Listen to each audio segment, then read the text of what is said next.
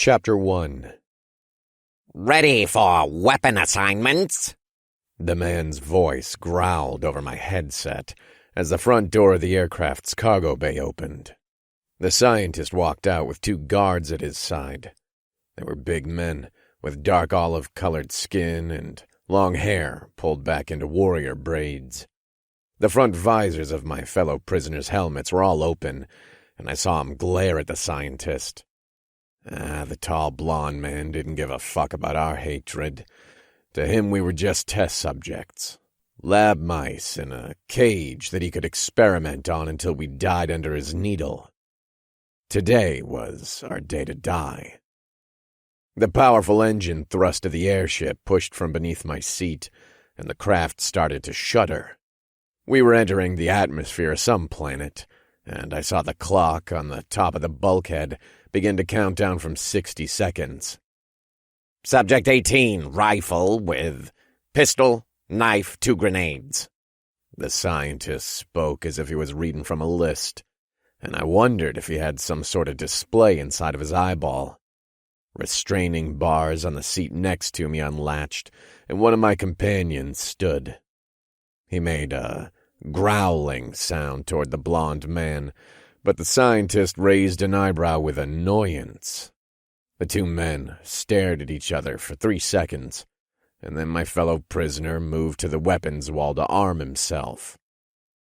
Perhaps I should remind you all that your collars are still set to their nonviolent modes. If any of you feel like attacking or making any sort of aggressive movement, well, the thing will go off. Pop goes the weasel. Or, in this case, the kitty cat. The blonde man laughed and then turned around to face the row of prisoners on the other side of the narrow cargo bay. Subject 22, rifle, pistol, knife, 2 grenades. Another prisoner's restraining bars lifted, and the man stood from his seat. All of us were wearing our loose-fitting battle armor, but this man was the largest of our group of 14, and he crossed his arms over his black chest plate instead of moving to the weapons rack. Subject 22, did you not hear me correctly? Retrieve your weapons from the— Fuck you, Subject 22 said. Then his head seemed to implode with the sound of a gunshot. Maybe it was actually an explosion, but he was wearing his armored helmet, and it just filled up with blood, brains, and bits of his skull, like a bowl of pasta. Subject 22 toppled over like a felled tree, and a plume of black smoke began to escape his armor at the neck joint. That was where our control collars were. Oh, darn. I forgot to tell you all, the scientist said as he spun around in the cargo bay. These collars consider foul language an act of aggression, so maybe you all should just do what I fucking tell you unless you want to die like Subject 22. None of my fellow prisoners spoke, but I started to fantasize about ripping my restraining bars out of the bulkhead wall, smashing the two guards into puddles of red goo with the pieces of titanium, and then ripping open the scientist's throat with my teeth. My fangs would pierce his flesh and muscles, just like his needles had done to my DNA. I'd feast on his agony, just like he had relished torturing me for the past 2 years. It was my animal talking, but I didn't know if it was my human animal or the other animal. The other animal that this fucking scientist put inside of me. The blonde man read the next subject name off of the list, and the next and the next. Finally, I was the only prisoner seated, and the asshole moved to stand in front of me. Adam, he sighed. Oh, sorry, I mean Subject 2. This is your 31st sortie. Oh, I just can't seem to kill you. Whatever shall I do? Oh, I know. You have point. Shotgun, pistol, knife. Oh, and how about a smoke grenade? That should do you fine. The bar released from around my chest and neck. I thought about diving toward him. I thought about breaking his flimsy-looking neck with my big hands. I thought about crushing his face with my knuckles and grinding his bones with my teeth. But I'd been around for long enough to know that I wouldn't be able to lay a finger on him before the collar would kill me. Even thinking about it right now was probably giving the device all sorts of warning signals. Well, hurry up now. The team needs its point, man. He gestured to the equipment rack. I moved over to the wall of weapons, grabbed the single smoke grenade, 20-centimeter-long knife, and 50-caliber pistol. There was only one shotgun on the rack, but there were 4 more rifles. Every sortie I'd ever been on or heard of always ended the same way for the prisoner that was on point. They were the first to get filled with bullets or lasers or whatever other weapons our enemy of the day was using. No one ever came back from using the shotgun on a mission. Let's go, Subject 2. The sound of the aircraft's engine filled my mind, but the scientist's voice was now coming through the speaker on my helmet. I grabbed the shotgun, checked to ensure the drum magazine was filled with ammo, and then attached 2 more of the drums onto the belt of my armor. Fuck it all. If I died today, at least I wouldn't have to worry about this asshole experimenting on me anymore.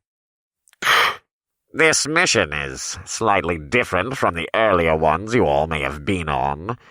The target is a megatower, about 3 kilometers to our north. Your helmets will highlight the buildings as you descend, enter through the roof, and go to the 10th level. Once you are there, the hacking team will interface with your armor to open the security doors. We are looking for a biosample contained within the labs there.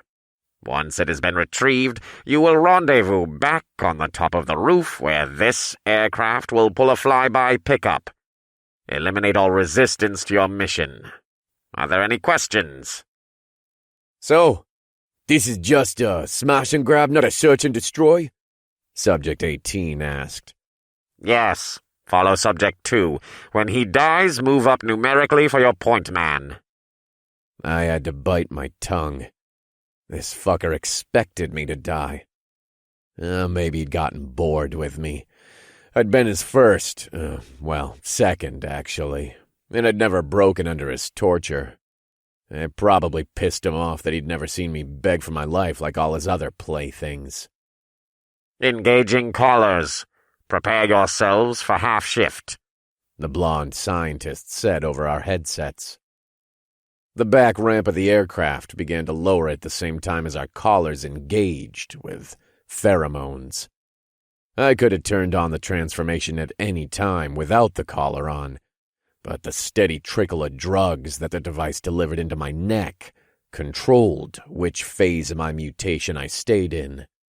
The scientist didn't want me changing when it wasn't useful to him. The first painful sensation that came to me was in my spine. It felt as if I was growing taller, and I was. I gained a half-meter within a few seconds. Then I heard a few agonized groans from the other prisoners echo through my headset. My muscles began to enlarge. They twisted, thrashed, and tried to leap from my skeleton, but my skin kept him from escaping the agony pouring through my blood. The pain of my transformation also brought a feeling of euphoria. Unlimited strength seemed to fill my arms, legs, and chest. It felt as if I could bend the shotgun into a 90-degree angle. But I kept my desires in check. I'd need the gun if I planned to stay alive. I didn't see the fur, but I felt it explode from my skin and fill the remaining spaces between the armor. My jaw widened with my skull, and my old teeth were forced out of my gums by 6-centimeter-long fangs. I never had access to a mirror, but I knew what the other prisoners looked like when they changed their forms, and could guess what I looked like. A walking tiger in black carbon-plated military armor. My eyesight, hearing, and sense of smell were always the last to change. Even when I looked like a human, my senses were still heightened, but when the collar forced me to shift, I could smell a drop of blood 200 meters away, hear a whispered conversation at 100 meters, and see in absolute darkness. I could also heal from most wounds in a few seconds, except if a bullet managed to penetrate my helmet. There wasn't any healing from having a brain ventilation. The ramp to our aircraft finished its descent. Well below us lay the endless lights of a megacity. I had no idea what planet we were on or what city we were floating above, but I never did. I just knew the agony of tortured experiments and the brief moments like this when I could take my rage out on my enslaver's enemies. Go! The scientist shouted at me as he gestured out the ramp and to the night sky. I ran to the edge of the ramp, and I leapt from the craft. The city was larger than I'd first thought, and the expanse of megatowers, lights, and structures spread out for as far as I could see in all directions. I heard the growling of the other prisoners fill my headset as they jumped. I guessed we were about 3,000 meters in the air, and I felt the wings of my armored suit expand out from my underarms to connect with the matching joints on my leg. They wouldn't act as a parachute, but the devices would let me fall with the accuracy of a sniper rifle, and I could open up the parachute when I was over the target. Freedom, if just for a few moments. There was no weight, no pain, no fear of being tortured or shot or poked with needles. There was only the roar of the wind, the blackness of the sky, and the ocean of city lights below me. I could live here forever, but I'd never be able to. The collar around my neck made any dream of real freedom impossible. The only pleasure I had was this fleeting freefall, and the violence that would soon feed the raging beast they put inside of me. As I thought about the mission, a flashing blue arrow appeared in the far distance. I angled my body in that direction and felt the wind fight against the wings. It took me a few seconds to get the feel of my falling rate and adjust the angle of descent, but soon I was plummeting toward the destination like a missile. Subject 2. There will be auto turrets on the roof of the building. They probably won't pick you up, but prepare for evasive action. A woman's voice came through my helmet and cut through the sound of the wind howling past my head. It was the same woman who gave me orders during all of these missions, and I didn't know her name. Building ahead. Change your angle to the right by 4 degrees. She instructed, and I turned my body a bit so the dial displayed on the visor of my closed helmet pointed where she indicated. The megatower wasn't the largest structure in the massive city's sky, but it was very wide, and I saw space for a dozen VTOL craft to land. The visor on my helmet highlighted the auto turrets, but I could see them pivoting slowly in a circle instead of focusing on the group of descending super soldiers. Prepare for chute deployment in 3, 2, 1. The female voice said as I plummeted toward the roof of the giant building. As soon as she finished counting, the parachute deployed out of the back of my armor. It was an ultralight, super-thin razor cloth chute, which did little more than slow my fall to something that wouldn't turn my body into pudding. The fabric deployed only 15 meters above the roof, and it yanked me from the dive I had aimed past the building like a rubber band snap. My legs screamed when I landed, and the shock reverberated up through my spine and into my skull. Had I been a normal human, the fall probably would have killed me. But this impact was just another drop of pain in my pool of agony, and my beast healed whatever damage had been done to my legs in a matter of seconds. A beep sounded through my helmet, and I saw the alert on my visor indicate my chute had been released from the back of my armor. The material would disintegrate in a few minutes and leave no trace that we had ever been here. Well, there would be no proof of our presence except for the mountain of bodies we were about to leave in our wake. Roll call! I growled into my microphone. It was hard to talk while my body was in this form, but I wanted to make sure the other prisoners were at my back. They all growled out their numbers in order when they landed, and I grunted out the order to advance toward the nearest doorway. The other prisoners ran behind me, and we zigzagged around the auto turrets before we made our last dash across the open roof. The doorway looked to have an electric lock panel on the outside, and the female voice ordered one of the other mutant tigermen to place his helmet cable into the drive slot of the thing. He did so, and the door dinged into an unlock mode some 10 seconds later.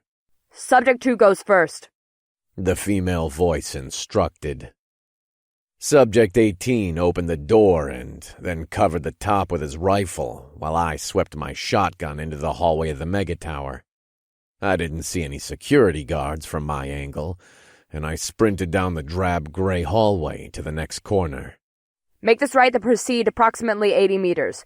There will be another hallway on the right where there is an elevator. Expect guards there, the woman said in my headset. Grrr, got it, I growled as I ran down the hallway. There were dozens of closed gray doors, but no one came out of them to interrupt us. If you can eliminate the guards silently, there will be less chance of an alarm. Maybe you should have given me a pistol with a silencer then. It was hard for me to make the G sound without elongating the word into a growl. That sounds like insubordination, Subject 2. The woman sighed. I wanted to scream at her across my headset, but I knew it would just end with my death. Instead, I just focused on my running speed, and then readied myself for the guards who were probably waiting around the corner. Before prison, I had loved to run, and my powerful legs now carried me twice as fast as I could have ever hoped to sprint as a human. I hung to the left side of the hallway, and then cut a hard right to turn into the tunnel where the woman indicated the elevator would be. Sure enough, 2 armored guards were waiting there. The pair weren't ready for my arrival, and they wore soft-looking body armor that might only stop small rounds. The men spun as I bounded toward them, and they began to reach for their pistols. I threw my shotgun at the head of the guard on the right. He wasn't wearing a helmet, and the long gun bounced off his nose like a rubber ball. My left hand swung out a half a second after I threw the gun, and my claws extended from my fingertips, pierced through my thick gloves, and slashed across the throat of the guard on my left. He tried to scream, but my attack had separated his vocal cords, esophagus, and most of his neck with a spray of red that coated the hallway. The first guard was rocking back from a broken nose, and I caught the shotgun as it bounced back to me. My furry fingers grabbed the weapon in the correct places, and a quick twisting movement smashed the butt of the gun into the man's skull. A loud, wet crack sounded, and the guard collapsed to his feet with a broken cranium. He was probably dead, and I grabbed his security card before my fellow prisoners rounded the corner. Good job, Subject 2. The female voice said through my helmet.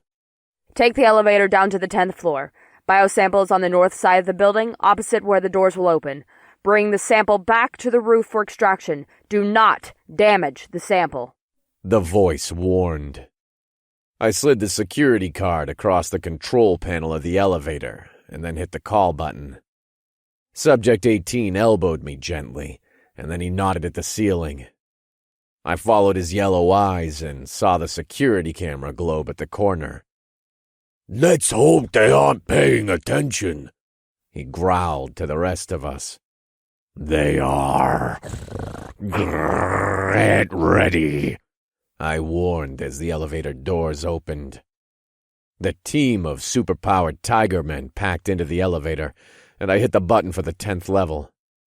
Even if the security team saw us, I'd taken care of the 2 guards and summoned the elevator in less than 5 seconds. The elevator car we were in was practically plummeting toward the 10th floor in a free fall, and I doubted our enemies would have time to prepare a welcoming committee for us. Hell, they'd probably need a supervisor's permission to stop our elevator car. The free fall began to slow, and I saw that we had reached the teen levels of the building. 2 seconds later, the door to the 10th floor opened, and I jumped out of the lift. Right into a group of 30 guards. They were ready for us. I didn't know how the guards had assembled so quickly.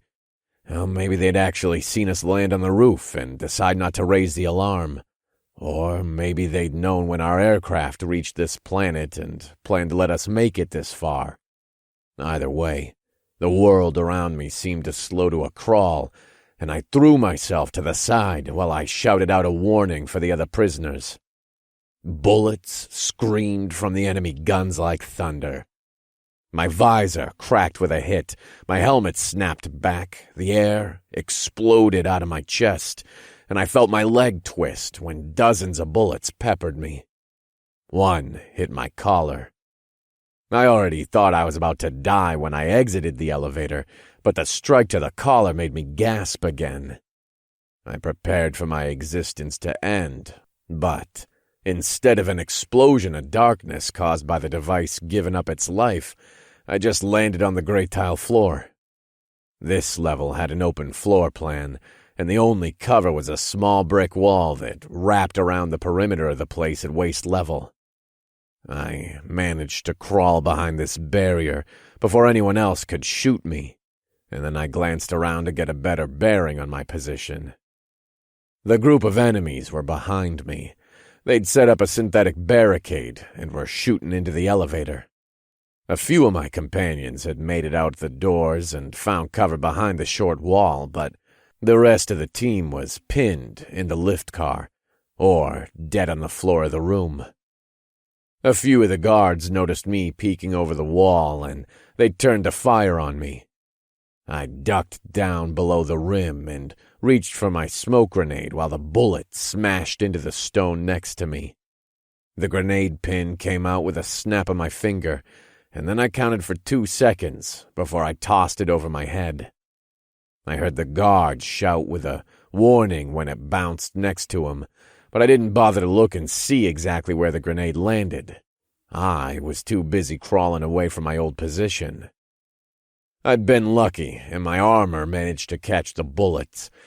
Even if I had gotten shot, I probably would have healed through the damage, but the injury would make me move slower. And speed was a crucial component of any gunfight. Or at least it was for this one, since it only took me a handful of seconds to crawl about 50 meters and circumnavigate the pack of guards. The group of armored security was backing away from the gray smoke of my grenade. They hadn't realized I was no longer in my earlier spot, and I guessed that they must have assumed I was injured and couldn't crawl. All of their backs faced me, and they seemed to be focusing their fire on my old position, as well as 2 other spots on the opposite side of the room. Armored Tigerman corpses lay everywhere, and I counted 7 of them in the brief second that my eyes passed across the open door of the far elevator. My shotgun barked in my hand like an angry pit bull. The first guard exploded into a spray of blood as the slug ripped a watermelon-sized hole in his chest. The next man died an instant later when his head disappeared from his shoulders. I risked one more shot at the back of the guard who seemed to have the nicest-looking set of armor. The slug connected, and as soon as his torso disappeared in a fine red mist, I ducked back under cover behind the wall. Then I continued to crawl away from my old position. I didn't think any of the enemy guards had actually seen me, but it didn't hurt to keep moving. My surprise attack caused them to begin screaming, but I didn't understand the language they spoke, and I could only guess they were asking where I'd gone. One of my fellow prisoners began to shoot back into the crowd of guards as they retreated, and I took the opportunity to pop up from behind my cover and assess the situation again. The guards weren't military, that was for sure, and the shift in combat had eroded their battle plan. My shotgun fired a half a dozen more times, and each slug turned one of them into a corpse. Subject 2, turn to your 6. That hallway will take you to where the sample is. Subjects 18, 31, and 12, you will cover Subject 2's movement and then finish the rest of the guards. Confirm when the guards are eliminated so that Subject 2 can move the target safely. The woman's voice came over my headset with an uninterested timbre, as if she was commenting on a boring football match. I turned around and saw the hallway the woman indicated. The smoke from my grenade had already filled the area, so I sprinted toward it while the other 3 prisoners opened fire on the guards. The crack on my helmet visor was skewing my vision a bit, but it was more of an annoyance than an actual handicap. I made it 50 meters down the corridor, followed the woman's orders to turn left at the first intersection, and then came upon 3 guards that were painting the hallway with their rifles. The men fired as soon as I turned the corner, but I predicted they'd be there, either through my sense of smell, hearing, or animal perception. I slammed my right boot against the far wall and ran up the side for 2 meters or so. The first spray of bullets flew past my helmet while I fired my own shotgun. The slug took the first man in the chest, and he exploded into a spray of crimson like a dye-filled water balloon. The second slug took the man on the left in the helmet, but the armor did little more than cave inward like a thin aluminum can of soda. I flipped off the wall and fired my third shot while I hung upside down above the last guard. My jump carried me past his position by the time I landed, and my ears told me that the slug had ripped through his spine like a big-rig truck. I continued with my sprint and twitched my ears a bit in their helmet cavities to test the hallway ahead of me. I didn't hear any guards around the next corner, but I decided to execute a running slide around the edge, just to be safe.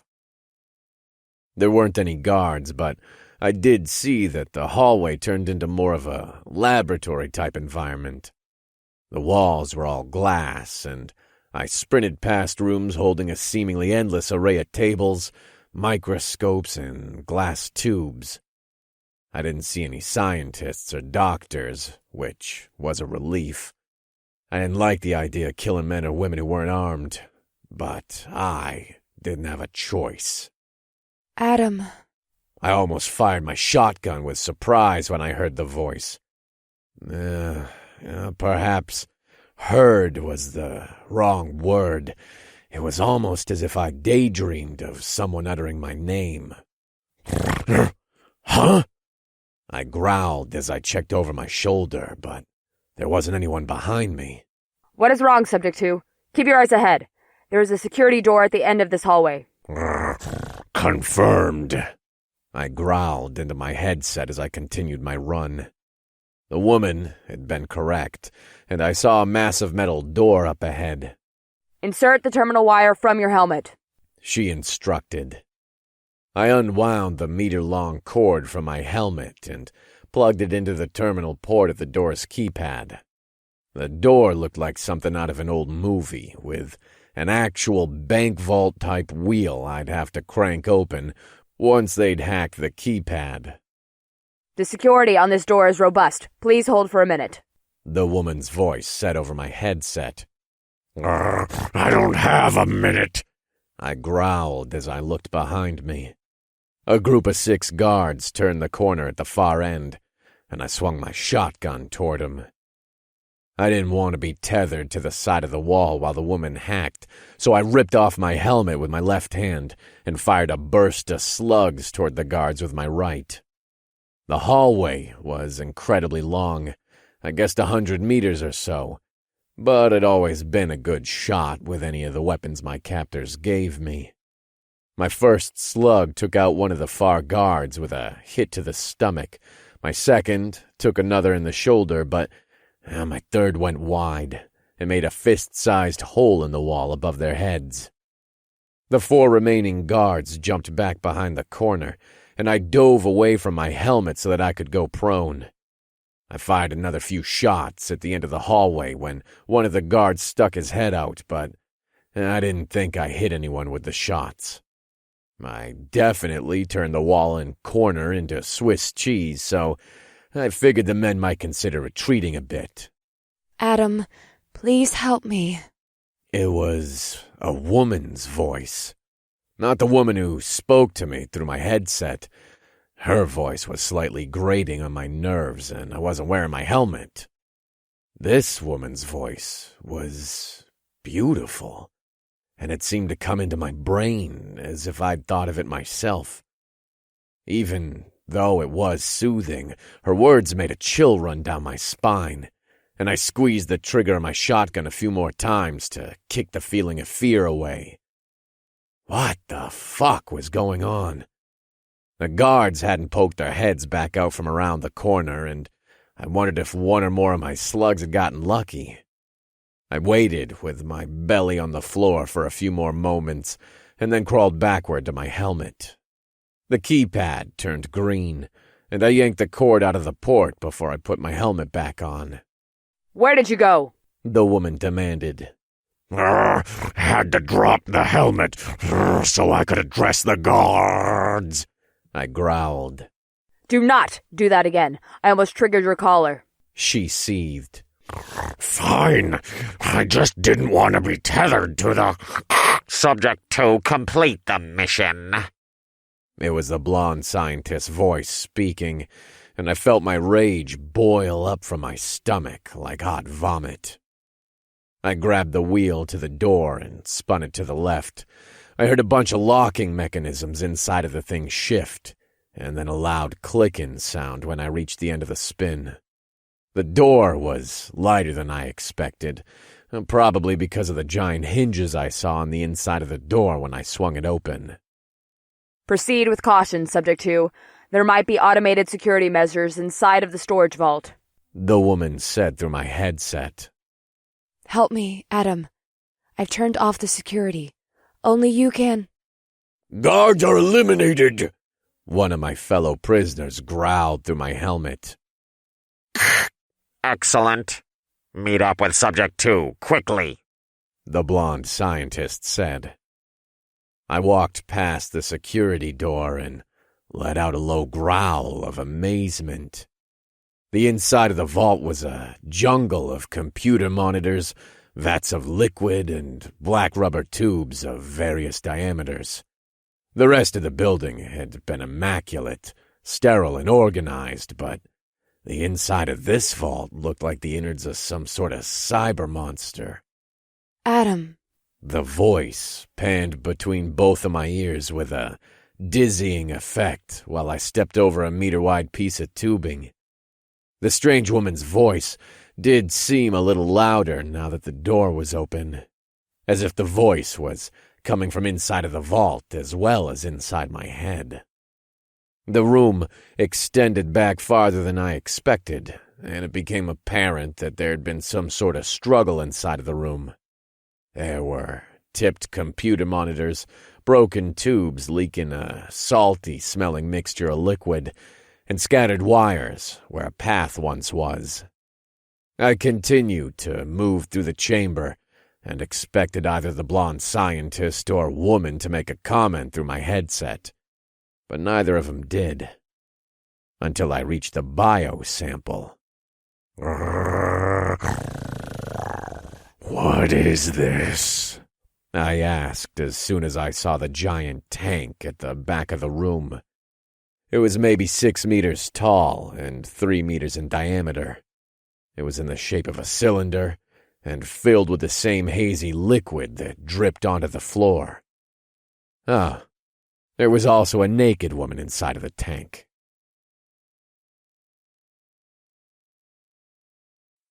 Chapter 2. The woman wasn't quite floating or sinking. She, drifted in the middle of the cylinder, as if she was attached to an invisible string. Her hair trailed behind her head like a swirl of black ink, and I guessed that it must have fallen past her waist when she stood. She was curled up in a fetal position, and her eyes were closed. That is the sample. To the right is the control panel for the tank. Move over there and plug your cord into the slot. The blonde scientist's voice was euphoric. A woman? You said this was a live sample, not a woman. I don't...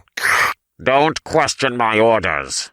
I can trigger your collar and one of the other test subjects will complete your mission. The scientist seethed. Adam. The voice filled my mind again, and I turned away from the panel at the side of the tank. It sounded as if it came from the woman floating inside the liquid. It sounded as if she was... I need your help. Will you free me? I stared up at the strange woman and tried to decide if I had just imagined the words. She didn't even look conscious, and I saw no breathing apparatus on her beautiful face. The scientist had called her a live sample, but she looked as if she floated dead in the water. Then her eyes opened. They were red and seemed to glow when contrasted with her alabaster white skin. The strange eyes met mine, and it felt as if my vision tunneled until her face was the only thing I could see. Shit! It is awake, Subject 2! Get to the terminal now and plug in your fucking cord! The strange woman untucked from her fetal position, and the movement kind of broke my focus on her face.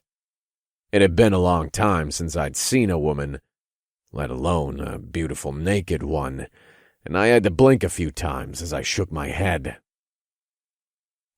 Subject 2! Subject 2!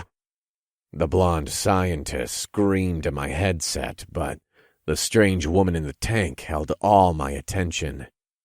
She made a small gesture with her left hand, and the collar suddenly fell from my neck. For a fraction of a second, I just stared at the thick band of metal as it bounced on the ground of the vault. But my shock didn't last long, and I kicked it away with a quick motion of my boot. Kill him! The blonde man said too late, and I saw the collar turn into a ball of fire half a second before I heard the explosion pop.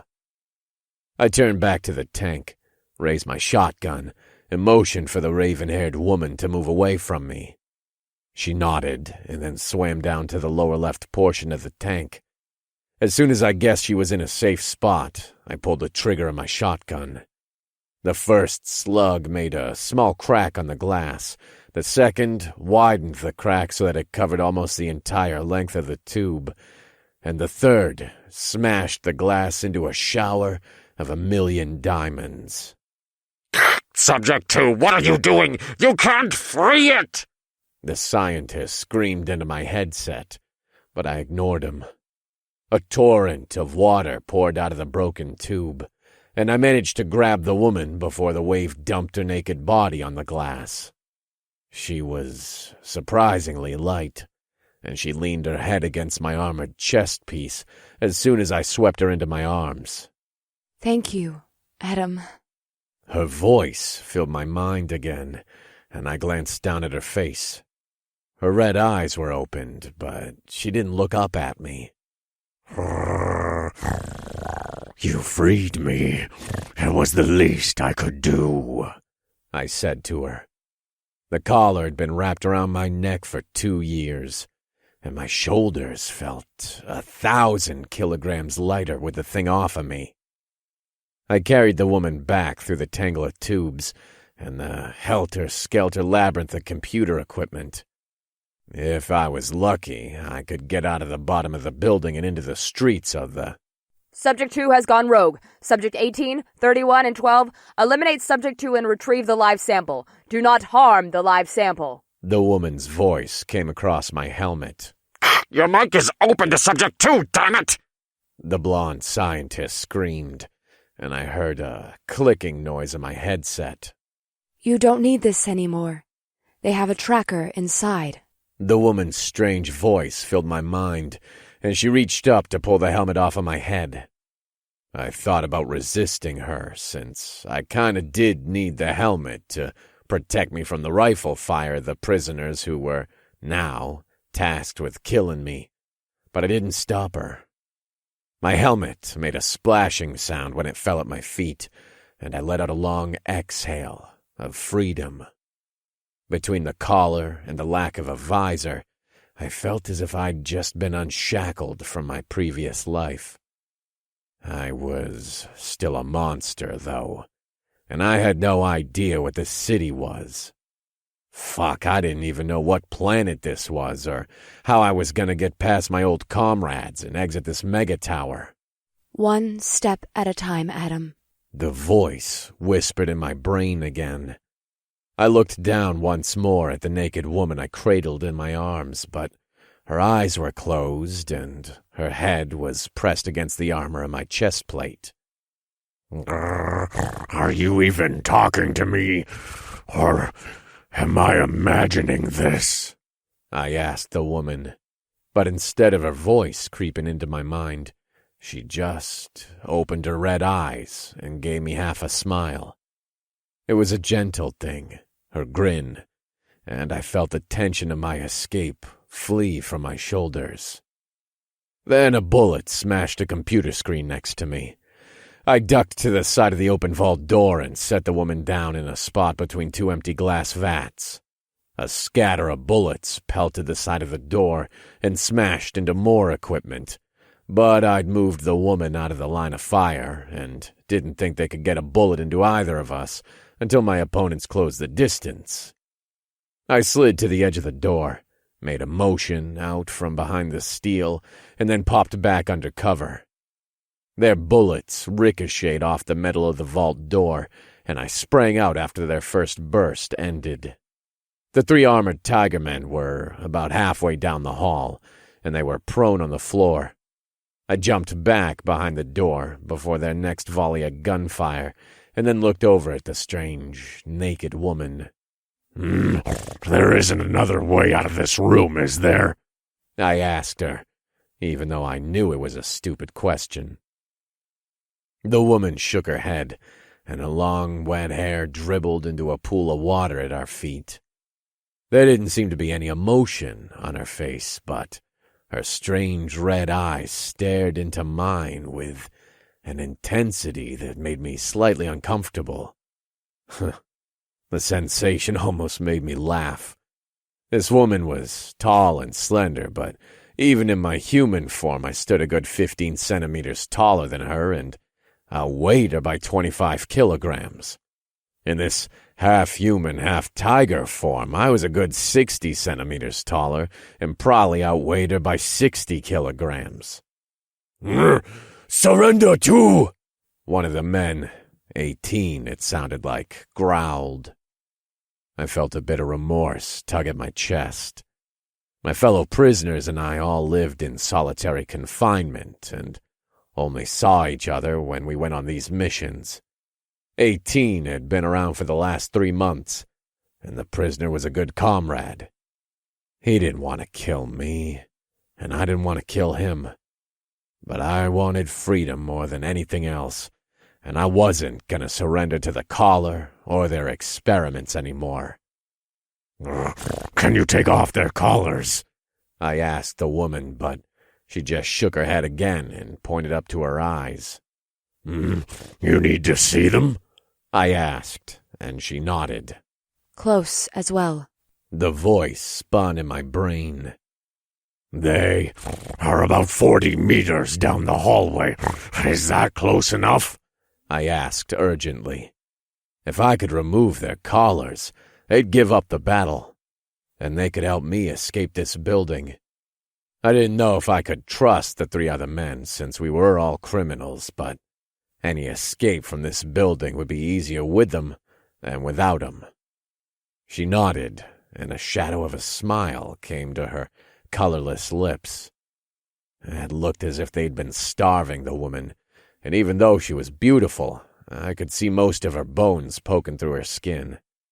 I was going to need to get her some food as soon as we got out of here, but first things first, I needed to get past my teammates and out of this place. I will pop out and take cover on the far side, I whispered as I pointed to the other lip of the doorway. There was enough space for me to squeeze there without the risk of getting shot.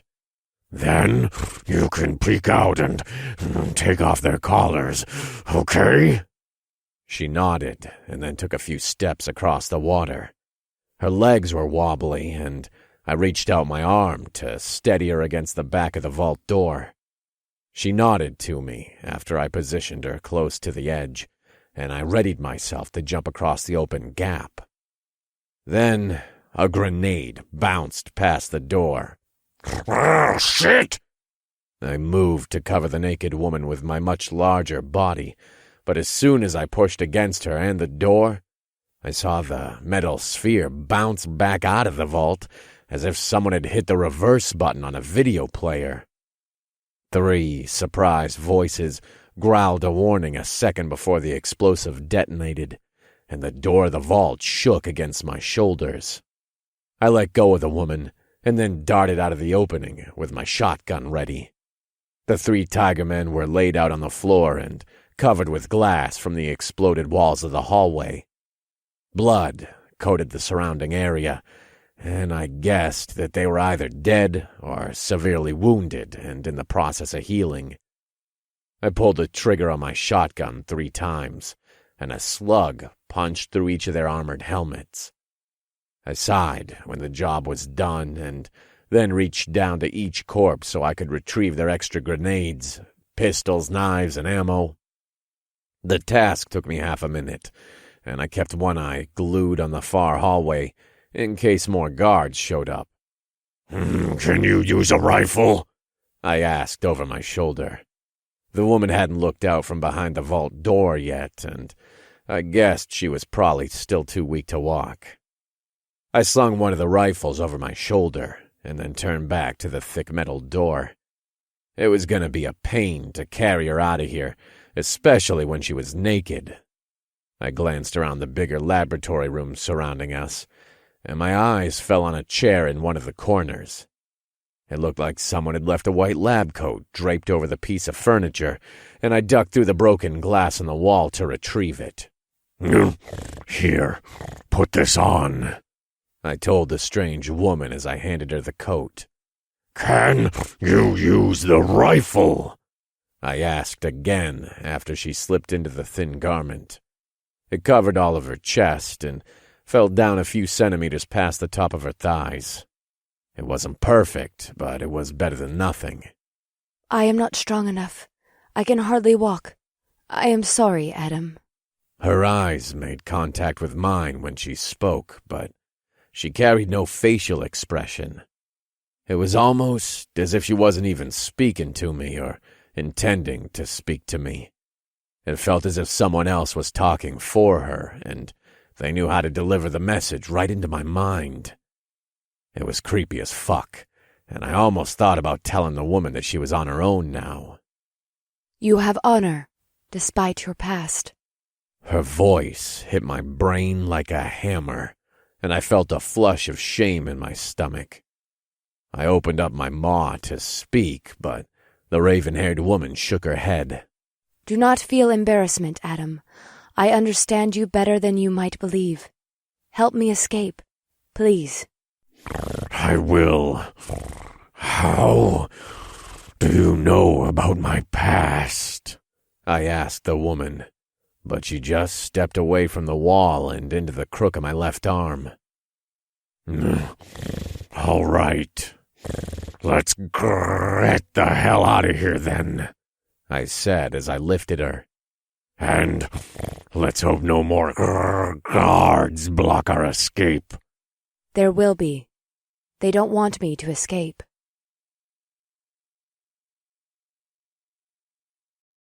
Chapter 3. I carried the woman down the hallway, past the corpses of my fellow prisoners, past the dead bodies of the guards I had slain in the hall, and into the main plaza area of the floor where the large firefight happened. I set the strange woman down at the lip of the corridor, and then returned to lift her again when I confirmed all the human security guards were dead. What is the best way down? I asked her. I didn't know if there were any more corporate or military guards in the building, but the group of scientists that had experimented on me seemed to have unlimited resources, and I imagined they were going to send more soldiers after us. They will, but it will take them some time. We have a small window to escape this planet. Are you reading my mind? I asked her again, but the woman just shook her head a small amount. Speed over safety. Take the elevator down. God, got it. I growled as I sprinted across the floor of the massacre with her in my arms. I had my shotgun kind of cradled in my right arm against her half-naked body as I ran, and the rifle bounced against my armored back like an intense war drum. It was funny. I hadn't much cared about my life when I had the collar on, but now I had hope and someone who needed my help. The stakes were higher now, and my heart felt a twinge of fear. I didn't want to go back to the experiments, and I didn't want the strange woman to die. I did owe her my life. We reached the elevator, and I pressed the button for the bottom floor. The inside of the metal lift was covered with blood, and there were 2 bodies of my former comrades lying inside. Each had caught a bullet that ripped through their helmets, and there was no healing from being dead. I set the woman down, and she leaned against the wall. The door to the lift was closing behind us, and I grabbed whatever ammo, grenades, and knives I could from the Tigermen bodies before the elevator started to fall down the shaft. The scientist tended to equip us with only the bare minimum of gear before we left for each mission, and the extra ammo, rifle grenades, and even knives helped to soothe a bit of my fear. I guessed that there would be another group or 2 of guards at the front entrance of the building, and it was going to be a pain in the ass to get through them all by myself, but at least I wouldn't be running out of bullets anytime soon. The elevator doors let out a chime, and the bloody doors began to slide open. I readied myself to sprint out the door, and then gestured with my head for the woman to stay close to the control lip, where there was a bit of cover. As soon as the doors opened a handful of centimeters, the bullets started flying. I dove sideways through the bottom part of the door. The twist of my shoulders turned the wide side of my body vertical, and I slid across the polished tile of the lobby floor. I felt a bullet ping against the armor of my shoulder, and another punched through my back. Neither caused me more than a passing sensation of pain, and I aimed my shotgun at the group of guards who fired upon me. A quick count gave me only 6 of them, and they had taken cover behind a portable metal barrier that was positioned about 20 meters away at the base of a gaudy fountain. My shotgun barked in my hand as I slid across the smooth floor, and one of the guards turned into more empty space than person. The men screamed, I rolled to my left side, and a rainfall of rifle bullets chased a few centimeters behind me. Another bullet caught me in the back when I sprang to my feet, and the kinetic energy from the hit helped lift me upward in the direction of what looked to be the front desk of the building. It was made of metal, a good 9 meters wide, and had an array of computer screens on top of the flat surface. I managed to leap over the top before any more bullets could tag me. Shots rang off of the metal desk, The alarm continued to shriek, and I heard the men shout at each other. They were either figuring out how to flank me, or they were trying to get to the woman in the elevator. I realized I was a bit out of position to protect the strange woman now, but there really wasn't much I could do about that now. Staying in the elevator would have only drawn their fire. I did a crouching walk to the far side of the desk and realized my cover must have also served as a guard station. 2 of the chairs sat in front of an array of surveillance monitors and hundreds of terminal switches. I could see the strange woman leaning against the wall of the elevator, and she glanced up into the camera as if she knew I was watching her. I could also see the group of men in the lobby. 2 were moving toward the elevator, and the other 3 had lifted their portable bullet barrier and were moving toward the north side of the lobby. The metal desk alcove I took cover behind had an opening on the north side, and I guessed they were planning to flush me out. These men could have done the same thing with a few grenades, but they either didn't have any, or they were worried about damaging the computer hardware that I hid behind. I didn't have any such worries, and I yanked the pin out of one of my own grenades. It was one of the defensive fragmentation varieties I'd taken from one of my comrades' bodies. It would produce a spray of shrapnel in all directions for a good 5 meters. Body armor would help against the damage, so my enemies might not die from a direct hit, but the blast would probably knock their barrier away from them, and I could then finish them off with my shotgun. I glanced again at the monitor to gauge their position, and then I let the safety lever flip free of the grenade body. The bit of metal bounced off the terminal control panel, flipped through the air like a gymnast, and then pinged off the floor. I tossed the grenade over my shoulder without looking at its destination.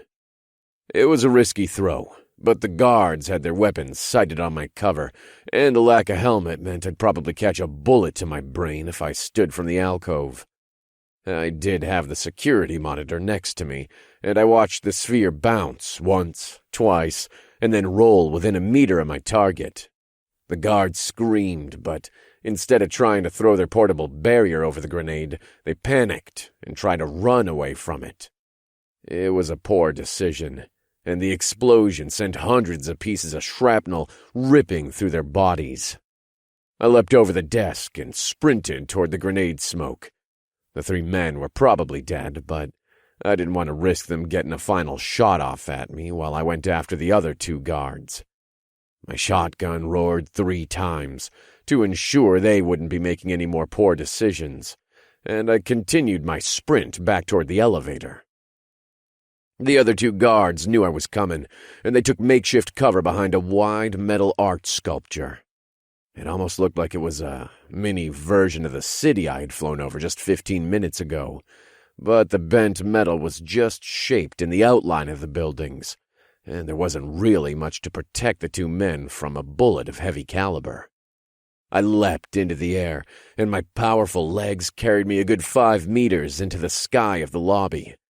The 2 guards hadn't expected this movement, and their bullets passed harmlessly beneath me. I pointed the end of my shotgun down at the guard on the left side of the metal sculpture and squeezed the trigger. I was shooting slugs still, and the hunk of lead ripped through the metal bits of art before it tore the guard's left leg from his hip at the joint. The man didn't have much time to scream, though. My next slug found its chest, and the center of his body evaporated. I pivoted my shotgun to aim at the last guard and squeezed the trigger as I landed. My slug tore through the length of the metal sculpture and sent bits of the fake city everywhere, but it missed the guard, and the man sprayed a burst from his own gun at me. His shots also went astray, and I was able to take better aim with my next shot.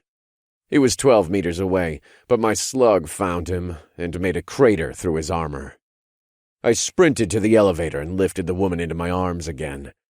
Her strange red eyes were closed, but her fingers tapped against the armor on my chest when I cradled her. "We're almost out of here," I said as I poked my head out of the elevator doors to double-check no more guards came. They are sending battle drones from the roof. We must escape to the city. Run as fast as you can. Don't have to tell me twice. I growled, and commanded my legs to sprint as fast as they could without hurting the woman in my arms. Battle drones were like mini tanks, or helicopters, or whatever horrific shape the designers could come up with. They carried enough arsenal to level a building, and I knew that I couldn't hope to defeat one without EMP grenades or a rocket launcher. The doorway exiting the lobby was a good 100 meters away, and the thought of a monstrous machine rolling or crawling through the hallways behind us added some terrified speed to my sprint. I reached the array of doors in record time and threw my armored shoulder against the tinted glass to open them. They were locked. Shit! I growled. I looked back to the lobby desk and wondered if there was a button somewhere I could press for the locks on the door to open. The front doors to the place were probably armored, and I didn't want to waste any more time trying to blast through them with just a shotgun. They are coming. Hurry, Adam, please. Her eyes were still closed, and it looked as if her skin was even whiter than it had been when I first pulled her from the tank. Was she injured? Sick? She definitely looked like she needed to eat a sandwich. Maybe she was just hungry. I thought about leaving the strange woman leaning against the glass so I could run back to the security desk quicker, but I decided against it and just carried her back with me. If the battle drones did show up, I didn't want us to be separated. I jumped on top of the desk and then set the woman down in the alcove behind the metal. There were literally hundreds of terminal buttons by the monitors, and half-dozen keyboards connected to monitors. I looked to see if any of them had the unlock front door tag written on them, but the only writing I could see looked like it was of the Chinese style. I started slamming on the various buttons, and dread continued to fill my stomach. I wanted to live. Damn it, I didn't want to die now that I had my freedom. Well, maybe I'd be okay dying if I could save this woman. I owed her that at least, and I always wanted to pay my debts. That was how I ended up imprisoned. I owed a blood debt. I saw a green light flash above the front door, and I guessed one of the buttons I'd brought my furry fist down upon it unlocked it. Leaving the safety of the alcove this time was probably going to be a one-way trip. I scooped the woman up in my arms, planted a boot on top of the desk, and forward flipped over the monitor displays. I landed on my feet with enough momentum to keep sprinting, and my vision started to tunnel around the far door. I heard a whirling machine sound behind me. It seemed to fill the entire lobby, and I risked a glance over my shoulder to see the shape of the battle drones. There were two, each larger than a van and in the form of a six-legged robot spider. One was still squeezing its massive bulk out of the far hallway, but the other was hanging from the ceiling of the lobby, and its digital eyes fixed on me as if the thing was actually a hunting animal. There was a minigun attached to the bottom of the drone, and the spider machine leveled its body so that the many barrels pointed in my direction. Shit. I will open the doors. Run faster, please. Her voice was surprisingly calm in my head, and it helped bring my focus back to the distant doors. I leaned forward as I sprinted and pushed my muscular legs past their breaking point. I heard the gun begin to whirl behind me. The door was still 15 meters away. The sound of the bullets firing from the gun sounded less like a rapid tap on a snare drum and more like a constant roar of a rocket engine. The tile floor around me instantly turned into dust, and I forced my screaming legs to leap out of the front doors of the mega tower. They opened as I flew towards them, and my body lay horizontal as I passed through the opening. I had thought the ground would be waiting for me on the other side of the door, but the front of the building was elevated on a high set of stairs, and we continued our falling trajectory for another 10 meters, into the busy traffic of the city street. I twisted my body at the last second to keep the woman in my arms safe from my landing. Fortunately, a sleek sedan broke my fall. Unfortunately, I felt all the discs in my back pop from the impact, and we bounced off and into the flow of traffic. 100 horns screamed out warnings like a church choir, but all I could do was clutch the thin woman to my chest so that she wasn't injured by the impact of the asphalt. You are injured. There wasn't much concern in the words that echoed in my head. It was more of a statement of fact. I was actually a bit surprised I could hear her over the sound of the horns and the cars swerving around us. A few of the vehicles slammed into each other, and people started to scream. There was complete chaos in the street, and it was creating a good diversion for our escape. I'll be okay, I growled as I struggled to stand. My legs were kind of numb, but the rage that powered my mutation was already working to heal my shattered spine, and I was able to fight through the agony in my back. The woman wiggled free of my grip and the various straps of my 2 long weapons. Then she managed to get one of my arms over her frail shoulders. I almost laughed at the thought of her carrying me any length of distance, but laughing would have hurt even more right now. There were a good 50 people on the far sidewalk, and they were all pointing at me with horror. I could understand their fear. I was a walking tiger, covered in military armor and carrying a bunch of guns, who had just flown out of a megatower door, smashed a car with my bulk, and was now walking it off. I had no idea what planet I was on, but I was sure that this was the kind of stuff they saw on television, not what they ever expected to witness. I noticed the crowd gasp, and then the fingers moved from pointing at the woman in me to the far doorway of the megatower. I turned around and saw the spider-shaped battle drone squeezing its body out of the front door. The robot moved almost like a real spider, and the way it climbed onto the wall made me think it was alive. I turned from the drone and tried to skip across the street. My left leg was starting to work, but I actually did have to lean on the woman a bit. I figured it'd be another few seconds before I could use my right side again, and I hoped that we would be able to make it onto a side street before the drone came after us. Would it even come after us? I had no idea how the official government or police forces worked in this world. Now, for all I knew, the place I just freed the strange woman from was actually the government, and every single cop or soldier here would be searching for us. My ears heard the distant whirl of the battle drone's gun, and I turned around with surprise. I almost couldn't believe what I was seeing. I pulled the black-haired woman into my arms and threw myself to the ground. It was half a second before thousands of bullets tore through the cars, buildings, and citizens on the busy street. Horns went off, metal screeched, and people screamed. I saw the citizens on the street try to run, but the bullets were like a molten laser cutting through the crowd without remorse.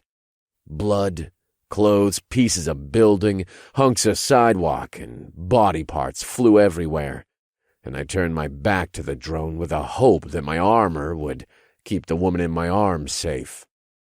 We both lay as still as we possibly could, and I began to count the number of seconds that passed while the bullets laid waste to the city street. 15 seconds passed before the gun stopped firing. Somehow, I hadn't been hit, but I didn't even want to look at the rest of the street. It was now obvious that this woman was important to whoever these fucks were, since they were more than willing to kill hundreds of innocent people to ensure that she didn't escape alive. We needed to get out of here, but I didn't know how to move without the drone spotting us. They will not stop until I am dead. They know their fates are sealed if I escape. Please, help me, Adam. I'm trying, I panted. If you've got any ideas on escaping these assholes, let me know. I expected the woman to ignore my question again, so I was surprised when she actually replied. There is a manhole cover 4 meters northwest of us, by the white vehicle. I pivoted my head up and around to see the sewer entrance. It was some 4 meters away, which might as well have been a kilometer away, given that the battle drone was probably waiting for still alive on the street below to move so that it could open fire again. At least my spine felt as if it was healed from the impact with the car. Hold on to me, I growled to the woman. She didn't make any sort of movement to indicate she heard me, but I figured that she had. I pushed against the street with my left boot and slid my shoulder across the broken tarmac of the street. The drone didn't open fire, and I let out a sigh of relief. Only 3 more meters to go. I pushed again with the side of my left boot and felt more than a little thankful for my increased tiger strength. It was as if I performed single leg squats with over 200 kilograms of resistance. Even the strongest of men would have had a problem doing this more than 2 or 3 times, but I felt just fine after 6, and I glanced up again to see how far away the manhole cover was. Still another 1.5 meters. I was surprised the drone hadn't seen me wriggle like a worm across the street. Maybe it was just out of ammo. I almost tried to turn my neck around to look at the thing, but I decided against the move. Even if the drone was out of ammo, it would have been able to crush me with one of its spider legs. It probably just hadn't seen me, and turning my head to look at it might be all the thing needed to know that I was alive. 6 more pushes brought me to the manhole cover. My next challenge was getting the thing off the ground without the drone seeing me. I guessed it'd be impossible, and I realized that I was just going to have to be quick and hope I could make it down into the sewer before the thing could shoot me. Get ready to jump down. I'll lift it and you go. I'll follow, I instructed the woman, but she again gave me no sign she heard me. Her eyes were open, though, and the strange red orb stared into mine with an unnerving intensity. Here we go, I growled as I lifted the cover. The thing was heavy, but I had no problem lifting it with one arm. The woman swung her bare legs into the hole, and then she fell down. I pivoted my body around to jump in and caught sight of the 2 drones at the top of the stairs. Both of the spider tanks seemed to notice me as I saw them, and their Gatling guns began to whir instantly. I didn't even bother to grab for the ladder that I hoped was at the edge of the hole. I just dived into the dark pit and hoped I wouldn't slam into the woman on the way down. The bullets left the drone's guns like a swarm of angry bees, and the manhole cover slammed closed behind me with the force of their impact. I reached out my left hand, grabbed onto a ladder rung, and then gagged as my shotgun got tangled up with a rung higher. The strap tightened against my throat, and my vision started to turn white. Let go, I began to say as I yanked my shotgun strap free. The weapon broke loose easily, but it seemed as if the ladder was made mostly of rust, and my violent movement had been the final force of nature to kill the thing. It broke free of the wall, and my stomach lurched as I became suddenly weightless.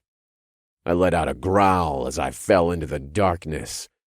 My eyes hadn't fully adjusted to the lack of light down here yet, but I could see that the pale woman was falling beneath me.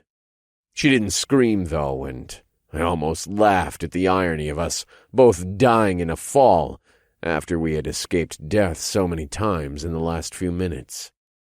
Then I was in a river of water. Sewer water. It flowed over my head, and I fought against gagging and vomiting while I reminded myself not to breathe in the sewage. I kicked to the surface and was then swept up into the current of the disgusting river. The pale woman fought against the river next to me, and I reached out my left arm to grab her.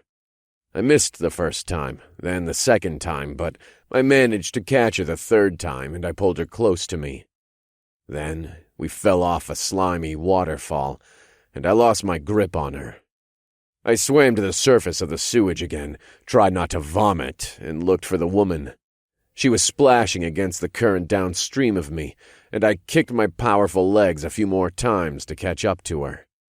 My vision had adjusted to the darkness now, and I could see her red eyes actually looked a bit panicked. I pulled her to me again and caught a ladder on the side of the river. A few tense seconds later, I managed to yank us both out of the filth and onto a pathway a good 2 meters above the river. I gulped air when we were safe, felt my insides twist, and then couldn't keep the contents of my stomach down. I vomited down into the river until my actions were just a dry heave. The retching took me a good half-minute, and I felt the woman's hands gently pat me on the shoulders near the end. It was meant to be a soothing motion, and I nodded at her once I'd finished puking. "Thanks," I said, but the woman didn't nod or smile. They will keep looking. We must continue our escape. "Where? Do you have friends who can help us? I have none on this planet. I don't even know where we are." We are on TRAPPIST-1E. Eventually, they will need funds to procure a ship. For the moment, we need to continue. We need money and a place to rest. Let us continue in the sewer for a bit more, and then go to the surface. How long can you maintain your form? The longest I've done it is for half an hour. I get so angry, and my hunger overwhelms me. I start to lose myself. I saw others go insane when the scientists kept them in this state for too long. I closed my eyes as I spoke and tried to push the memories away. How long had it been since the collar forced me to change? 15 minutes? 20? The helmet had a clock on it I used to track the time, so I felt a bit naked without it. Still, I didn't feel very angry yet. I didn't feel as if the rage was starting to burn the edges of my mind. I would be fine for another quarter of an hour or so, I guessed. I do not want you to go insane. Let us find some money and a place to rest. As I said before, speed is of great importance. The quicker we can get away from them, the harder it will be for them to follow us. Right, let's go. Are you going to tell me who they are and why they had you imprisoned there? I asked her as I began to walk. The woman followed me, but she didn't answer, and I decided not to ask again until we had made it to safety. Chapter 4. It took us an hour to get out of the stinking sewer. We found ourselves in the slums of the city and snuck through streets filled with junkies, gangs, and poor for another quarter of an hour before we found a motel. We still didn't have any money for a room, but I'd managed to find a plastic tarp to cover my head and shoulders. I had never maintained my half-tiger form for this long, and I felt my hunger gnaw through my stomach like a disease. The starvation made my anger spiral to a slight insanity, and I couldn't help from growling every time I breathed in the stench of the sewer that covered us. The feline part of my soul wanted to clean myself up, but we didn't have time for such activities, and that also made me angry. The motel we found was called Way Place, but both of the A letters were not casting their neon glow in the night sky, so it just looked like Wee Plick with some Chinese characters underneath. A group of 4 women leaned against the wall of the motel, and their attire convinced me they were prostitutes. As if on cue, a man pulled up on a new-looking cruiser motorcycle, addressed the 4 by the name Bitches, and then beckoned for them to all follow him into the alleyway next to the building. They seemed to know the man, and my animal sense could taste their terror from across the street. He must have been their pimp. He will do. The strange woman's words drifted into my mind, almost as if I had thought of them myself. Confirmed. I growled and readied my shotgun. No gun. Cut his throat. He is clean. What do you mean by clean? I asked, but the strange woman didn't answer. Her white lab coat was now the dark yellow color of piss, and she smelled as bad as I did. I hadn't been able to find her any shoes, and her dirty bare feet looked out of place on the neon-reflecting surface of the sidewalk where we hid. I need him. Whatever. I felt jealousy spin my anger out of control, and I wrestled with the idea of hitting the woman. I had just saved her life multiple times, but she needed another man now? Fuck her. I took a deep breath and forced myself to relax. I was too angry, damn it. She wanted me to kill the man with my knife. I didn't need to get jealous. Why was I even feeling that way in the first place?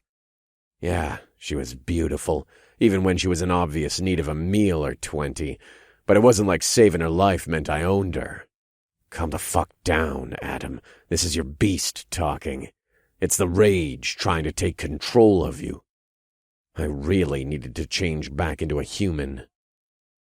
A woman's scream brought me out of my meditation, and I looked both ways on the street before sprinting across.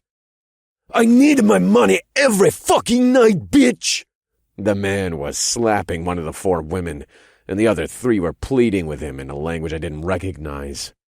I didn't know what the currency looked like on this planet, but the man clenched a roll of red-colored paper in the hand he wasn't beating the woman with.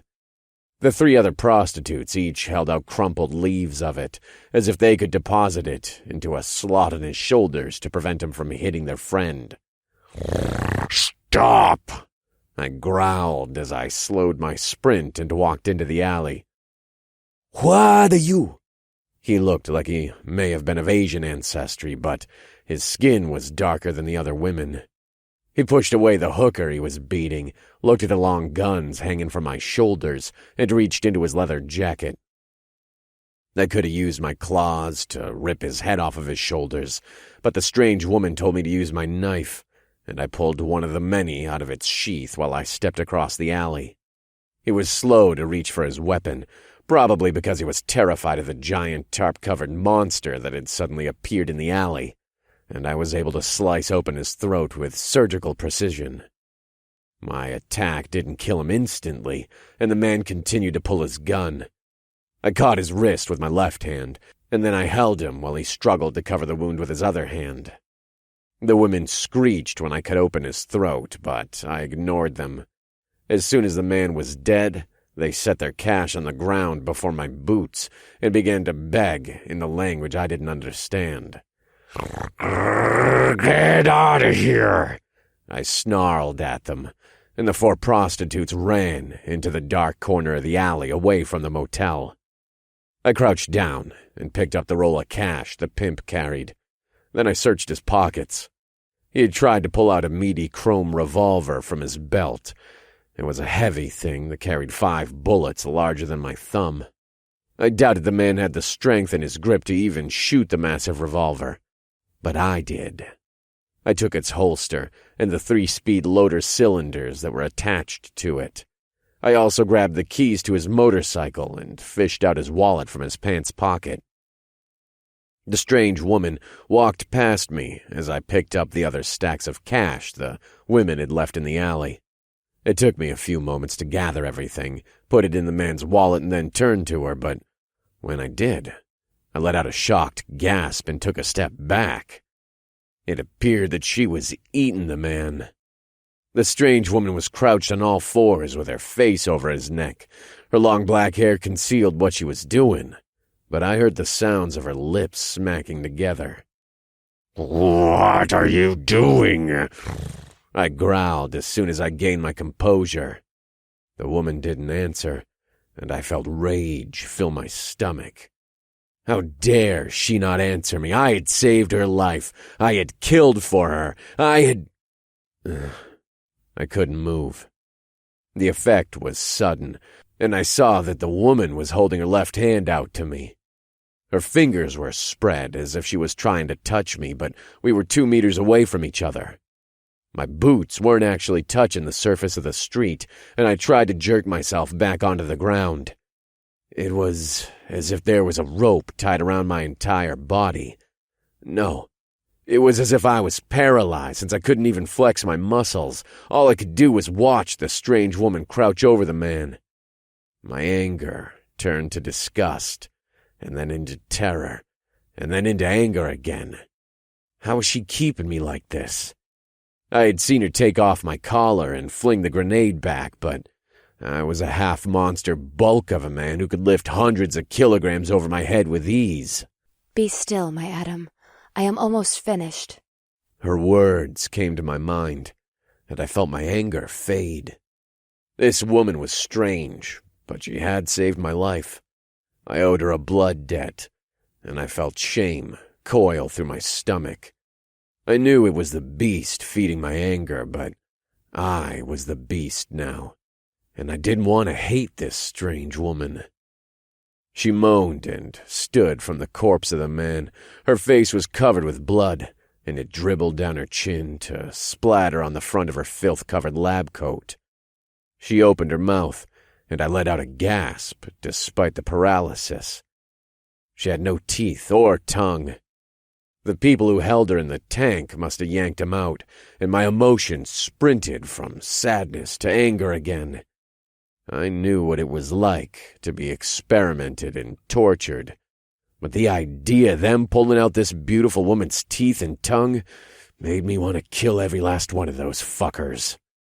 The woman made a soft growling sound, and I saw white dots appear on her gums.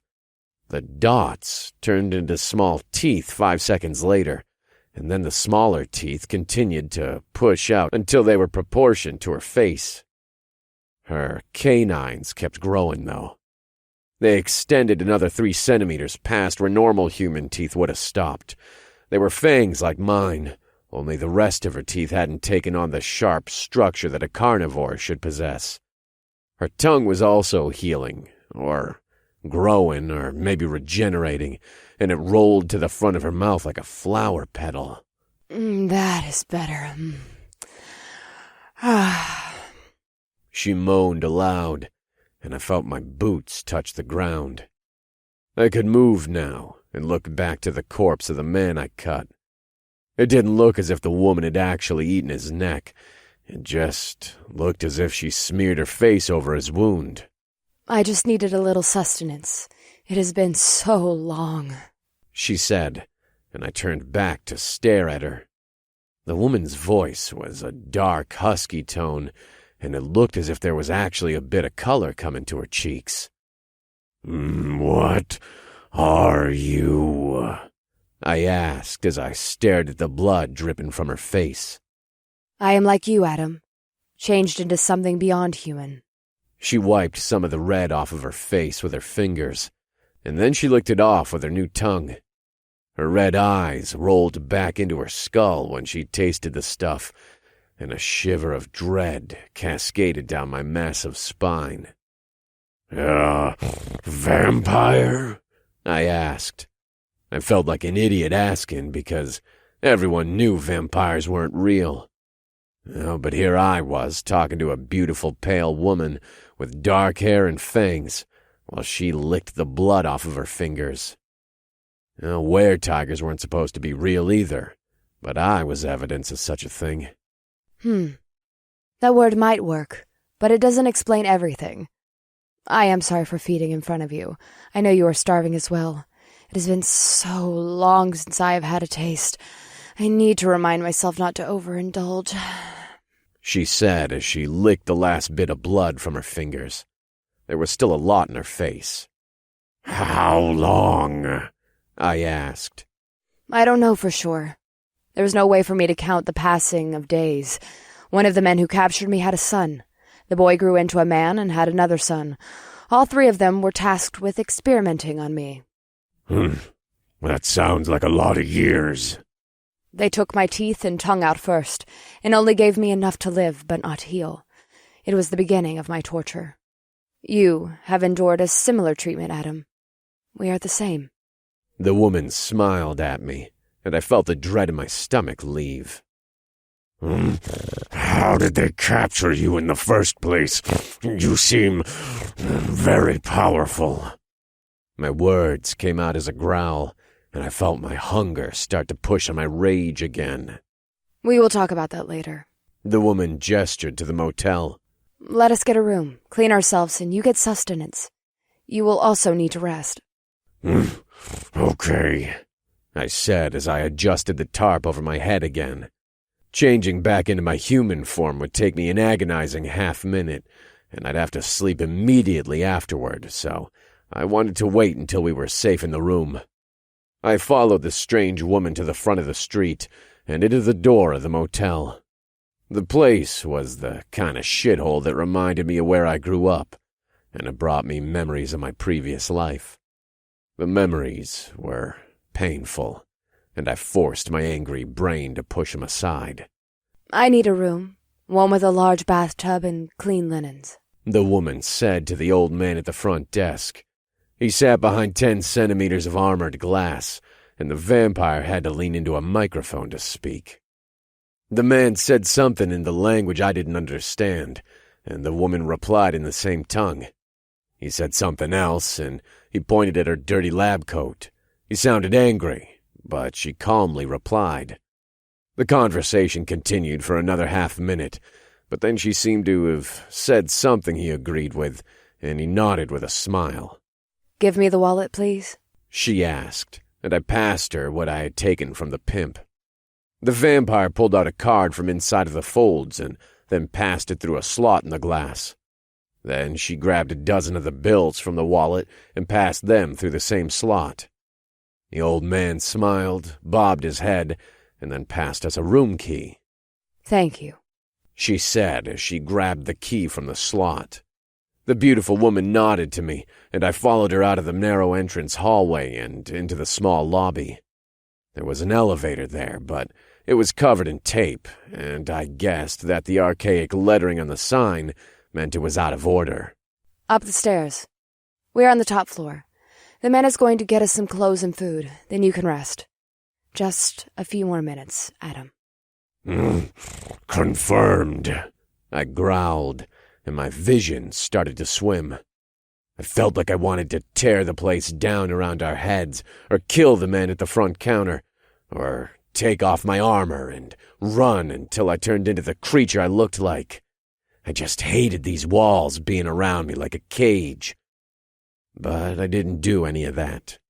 Instead, I followed the half-naked woman up the stairs to our hotel room. Chapter 5. I awoke with a flinch and spun around in my sheets. I wasn't in my cell, nor was I lying on my cot, and my heart beat frantically while I glanced around the bedroom. It was a good size, maybe 9 by 12 meters. On the far side of the room, a pole connected to the ceiling and the floor. It was surrounded by couches, and I guessed its use immediately. The walls were painted pink with darker red stripes, and the ceiling was made mostly of mirrors. The bed I lay upon was covered with red sheets made of nice satin, and it was shaped like a giant heart. There was a woman lying on the bed with me. She was beautiful, with hair that looked like obsidian, skin flawless white like whipped cream, and full lips the same color as a red rose. She lay on her back beside me, and the satin sheets had fallen free of her chest. Her right breast was exposed, and her nipple was erect. For a second I wondered if I was dreaming, but then I realized my imagination would never be able to create a woman this beautiful, so I guess she was real. I moved the sheet up to cover her chest, and then I slid out of the slippery bed. I was naked and didn't see my clothes anywhere. My mother and sister were probably worried about me. How'd I even afforded this room, or this woman?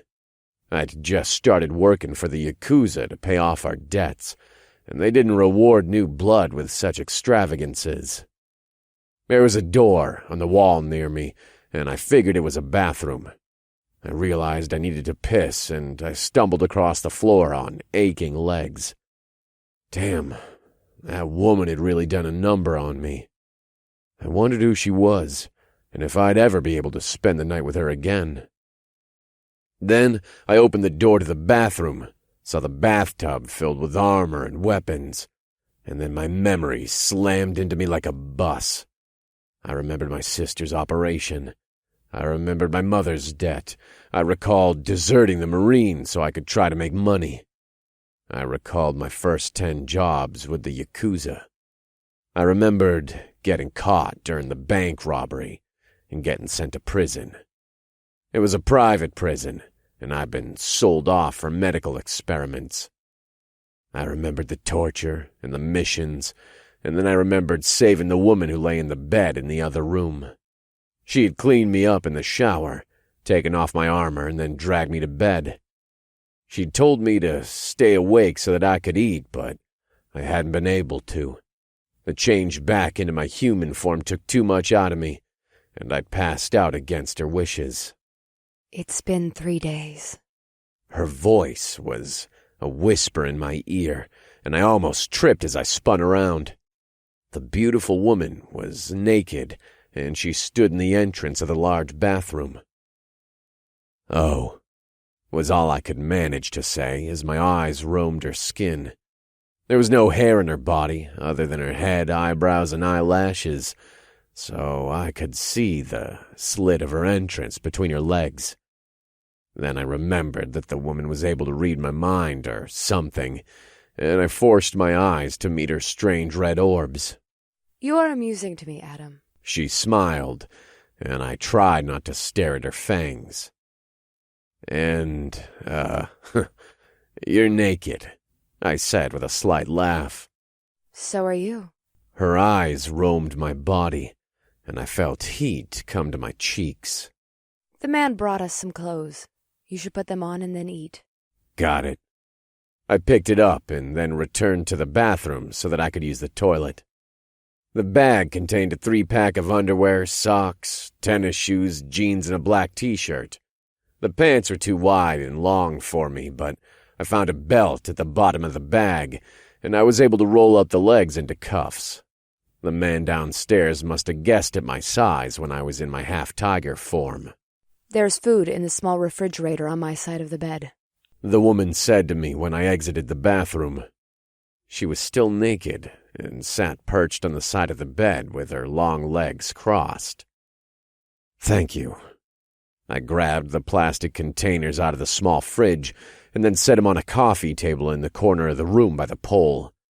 The food was noodles mixed with vegetables and meat, but it was all soaked in so much soy sauce that it was a bit hard to tell what kind of meat and veggies it was through the salt. I didn't care, though. Changing between my forms always left me famished, and gourmet food would have been a waste on me. I finished the first container in half a minute, and then I moved on to the next one. The woman rose from the bed and bent over to pick up another bag from the floor by the bathroom. She moved like a dancer, and it was hard for me to remember how frail she had seemed in my arms when I first pulled her from the tube. I wish to take another shower. Then I will put on my clothes and we will speak. She turned to face me, and I tried to keep my eyes off of her body.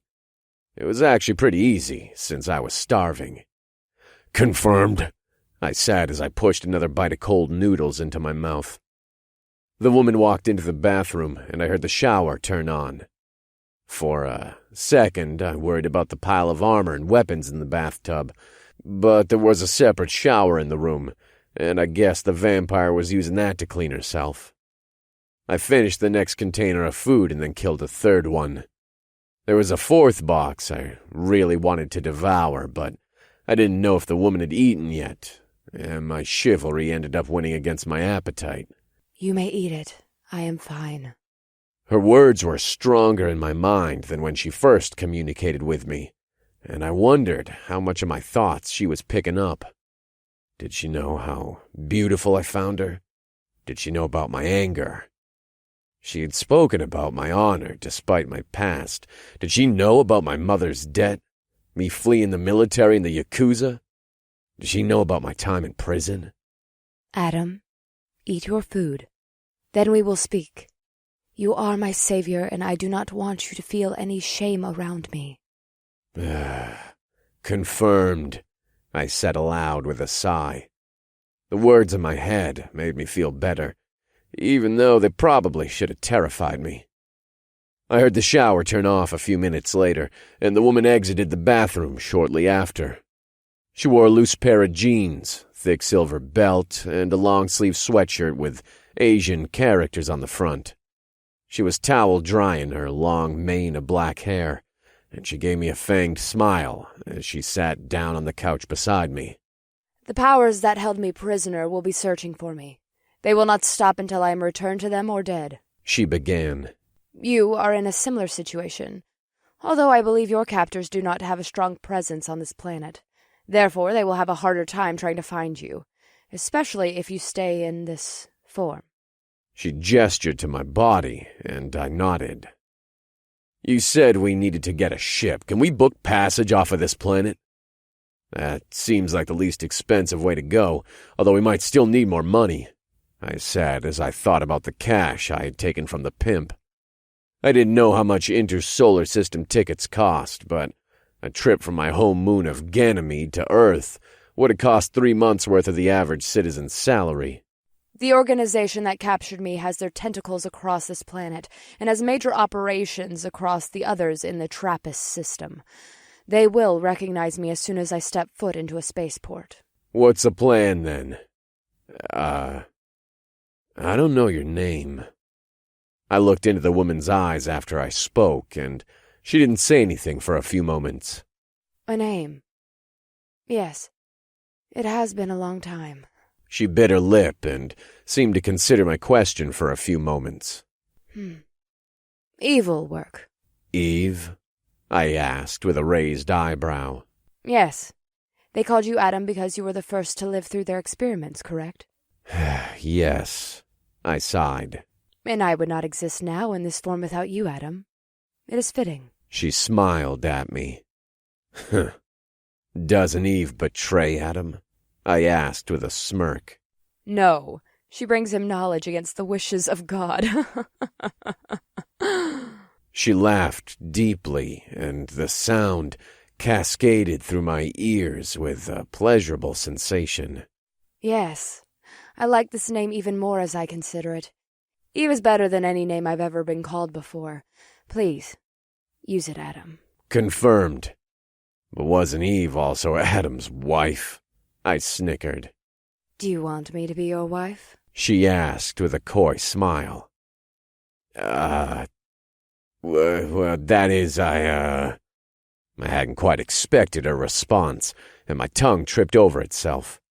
She laughed again, and her red eyes glittered with mirth. Perhaps we will talk of that another time. Work first, agreed? She asked, and I nodded. What's the plan? I asked. There are many like us, she said. The woman had been drying off her hair, but she seemed to be done, and she set the wet towel down on the couch next to her. Like us? Some exactly like us. Some like us in the sense that they are being used as weapons. They are prisoners and forced to fight in an endless battle between the megacorporations, governments, and militaries of our galaxy.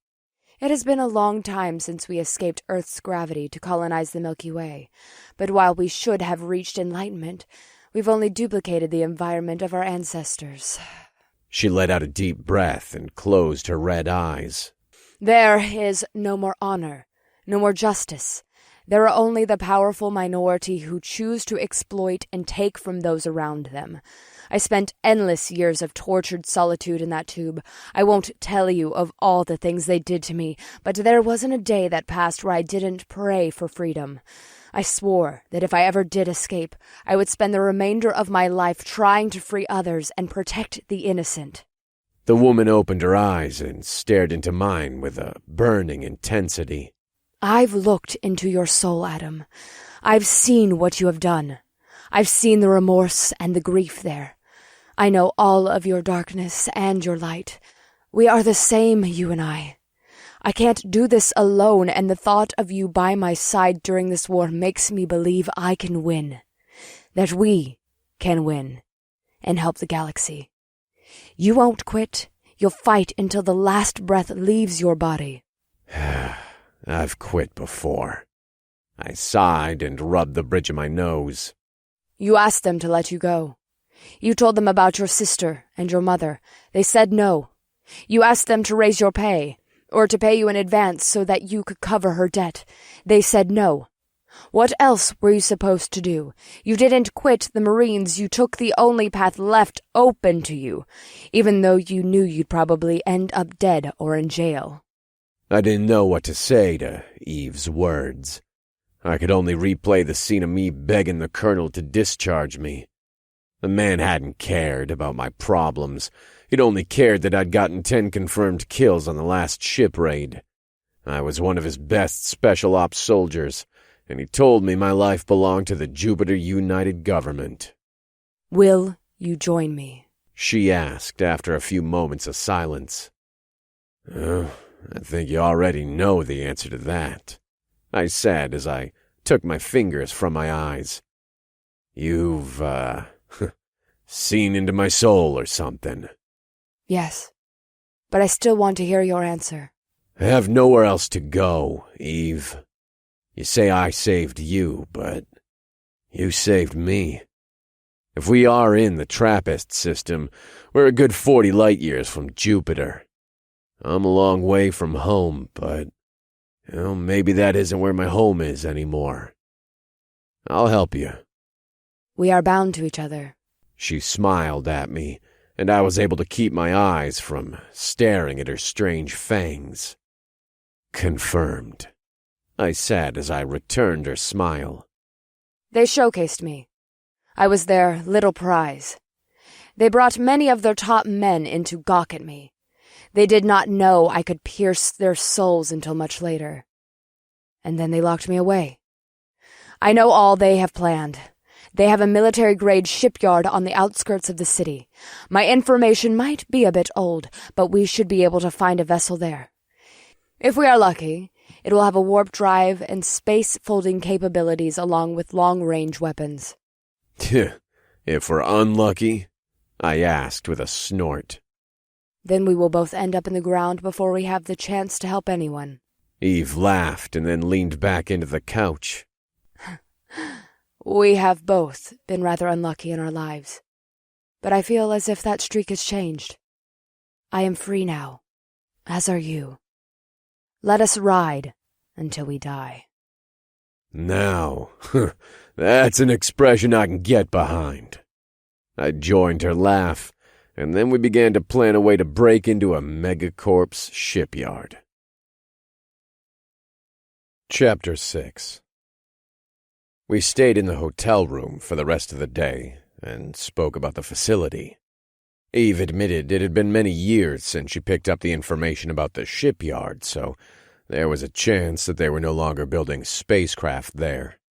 However, when she read the minds of the executives who came to oversee her progress, she had come to understand that many of the craft were experimental or state-of-the-art, and it'd take them many more years to finish the projects. There will be something we can steal and use to get off this planet. Speed is important. I want revenge on them for what they have done, but as I said before, this corporation is powerful and controls most of the planet. You and I cannot hope to beat them alone. We need a ship, and we need friends, she said as we finished packing up the last of our meager belongings. I like the plan, I said as I finished putting on my armor. Even though I was broad of shoulder and muscular for a human, my changed form was much larger, so the armor hung about me as if I was a child in his father's outfit. I've got your spare clothes. The mysterious woman pointed to the backpack on her shoulder. I paid the old man to move the pimp's motorcycle into the back parking area behind the building. If it's not there, we can steal a car. You know how to steal a car? I asked. No. She smiled at me. But you do. I should be mad at you for reading my thoughts, I said as I put a raincoat on over my armor. Once it was in place, I slung the shotgun and rifle across my shoulders. They might look a bit conspicuous on my back while we both rode the motorcycle, but I didn't want to leave them in the hotel. You're not, she answered as she opened the door to the love-themed room. I walked past her and took the point position, walking down the flights of stairs. We were still nervous that Eve's captors might have figured out we were here, but the television in our suite was set to the city's news station, and there hadn't even been a report about the spider drone killing all the people in the street. It seemed as if these people wanted to keep a lid on the news. It probably meant that they had a lot of eyes in the street. They might have drones with facial recognition technology, or police with our descriptions. I wasn't worried about them identifying me, since I didn't look like a giant walking tiger anymore. But they'd be able to identify Eve's face. Those methods can always be foiled. The motorcycle had a helmet on the back. I will just wear that. The digital display on the inside of the visor will keep out any drone spotting technology. Eve explained as we reached the ground floor.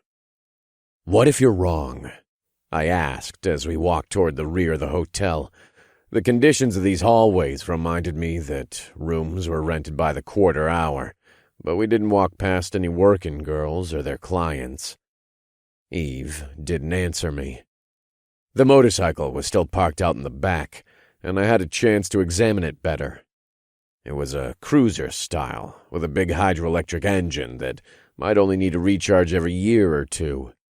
The beast was mostly chrome, but the parts where it wasn't were painted black or covered with dark leather. It was probably expensive, but the pimp I had killed did carry a lot of cash on him, so I should have expected it. "Let's go," I said, as I swung my leg over the broad back of the two-wheeled machine.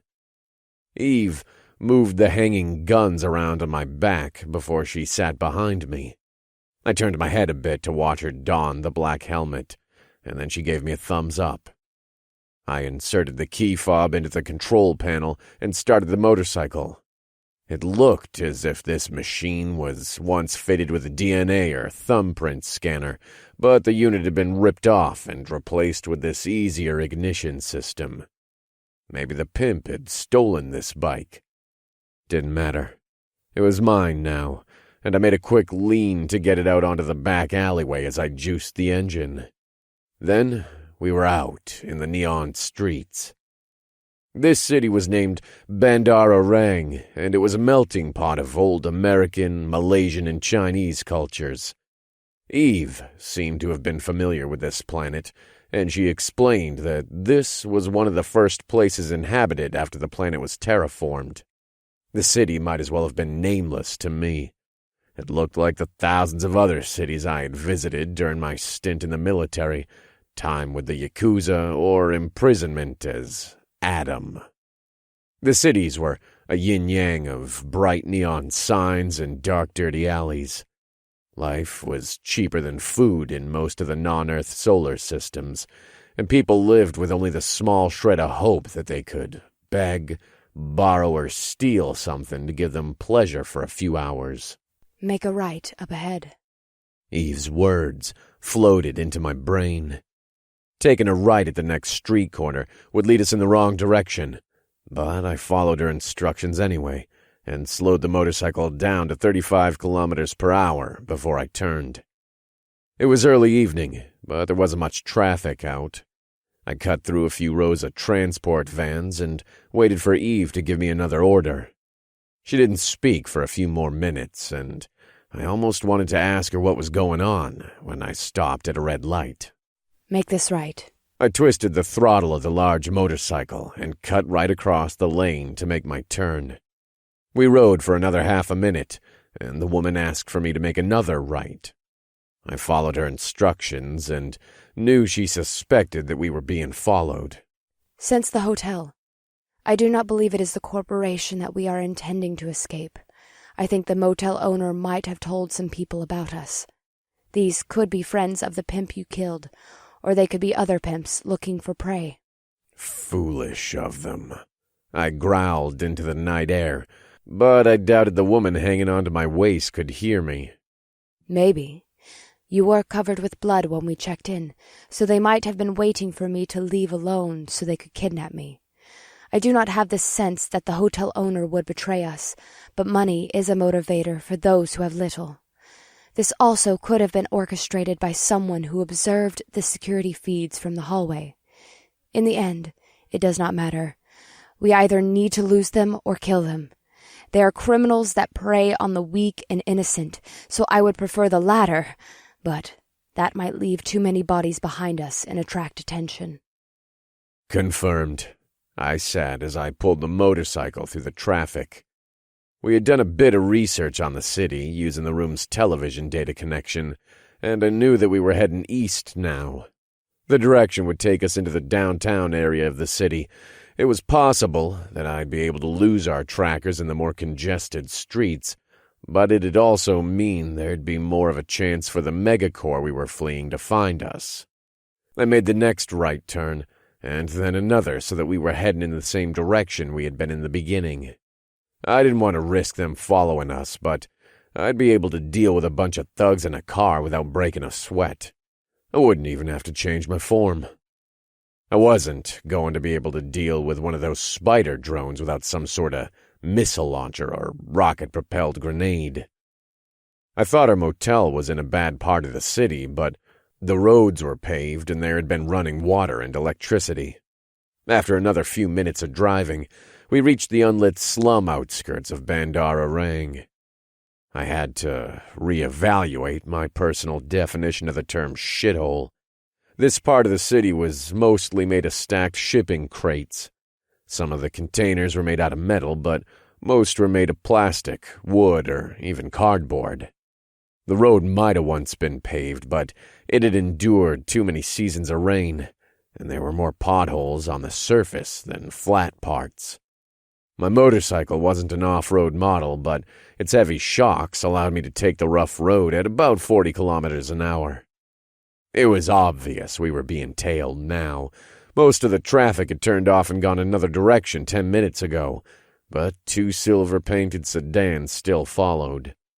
They were 150 meters behind us still, and I guessed they'd try to make their move when we reached the end of the slums. A few children ran out to try to get money from us. Their clothes were dirty, their limbs were mostly bones, and their stomachs were fat with parasitic infection. I turned my head a bit to check the distance of the cars behind us, and I saw Eve distribute some of our loose cash with a flourish of her fingers. It probably will not help, but maybe it will buy them a meal. A small comfort to the universe's lost children. Her words entered my mind with a gentle whisper, and I turned my eyes forward to study the dark road. My vision wasn't as good as when in my half-tiger form, but they were still much better than a normal human's, and I could see very well with just the single light from the front of my motorcycle. There were only 200 meters of road left of the slum, and then I saw the asphalt twist across the starlit horizon before it crested a ridge into the abyss of the Badlands. There wasn't much I could use as cover in a gunfight, but the road seemed to be a bit smoother, and I wondered if I could turn off my lights and outrace the 2 sedans following us. It was worth a try, and I glanced over my shoulder again to gauge the distance of the cars.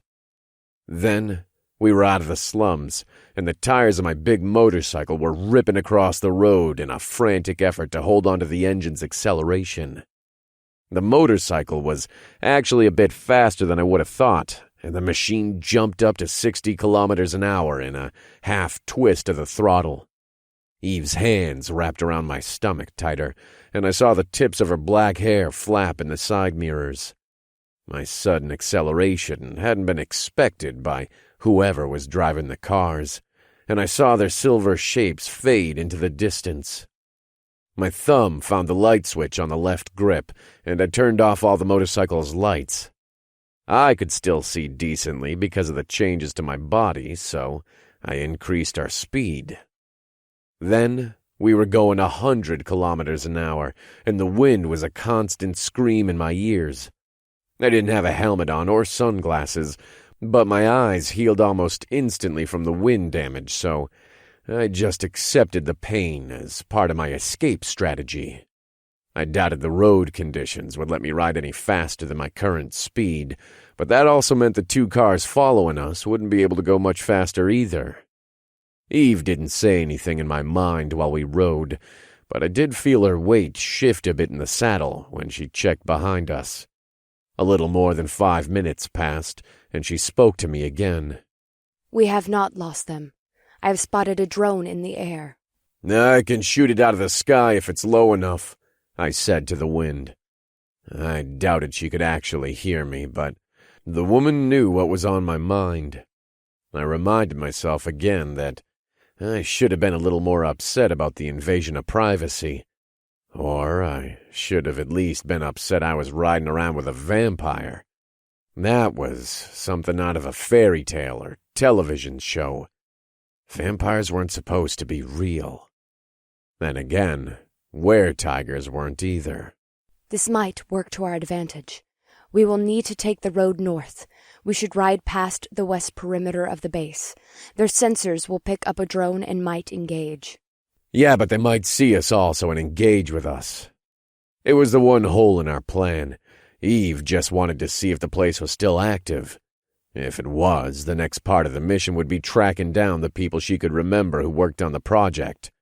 We'd find a few, figure out their security credentials, and then piece together a plan to get inside. If the place was abandoned, we'd have to come up with another plan to get money and charter a private ship off the planet. This was just the start of our— Watch out! Her words pierced my mind like an icicle, and I leaned hard to the right.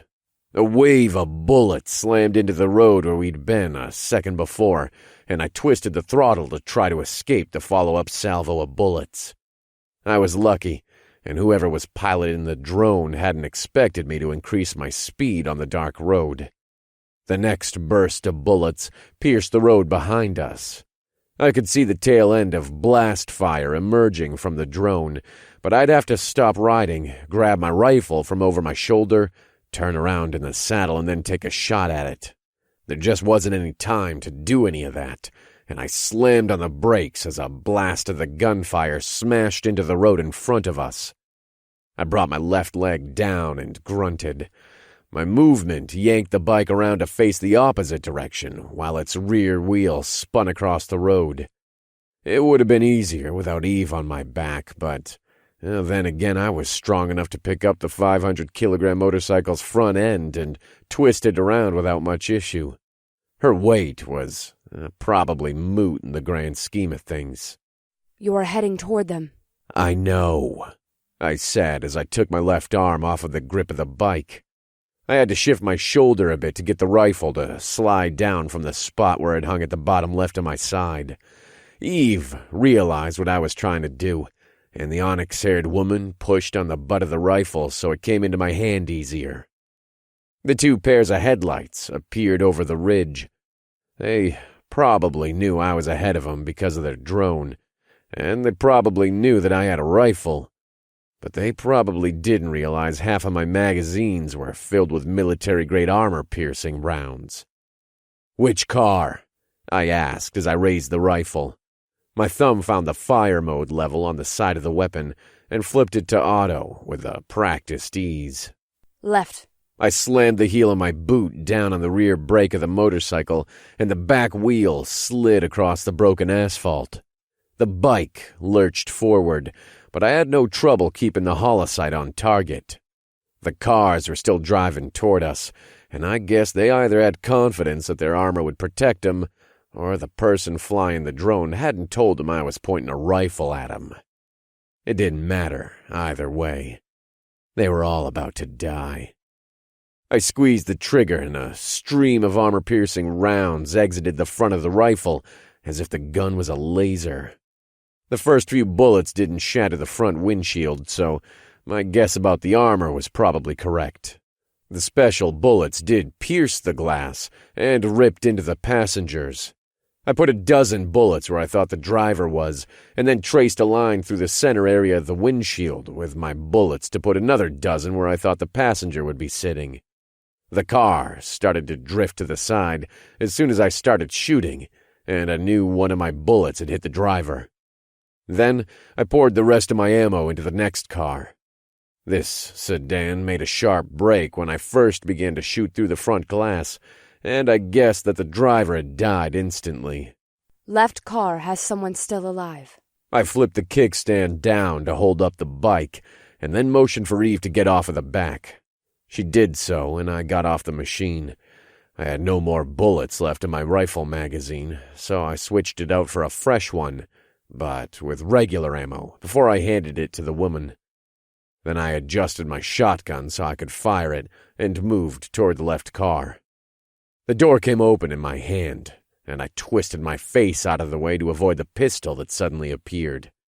The man got off a shot that missed me by a kilometer, and I managed to grab onto his wrist with my left hand. I yanked hard on the limb to pull him out of his seat and onto the dark, battered road. He looked like the usual drone pilot, with a wire coming out of the side of his skull and connecting to the control device of the air drone. The man had a bullet through his stomach, and he cried out as he struggled to free his gun arm from my grip. "There might be a way you can get out of this alive," I growled to the man, but it wasn't clear he understood what I was saying, since he responded with a string of words I didn't recognize. "I will translate," Eve said once she stood next to me. She'd taken her helmet off, and I guessed that it lay on the saddle of our motorcycle. "Good. Tell him to "Fly this drone where we want to go. I understand, and it's a great idea." The beautiful woman's hair seemed to pour into the night air when she crouched next to the drone pilot. I didn't understand her words, but the man relaxed after she'd spoken. "He is going to do as we want, but you should still take the pistol from him," she said after they conversed for half a minute. Confirmed. I had my shotgun trained on the man while I held his wrist, and I let go of my weapon so I could take the pistol from his grip. His gun fit into my belt, and I let go of his wrist after I checked him for knives. "Our earlier guess was correct," she said to me as she moved to stand behind the man. "They were planning on using me as a sex slave." "Scumbags," I growled, and even though I wasn't a giant were-tiger at the moment, the drone pilot still gasped at me.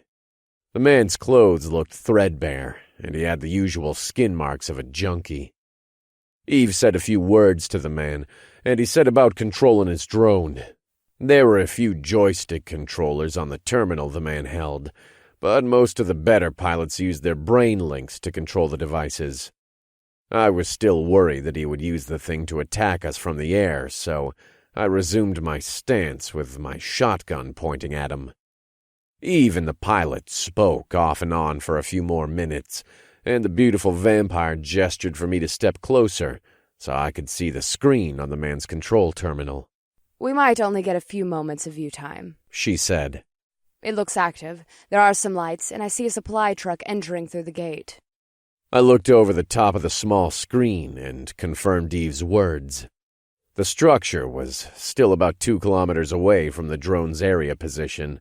The place was larger than I expected, with a main building that took up almost the entire length of the view. The truck, Eve mentioned, looked like an ant compared to it, and I saw the wall around the property rose much higher than the truck's profile. "Huh. I'm surprised a facility that large is this close to the city," I said. "Doesn't matter. My captors own the city and most of the planet. It is only a few kilometers out to keep people from getting too curious. They haven't taken our drone yet, so I'm guessing they are used to getting flyovers. They might not care. I'll tell him to do a few more passes and then see how low we can get." "Do you want to risk the drone? It looks as if there are manual controls. We could take it and use it again for surveillance." "That is a good idea, especially because it has a gun on it. Thank you for recommending it, Adam." The woman smiled at me, and I felt a tingle of pleasure cascade down my skin. We watched the screen in silence for a handful of minutes. It was hard to tell the exact dimension of the complex, but I guessed the wall around it to be 4 kilometers wide at the longest side, and maybe 2 in width. Besides the main building, there were 8 other structures I guessed housed workers or stored equipment. Each corner of the wall was joined with a defense tower that held gun turrets, and I saw the same kind of spider drones that attacked us on the street, patrolling the outer perimeter. To call the place a fortress would be putting it mildly. I didn't know how we'd be able to get inside without first breaking into their security systems. If this facility was owned by any other company, I would agree with you, but I've had insight into the organization of our enemy. There are 8 corporate employees who I know have security clearance. My information might be a bit old still, but I believe we can go back to the city and try to locate one of them. Eve said with a slight smile. Confirmed. I'd say this mission was a success then. We know that the facility's still being used, and we didn't have to risk being seen. Agreed. But now the real work starts. Eve stood with a sigh and stretch of her arms. I am hungry, but this man is unclean. He also plans on killing us with his drone when it returns. She pulled one of the pistols I'd looted from the other experimented tiger prisoners out of the holster on her belt and pointed it at the back of the drone pilot's head. I stepped to the side and caught the man's drone terminal the second she pulled the trigger. The man's face turned into a red exit wound, and he fell forward onto his chest. His head was still attached via cord to the screen, and I yanked it out so I could steer the drone toward us. I'm not an expert with this, I said as I tried to adjust the roll, pitch, and yaw the thing with the oversensitive joysticks. I can do it if you'll search the cars. Maybe we can take one of them back and sell it. A few thousand extra credits will help. Eve said as she took the control terminal from me. Confirmed. Let's see how much money these assholes had on them, I said as I looked at the corpse of the drone pilot. I doubted I'd find anything but used needles on the man, so I decided to check their vehicle first. Chapter 7. The drone pilot's car held the bodies of 2 men. They each carried pistols, stun guns, rolls of currency, and plastic payment cards, similar to what we used to pay for our hotel room. The other silver car contained the bodies of 3 men, and they carried similar weapons. The 6 of them must have counted on making a lot of money from selling Eve, and the idea of sex slavers made me sigh. The Yakuza I worked for had an arm that participated in those kind of activities, but I hadn't wanted anything to do with it, and my military experience meant that I'd been assigned to robbery and rival gang detail. The car that held the drone pilot was in better condition, so we decided to keep it and leave the other one. Within half an hour, Eve managed to land the drone in the trunk of the sedan. I'd taken out all the bodies, ripped off the windshield, and cleaned off whatever wet blood stains I could find. I should ride the motorcycle, Eve said as she pointed to the helmet. It might look odd for me to have this on while I'm driving the car, and taking it off might expose us to the identification software running through the city. Confirmed, I said as I slid into the driver's seat of the sedan. We'll need a new hotel. We should sell this as soon as we get back into town and buy another car, or a second motorcycle. I would prefer a second motorcycle. It will be easier for us to fit them both on a small vessel. Eve had put the helmet over her head, so her voice telepathically entered my mind again. The controls of the car were somewhat standard, and I managed to turn it on, shift it into gear, and then ride it onto the road with only half a minute of fiddling with the controls. Then we were driving across the empty night, toward the endless lights of the megacity. Eve's voice didn't contact me again until we had driven past the slums and found ourselves deep in the neon heart of the city. There was a terminal on the dashboard of the car I drove, and I tried to see if I could switch the language into something I could understand. After a handful of minutes, I got it to English, and then tried to access the city's information grid. I wasn't the best with computers, but I could get around them, and soon figured out how to search for an auto repair shop. We were still in a part of the city that didn't look very wealthy, so I guessed any of the places near me would consider giving us some cash for the car. I can attempt to search their minds and see if they would be open to taking the car off our hands. How's that work? Can you read anyone's mind? I asked, and I realized it sounded odd to be talking to her as if she sat next to me. No, only surface thoughts, and I have to be near them. If I can engage them in conversation, it helps. You were able to speak to me when I was on the other side of the vault door. It seemed like a bit of distance, and There was a thick metal. You are different. How so? I asked, but the woman didn't speak into my mind again, and I saw the dashboard map indicate I'd arrived at the nearest shop. The place did look like the kind of establishment that specialized in taking apart automobiles, and I guessed we wouldn't have a problem selling the newly acquired car. The parking lot of the small shop was filled with gutted vehicles, and the main bay was open to reveal half a dozen men working on pulling apart 3 different cars. When I pulled up to the bay, 4 of the men stopped their work and moved to circle the car.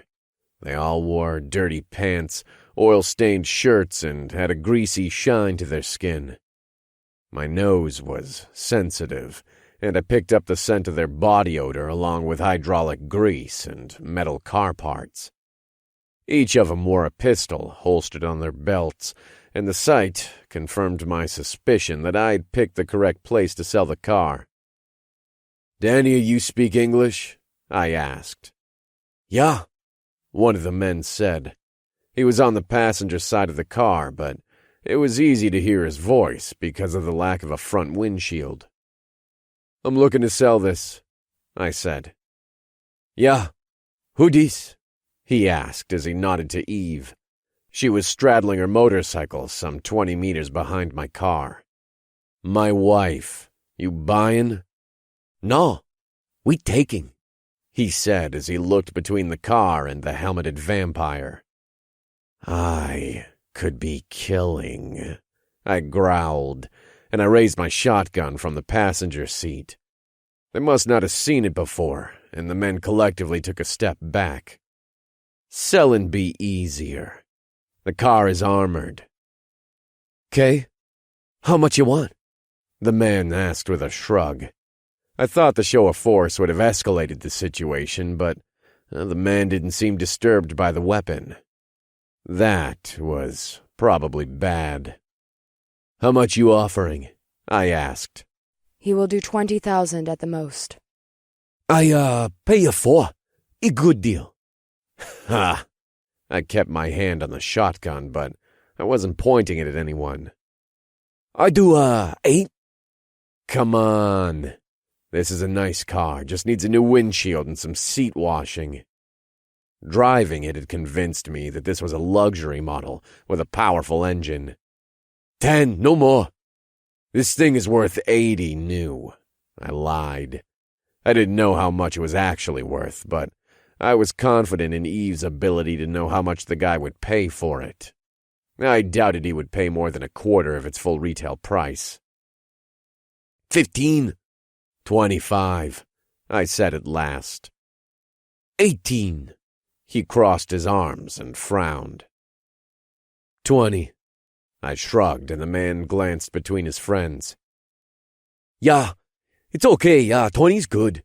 He thinks he has fooled you. He can flip this car for 60 easy. The car is actually worth 140 new. "You sell motorcycles?" I asked as I opened the door. The men were muscular, but I still stood taller than them all, and my arms were still thicker than the largest of them. "Yeah, I got a one like that," he said as he motioned to the cruiser Eve straddled. "How much?" I asked, but then my eyes caught something in the back of his shop. There were half a dozen screens mounted to the wall, and they all suddenly had Eve's face displayed on them. There was a beeping sound from the array of monitors, and we all turned to look at the image of the beautiful woman. A newscaster's voice came on the screen, but I couldn't understand her words. Then she seemed to change her language, but I still couldn't understand what she said. The man glanced back at Eve suspiciously, and I bent down to get my rifle from the passenger seat of the car. Danger! Danger! Danger! This woman is wanted for the murders of 24 Ilaka Nota employees. She is armed and dangerous. Ilaka Nota Corporation is offering a reward of at least 1 million coal units for information about her whereabouts. Contact your local police if you suspect you have seen this woman. She may be in the company of a large military man. The voice continued in another language, and I gestured to the man I was speaking with. "Where's that bike?" "Yeah, back behind shop. What's she look like?" He gestured to Eve, and the other men looked at her. She doesn't look like that, or I'd be collecting on that $1,000,000, that's for sure. I snickered at the man, and he nodded. Ha! Yeah, it back here.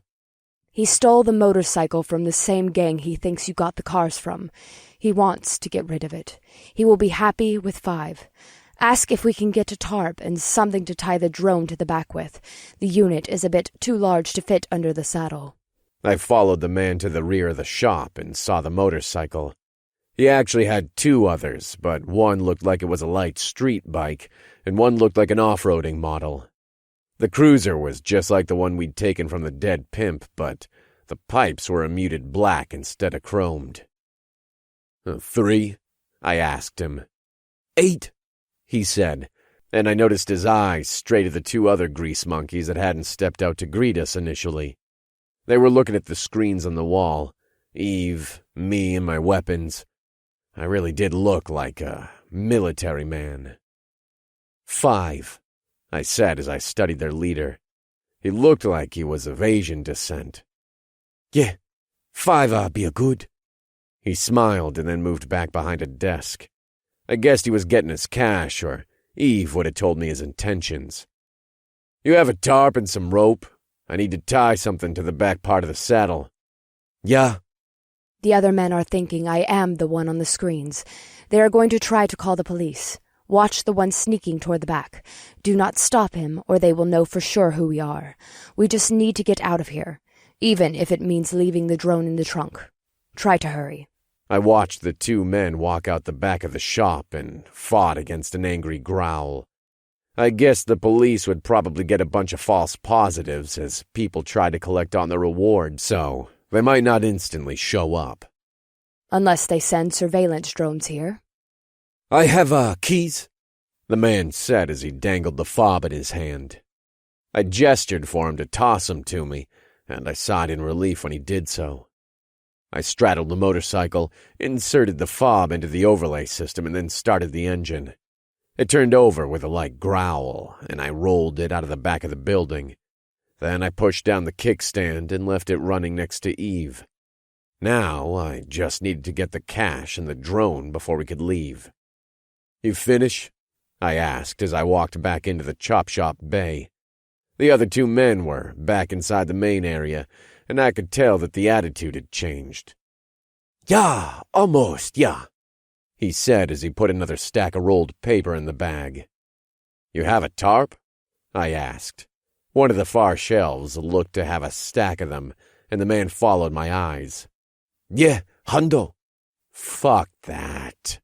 I looked down at my shotgun, and then raised an eyebrow to the man. Yeah. Take it then. This fine. I walked to the table and took the bag from the man. He was moving too slow to put the cash in, and I guessed what his game was. That not all the cash. It's fine, I said as I threw the bag over my shoulder. I am getting the drone out of the trunk. Watch their hands. They are thinking about pulling on you. I swept the room with my shotgun and made a clicking sound with my mouth. These men probably figured Eve was the woman on the screen, and now they had to make a decision. Would they let us go without a fight, or would they try to keep us here so the cops could catch us? One of the 6 men's eyes narrowed, and I knew he was going to grab for the pistol on his hip 2 seconds before he even made his move. My shotgun barked, and a solid slug of metal ripped into the man. It was overkill, since the slugs were meant to be taking down targets wearing armor, and these guys were wearing pants and t-shirts. A black hole seemed to instantly form in the center of his chest, and he imploded in a red mist. The slug continued its path through the garage and took out half of the engine block of the car sitting behind the man. It made a crashing boom noise, and I twisted my weapon to the left so I could sweep the rest of the room. If these guys were smart, they would just put their hands up, let me leave, and then receive whatever kind of reward Laka Noda Corporation decided to give them, with a grateful smile on their collective faces. These guys weren't very smart, and they all reached for their guns at their belts. My shotgun kicked again in my hands, and the head of another mechanic disappeared. Maybe these guys all just assumed I was going to kill them after the first man tried to pull his weapon. I actually hadn't intended that at all, but it was too late to negotiate with these guys now. I was going to have to see this through until they were all dead. Or I was. I threw myself sideways and skidded on the dirty concrete behind the body of what looked like a hovercraft. A trio of bullets pinged off of the hood of the vehicle, and I reached into my belt to grab one of my pistols. I'd taken off the drum of my shotgun earlier, and the weapon could only hold 4 rounds in the internal magazine. The slugs were also too much for these guys. I'd be able to take them out just fine with a bullet from any of the 3 different pistols I carried. I popped out of the side of the hovercraft and aimed my handgun at the closest mechanic. It was the man I'd been dealing with, and he had taken cover behind the desk where he had been counting my money. The desk looked to have been made out of a plastic wood blend. The 3 shots from my pistol went through it and into the body of the man with ease. He screamed when my first bullet hit him, but the third must have hit something important, and his cry was suddenly silenced. I ducked under the shape of the hovercraft again and felt a bullet cut through the air above my head. It had probably only missed me by a centimeter or 2, and I wondered if the shooter actually practiced his marksmanship. The enemy guns made cracking noises again as I ran to the other side of my cover, and I was able to judge their positions by the sounds of their gunfire and the ping of the bullets off the metal mass in front of me. I pulled another pistol with my left hand, and then popped that side out from behind the cover of the hovercraft. I only had a fraction of a second to figure out where to shoot, and I saw that the man in the other corner of the garage had the best line of sight for me. I wasn't a particularly good shot with my left hand, but when I was in the Marines, I had a lot of time and bullets to play with. Most of my fellow soldiers just sat around during their downtime, but I'd spent my free moments learning to shoot better or practice my hand-to-hand skills. The pistol in my left hand made a satisfying buck, and its massive slide racked back against my grip. The man's head turned into a red explosion, and I twisted back behind my cover. He'd been a good 25 meters away, and I was a bit surprised I'd been able to get a headshot with a pistol in my left hand. 2 more.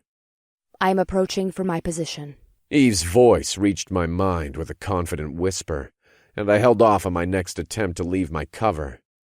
The men might have realized she was still at the front of the shop, but I doubted it. She might be able to get a kill shot before she was seen. 2 seconds later, I heard the woman's single gunshot, and then I popped up from behind my cover. The vampire woman was leaning around the edge of the roll-up door, and she'd shot one of the men in the back. The final mechanic had spun around to aim his gun in her direction, and I saw the woman pull her helmet-covered head back out of the entrance. The man's gun went off, and I leapt out from behind the hovercraft. His bullet bounced off of the wall where Eve had just been, and he twisted around to bring the gun back in my direction. It was too late, though. I'd sprinted around his cover, and I pointed both of my pistols at him. The guns bucked in unison, and both bullets tore through his body. "We need to go!" I shouted at her as I ran back to grab one of the tarps. I kind of wanted to take whatever money I could get off of the men, but I didn't know how long we had until the police or their drones showed up, and we needed to get lost in the city. I need to feed again. "We don't have time!" I ran out with the tarp and saw Eve gesturing to the back saddle of my motorcycle. She'd already set the drone there and found a length of rope to tie it to my saddle. She passed the cord to me as soon as I threw the tarp over the drone, and then she ran into the garage. No time!" I shouted after her, but the woman was taking her helmet off, and I didn't think she could hear me. I need to feed. One of them is clean. It might be a while until I can again. I will be quick.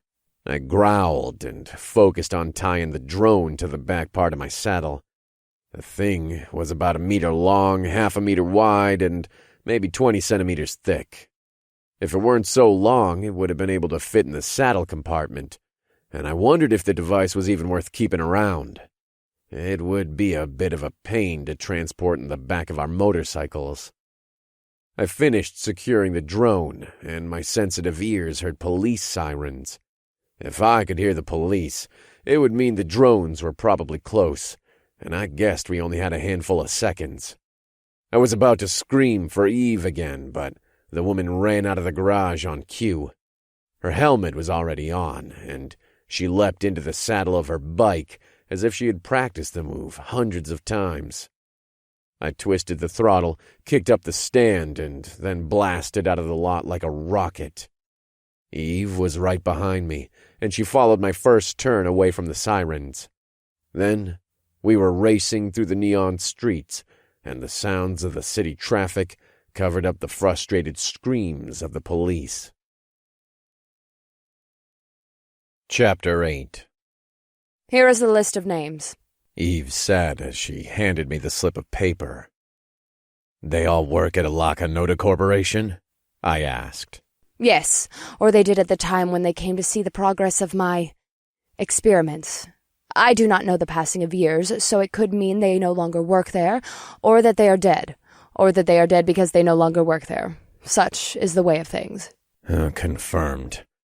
Do you need, anything else while I'm out? We checked into a nicer hotel a few hours after we had escaped the police, and we'd spent the rest of the night talking about our next steps. Neither Eve nor I were skilled enough at using computers to dig into the employment history of Alaka Noda, but she knew enough about computers to find out where I might hire someone to do the work. I want to come with you, of course. She smiled at me, and I realized I was getting used to the sight of her fangs. Too risky. You wouldn't be able to take your helmet off. Besides, we don't know if there was a video monitoring system at the mechanic's shop. They might know about the helmet. They also might know what motorcycles we're riding. If that is the case, they also know exactly what you look like, Adam. She crossed her arms, and a half-smile came to her lovely lips. I don't much care about that. I can escape. I was trained for situations like this. I gestured down to my belt, where I wore my twin pistols and the massive revolver I'd stolen from the pimp's holster. They were partially hidden by the oilskin duster I'd bought from the hotel's gift shop, and I doubted anyone would be able to see the bulk of the weapons under the bulk of the coat. Very well. Don't forget your hat. I won't be able to speak to you from far away. Perhaps you could purchase some paired communication devices? She asked. I'll get some. Good idea. She nodded at my words, and then we stood uncomfortably still for a few moments. I realized this was our first time being separated since we'd saved each other. I didn't like the idea of leaving her alone. Was that because I was worried about her safety, or because I just wanted to be around her? I'll get going then, I said, before my thoughts led me down a path I didn't want to take. I did have affection for the strange woman who saved me, but we were in danger on this planet. How we might be in danger for the rest of our lives, I didn't need to mess up our relationship by developing feelings for her. Have your feelings messed up relationships before? Her voice came into my mind as I exited our room. This was another series of painful memories for me, and I set my mind to the mission at hand. A quick elevator ride took me to the ground floor of the mega tower, and I made my way to the nearest public transportation system. We had access to a better information terminal inside our new hotel room, and Eve was able to pull up better maps of the city, along with the information we needed for contacting a hacker. I felt a bit naked without my armor, but I still stood taller than most of the other inhabitants of the planet. I also had 3 pistols on my belt and could turn into a super-strong were-tiger within a few seconds. No one knew about my abilities or my guns, of course, but my size was enough to ward the usual criminal riffraff away. I had no problems getting on the maglev train or finding a spot in a corner to sit in solitude. I watched the neon lights of the city fly by from the window. There was a bit of irony to my situation. and I found that letting my mind wander there was better than thinking of my relationship with the strange vampire. My coat and hat were akin to those worn by the classic cowboys or gunslingers in those ancient movies. Even my handguns were the old tech. Cartridge-based projectile guns were reliable, but most of the militaries in Earth's solar system had moved to magnetic projectile, laser, plasma, or ion tech.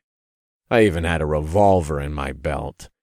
It was a double-action style, but it was still a design that was a good 2,000 years old. The technology inside of me was new. The powers the experiments gave me made me superhuman.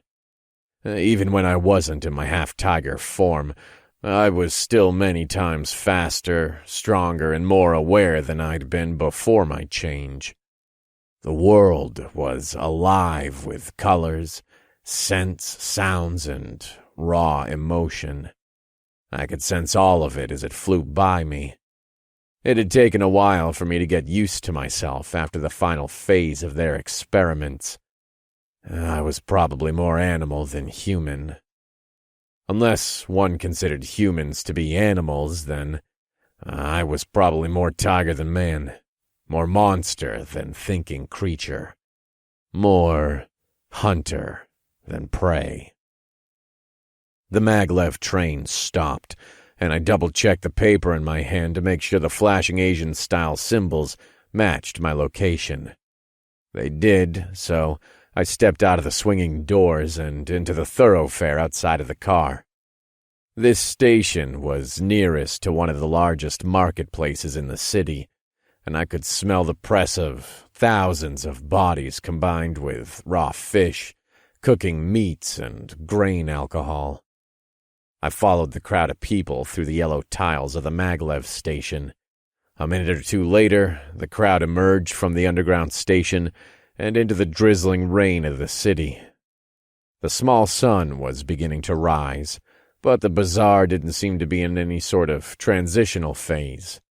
It looked busy, and thousands of people walked through the makeshift stalls to examine the various goods for sale. The scent of cooking meat distracted me, and my stomach told my feet to move my legs until the rest of my body was standing before the nearest food vendor. The old man was selling large hunks of meat covered over wood and charcoal fire. I had no idea what kind of creature he was cooking, but it didn't smell like human flesh, so I guessed it'd be okay for me to eat. The man took my cash and handed me a piece of the meat impaled on 2 bamboo sticks. The food tasted even better than it smelled, and I devoured the hunk in half a minute. I thought about going back, but there were other places to eat in the marketplace, and I still had my mission to complete. I continued to wander through the crowded stalls toward the meeting point of our contact. There was an electronics stall on my route, and I picked up a pair of long-range phones. One of the women who occupied the stall explained to me that the devices were encrypted, but I doubted her words and tried to negotiate the price down a bit. My tactics proved successful, and I ended up paying half of what she asked for initially. Finally, I reached a noodle stand with an orange-painted metal roof. The tiny restaurant had wheels on each side and a long handle. It made me think that it was hand-pulled to each location. There was no one sitting on the stools at the serving counter, and I slid my ass into the assigned spot. "What you wanna?" The woman behind the counter asked. She had a wide smile, big cheeks, and dimples. "You got eel?" I asked. "Yeah, I got a $5." She gestured for the money, and I peeled off a single bill for her. I checked the crowd as I waited for my food, but no one seemed interested in me or the noodle shop where I sat. The drizzle of rain had turned into more of a mist, but people still held their umbrellas up to protect their heads. Most of the devices had neon glowing advertisements on the outside, and the pathways of the bazaar looked like a river of beautiful fluorescent women wearing makeup or eating food. "Eel noodles up. Here you go." the woman said to me, and I turned around to see the bowl of noodles. I went to work on the meal and watched the crowd on the other side of the cart. When I was halfway done, a woman sat down on the stool next to me, and our eyes met. That looks good. She said with a nod to my bowl. It is. Want me to buy you one? I asked. She had long blonde hair over one side of her head.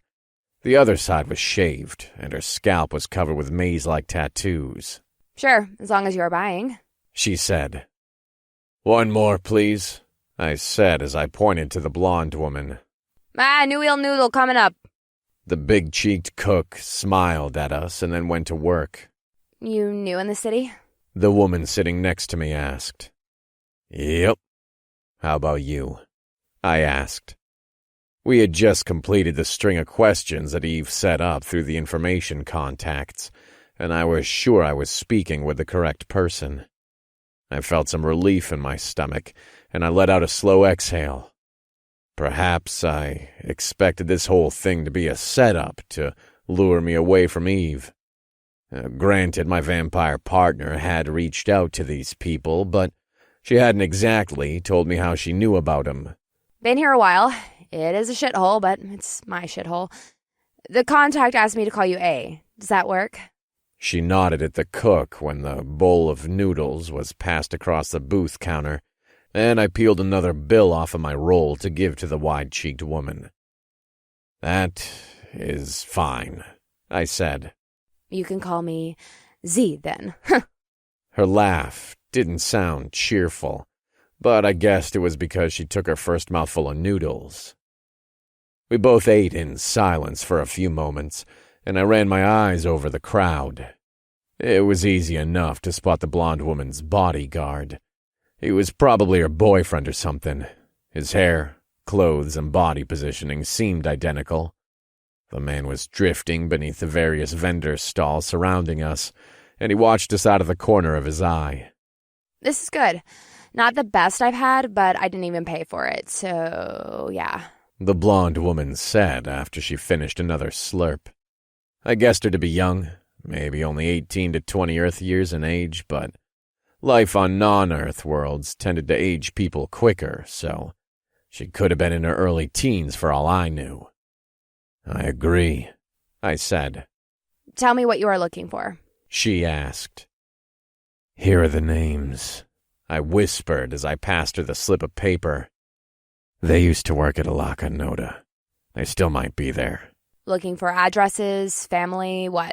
She took the paper without looking at it and slipped it under the napkin next to her bowl of noodles. Whatever you can find. I want to get up close and personal with them. The blonde woman looked me up and down before she smiled. I'd hate to be one of them, then. You look like a scary motherfucker. I try. Hacking Alaka Noda isn't a cakewalk. My broker said you needed some tough work done, so he sent me. He gets a flat referral fee that I pay him. Give me a second, and I'll tell you how much I'm going to hurt you. The woman reached into her jacket pocket, and I felt my adrenaline surge. She didn't pull a gun, though. It was just a male connection plug she inserted into the side of her skull under her blonde hair. I watched her glance at the paper under her napkin, and then her eyes closed. I guessed she had her computer stored somewhere on her body, but it must have been a small unit since I couldn't really see any bulges under her jacket. She said it would only take a second, but a few minutes passed before she opened her eyes. These are some higher-ups. Deep dark security going on. She sighed and then pulled the plug from her skull. The cord must have had some sort of winding mechanism in her pocket, because it slid away from her as if on a reel, and then disappeared into her jacket without her touching it again. So, you can't do it? Oh, I can do it. I'm one of the best on the planet. However, Alaka Noda doesn't have shit security, and I was led to believe this was just going to be a question of getting into their system to yank some quick info out. I feel like you're lubing up my asshole, I said. I am. It will be 20. I'll take 30% up front. I growled softly. Eve expected it to be expensive, but we'd both thought it would end up around $10,000 at the top end. We did have $30,000 in cash, as well as some of the payment cards we took from the bodies of the men who'd attacked us. I just didn't want to spend the majority of it on information. But we'd be stuck on this planet if we didn't get that info. Maybe there was another hacker who'd be less expensive. As I said, I'm one of the best. I'll have you the info in 8 Earth hours. The young woman seemed to have read my thoughts, and she smiled at me over her bowl of noodles. That is a lot of money, I said.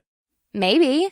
Or you could think it is rather inexpensive. You are paying to have one of the best hackers on the planet break into the most powerful corporation on the planet's database to get private information on some of its top employees.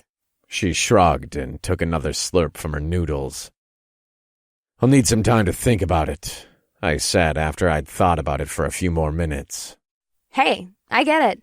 But here's the deal. I don't really like going outside. Ruins my vampire complexion. The young woman gestured at her pale skin. I almost laughed because Eve's skin was still a few shades lighter, and the dark-haired beauty actually was a vampire.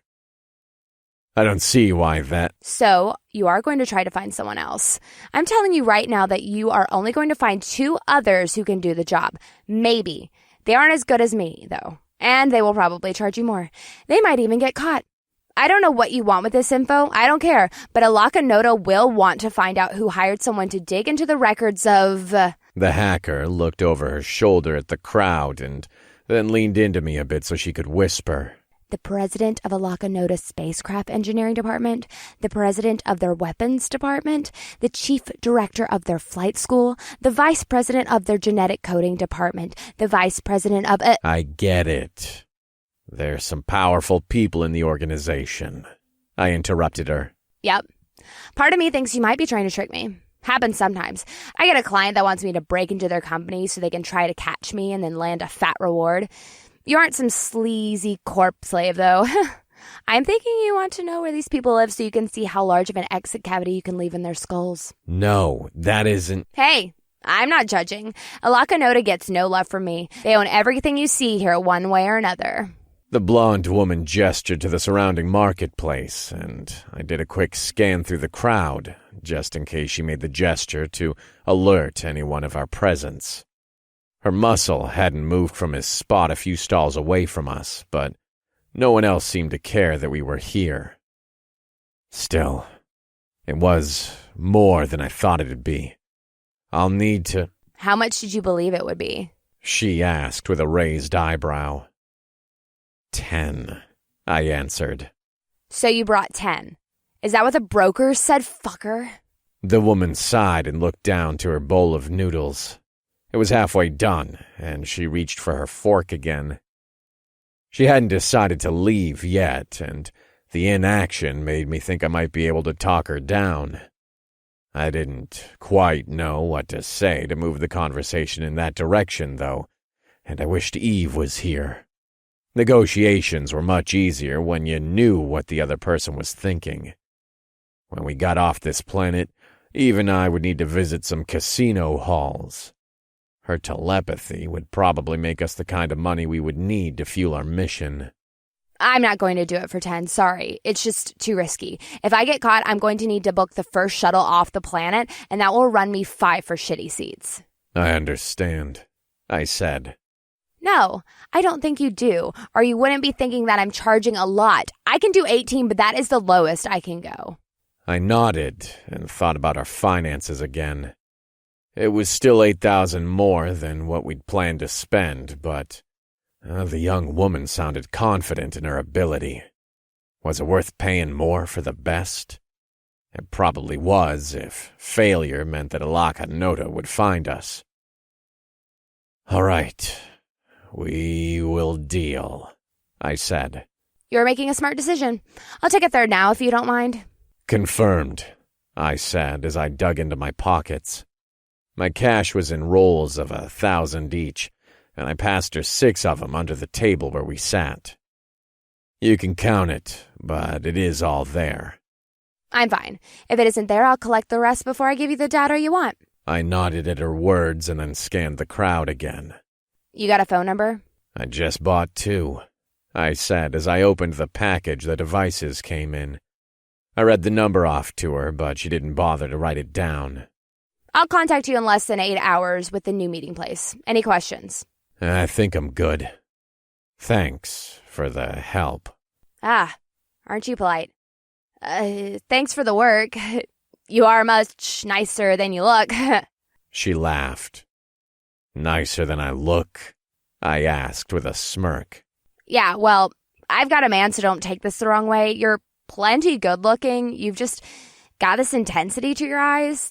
They are all yellow like an animal's or something. Makes me think you are thinking about eating me, and not in a good way. Anyways, nice to meet you, eh? Thanks for the noodles. I'll be in touch. She nodded at me and then slid off of her stool. I saw her walk toward her muscle, and the 2 of them quickly disappeared beneath the river of neon umbrellas. I finished my bowl of food and then took a different route back to the Maglev station. I'd thought about wandering around the marketplace or city for the next 8 hours, but I needed to give Eve the second phone I bought, and I needed to get more money to pay the blonde hacker. I was also missing the dark-haired beauty, and I wanted to give her a recap of the deal. Chapter 9. You bring the rest of the money? The blonde hacker asked, a few seconds after she sat on the bench beside me. We were in the middle of a yuppie, high-end mall in one of the richer nexus points of the city. She had texted me the address here half an hour ago, and I'd left Eve alone in our hotel room again. Yes. Do you have the info? Yep. The woman pulled out a manila folder that I could see was stuffed with papers. I got hard and soft copies. I was in and out without a trace. She set the folder on the top of her tattered jeans, and then she crossed her arms. Here is the remainder. I pulled out the rest of the cash rolls in a grocery bag and then handed them to her. The young woman glanced into the opening, pushed her hand inside to move around the rolls of cash, and then nodded to the man who stood about 10 meters from us. He walked past us and took the bag from her. Here. She handed the file to me. I'll let you look through the soft copies. I give excellent customer service, so I'll stick around for a few minutes to answer any questions you might have. Thanks. I opened the folder and began to flip through the pages. Each of the 8 had their own printout report with various photos. The information seemed more than complete. I even saw the target's food preferences, lists of favorite restaurants, and pastime preferences. One of the lines in the report caught my eye, and I set my finger on it. Uwuto Alwyn spends this much at a strip club every week? I was kind of hoping you'd see that one. His favorite joint is actually down the street from here. I checked their records and confirmed his habit. He's got a bunch of favorites over there and gets them all into the room for the kind of activity his wife probably wouldn't appreciate. I've got video footage of some of them on the data stick I provided, if you're interested in watching them. Sounds like it could be useful, I said with a nod. I thought that would at least get a smile out of you. You're quite the stoic, huh? She asked. Just working. These 2 live on company property? I asked as I pointed to the only 2 presidents on Eve's list. Yep. They do travel between the 2 principal mega towers La Canoda has in this city and the facilities they have on the west side. I didn't have enough time to find a pattern, though. I think you are better off putting the herd on the other 6 first. You seem sure of my plans, I said to her as I rolled up the folder. I had a spare ammo case on my belt that was empty, and I managed to fit the printed info into it with only a bit of paper crumpling. Not my business, but I hope you get what you needed from my work. If you require anything else, there is a Dropbox data mail server I use. Don't try to call me back on that number I contacted you with. I already burned the phone. She held out her hand, and I grasped it with my much larger one. Then I saw the armed security. They were wearing medium-weight armor, It only had 2 plates on the chest, stomach, thighs, and shins. The rest of their armor was the soft stuff that would stop most low-caliber pistol bullets or shrapnel. There were 4 of them, and I only saw them because the mirrored window of one of the storefronts at the mall was bouncing the image of an adjacent hallway into my line of sight. I didn't know for sure if they were here for me, but I couldn't think of any other reason why men with rifles and body armor would be in strike team formation in a chic-looking mall. You were found out, I growled to the hacker as I stood from the chair. What do you mean? I didn't get Trace. The men rounded the corner about 80 meters ahead of me. They turned toward me, and I saw the red holographic marks of the sights on top of their weapons. The mall wasn't that busy, but a few other shoppers saw the men and shrieked as they fell to the ground. I pulled the blonde woman away from the bench and then lifted her into my arms when the bullets started spraying. Her boyfriend had been between us and the gunmen, and I saw his body seize with the wrath of their first rounds. The hacker screamed, and I sprinted into the closest shop. The glass behind us shattered a half-second after we passed over the threshold, and I felt one of the rifle slugs tap me on the right shoulder. I wasn't wearing any of my armor, and the bullet passed through my lungs before exiting out of my back behind my left shoulder. Shit! She screamed as I twisted with the bullets passing. My body almost instantly began to heal, and I was able to keep running through the pain in my chest. It was hard to breathe, though, and I coughed up a mouthful of blood onto the blonde woman's tight T-shirt. She shouted again when my blood splashed her, but I thought it was because she was more worried that the bullet actually hit her in the chest. I had run into a woman's clothing shop, and I pushed over stands of garments, displays of jewelry, and dozens of neon advertisement screens. There were no shoppers inside the store, but the salesgirls all screeched when the glass broke, and they scurried out of my charging path. I ran into the dressing room area and slammed my right shoulder into the wall to help myself take the sharp left turn. The adrenaline running through my blood had made me forget about the bullet hole in my shoulder, and I fought against the wave of dizziness that bounced through my bones a split second after I impacted. You're shot! Z said as I stumbled around the corner. There had to be a back door to the place. I just needed to find it before the armored guys with the guns found me. Fuck. I should have brought my armor. It's fine, I hissed through the pain, but I could tell from the hacker's panicked face that she didn't believe me. I saw a metal door at the end of the last straight hallway, and I leapt over a pile of cardboard boxes to reach it. The thing was locked from this side, and I had to throw the hacker over my right shoulder so I could twist open the metal locks. Wait, put me down! Z pummeled her hands against my back. No, I said as I pushed open the door and stepped through. They will either kill you or torture you to find out what you gave me before killing you. We were in the back alleyway of the mall. It was a dark metal and brick hallway, with old-fashioned thermal lights sporadically arranged for only the bare minimum of needs. I made a right turn and sprinted in the direction the men were coming from. If my plan worked as I thought, I'd be able to get out behind them, sprint across the mall, and make it to the Maglev station before they could get to me. Fighting really wasn't much of an option. They wore body armor that would probably deal with my pistol bullets with little problem. They carried rifles that would be more accurate at longer ranges, and there were 4 of them. I might have stood a chance if I had my gear, but I didn't, so it was time to get the fuck out of here. I didn't mess up. I left no trace. How did they find us? Oh shit. Blake is dead. Fuck. I couldn't see her face because of the way I carried her over my left shoulder, but her words were filled with anguish. I didn't feel much empathy. She must have made a mistake, and now I was going to have to claw my way out of a cage of armored men. We were probably both going to die, and Eve would be on her own. The woman would likely be captured if she tried to go outside to get food, so my death would result in her being captured again. The idea made me angry, and I felt the beast in my stomach threaten to rip free. A door some 40 meters ahead of me opened with the loud slam of a boot, and I yanked the chrome revolver from its holster on my belt. The thing felt a little too large in my human hand, but it would have been a perfect fit in my tiger paw.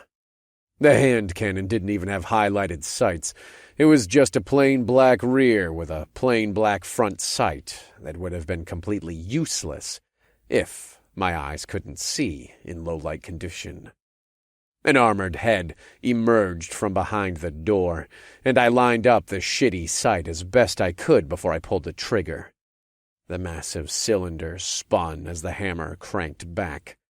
A tenth of a second later, the hammer sped forward, and the thumb-sized bullet shot out of the heavy barrel. It caught the man in his armored head, and the metal folded around the slug as if it was made of inexpensive foil. His brains shot out across the dark hallway behind him, and his lifeless body began to fall to the ground. Z screamed when my revolver barked, and I heard the other men curse behind the door. I'd made the shot while running toward them, and they probably didn't expect me to jump through the opening and fire more bullets at them. But that was exactly what I did. They were all lined up in the back of the store hallway like ducklings following their mother. My shot went through two of the men's armored chest plates with a single red-flavored explosion. My next shot took the man in the back of his helmet, and most of his head disappeared in a cloud of skull matter.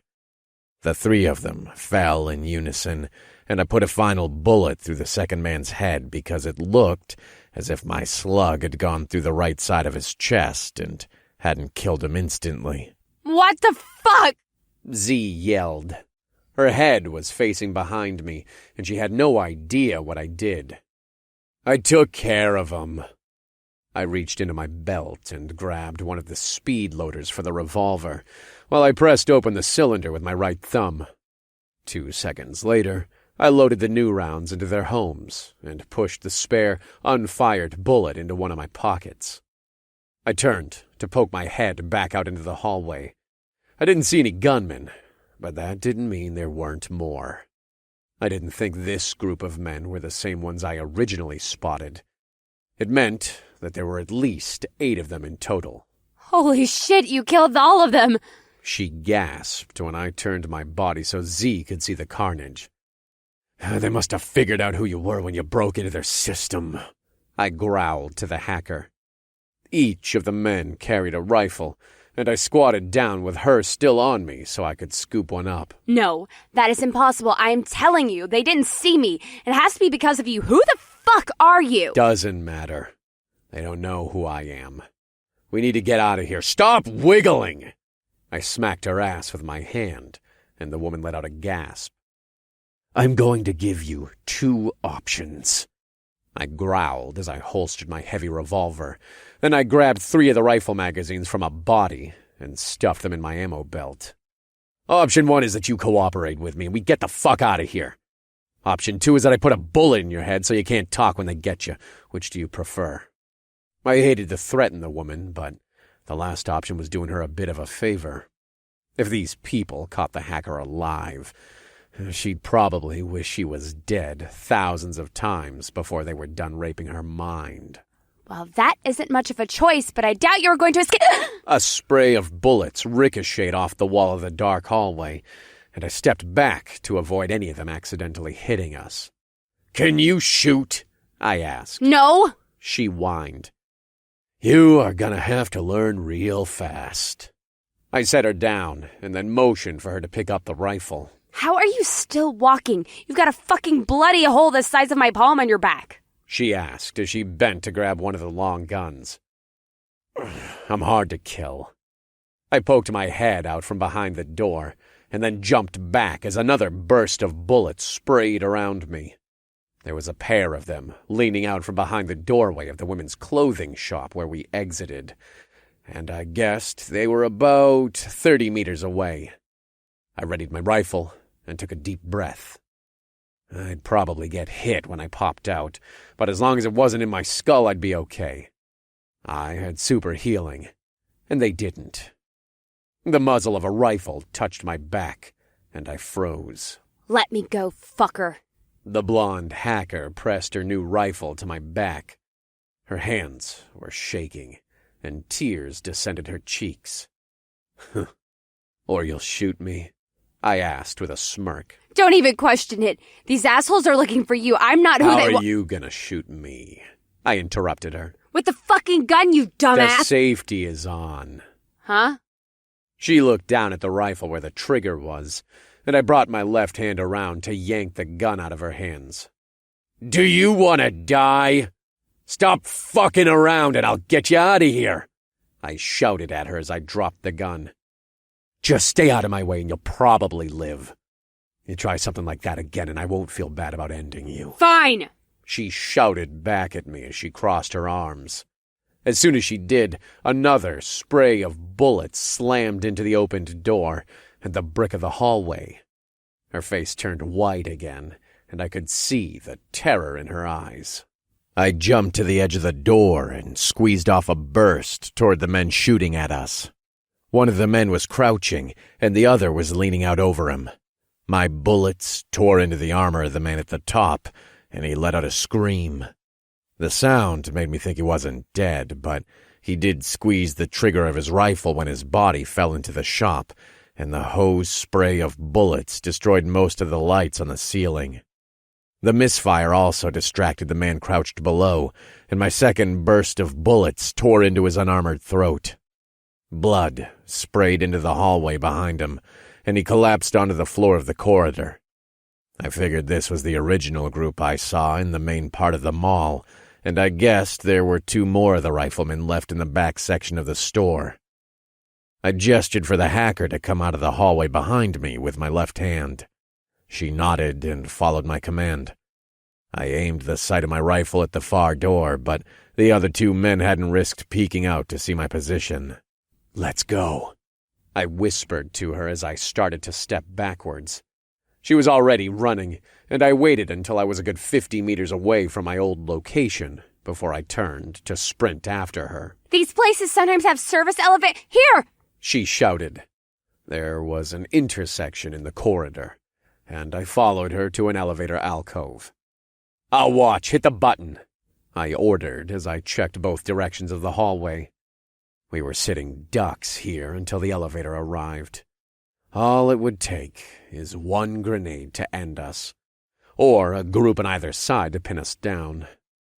I counted the seconds, but no more armed men came from either side. Fuck, this was too easy. They wouldn't have just sent 8 after me. They must have known I'd torn through twice as many guards in their building to escape. The elevator dinged behind me, and I turned my rifle toward the lift. The green doors were more grate than solid door, and I could see there were no enemies inside the lift before the door opened. Down? Z asked as we stepped inside. Confirmed, I said as I looked up. There was a service door on the ceiling, and I pointed to it after the blonde woman hit the button. We are going to go up there, I told her as I motioned for her to step into my hands. Why? She asked as she put her shoe in my grip. Because I said so. Push off the door and climb up. Fuck it.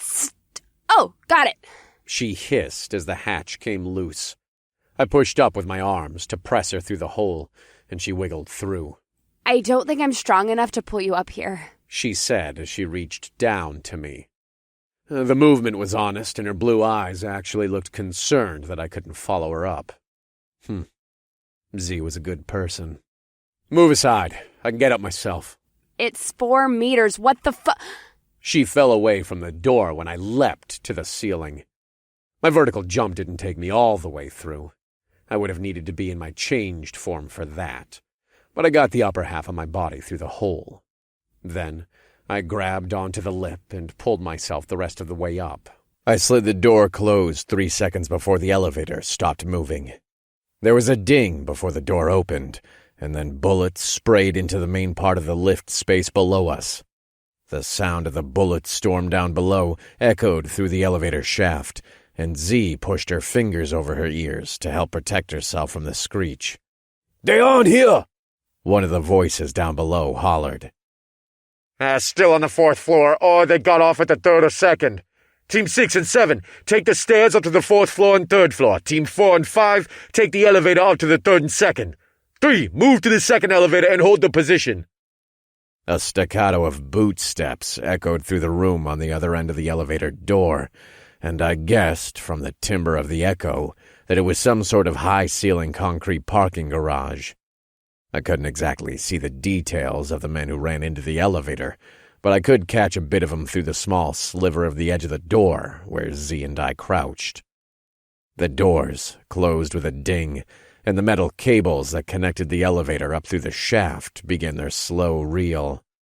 I gestured to the hacker with a lifting motion, and then pointed at the door at our feet. Z's blue eyes got larger, and she shook her head.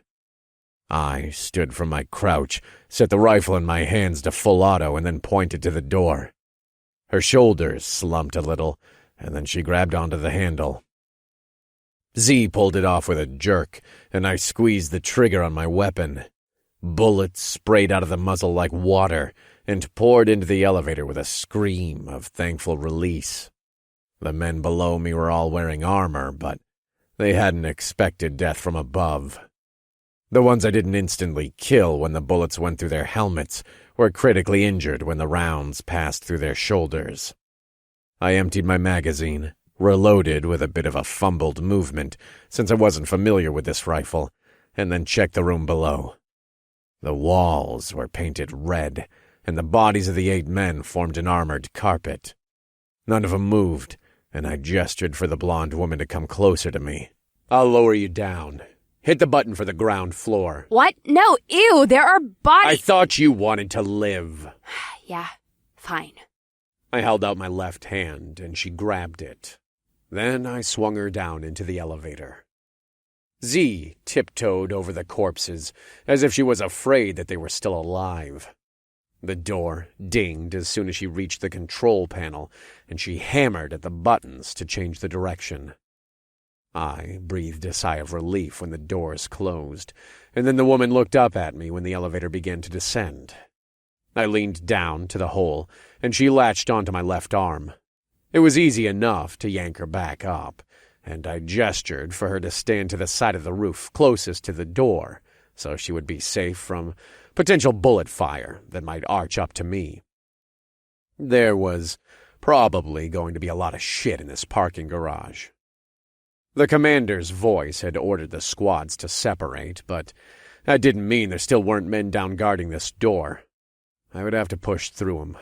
I was going to have to kill them if I wanted to escape this trap. I was going to have to change. "Don't scream. I won't hurt you," I told the hacker. Huh? I was surprised at how well she handled herself up till this point, but my words had the adverse effect than what I intended. She took a step away from me and teetered on the edge of the elevator car.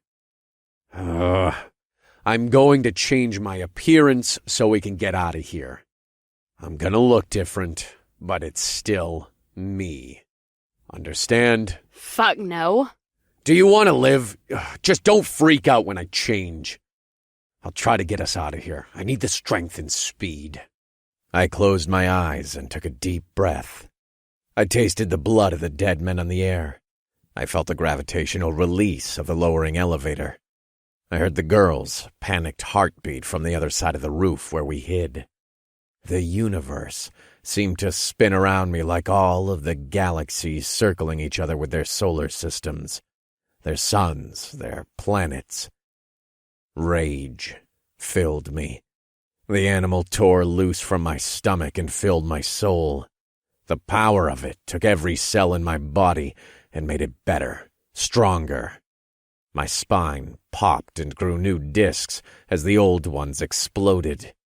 I felt my new bulk push against my pant legs, the boots around my feet, and the jacket around my shoulders.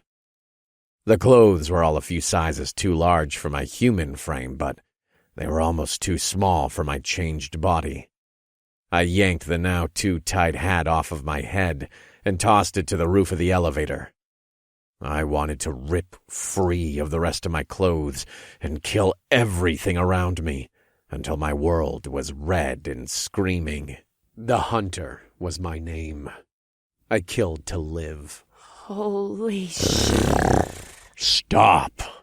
I growled at her as I opened my eyes. The world was a few shades yellower, but at the same time, it was brighter.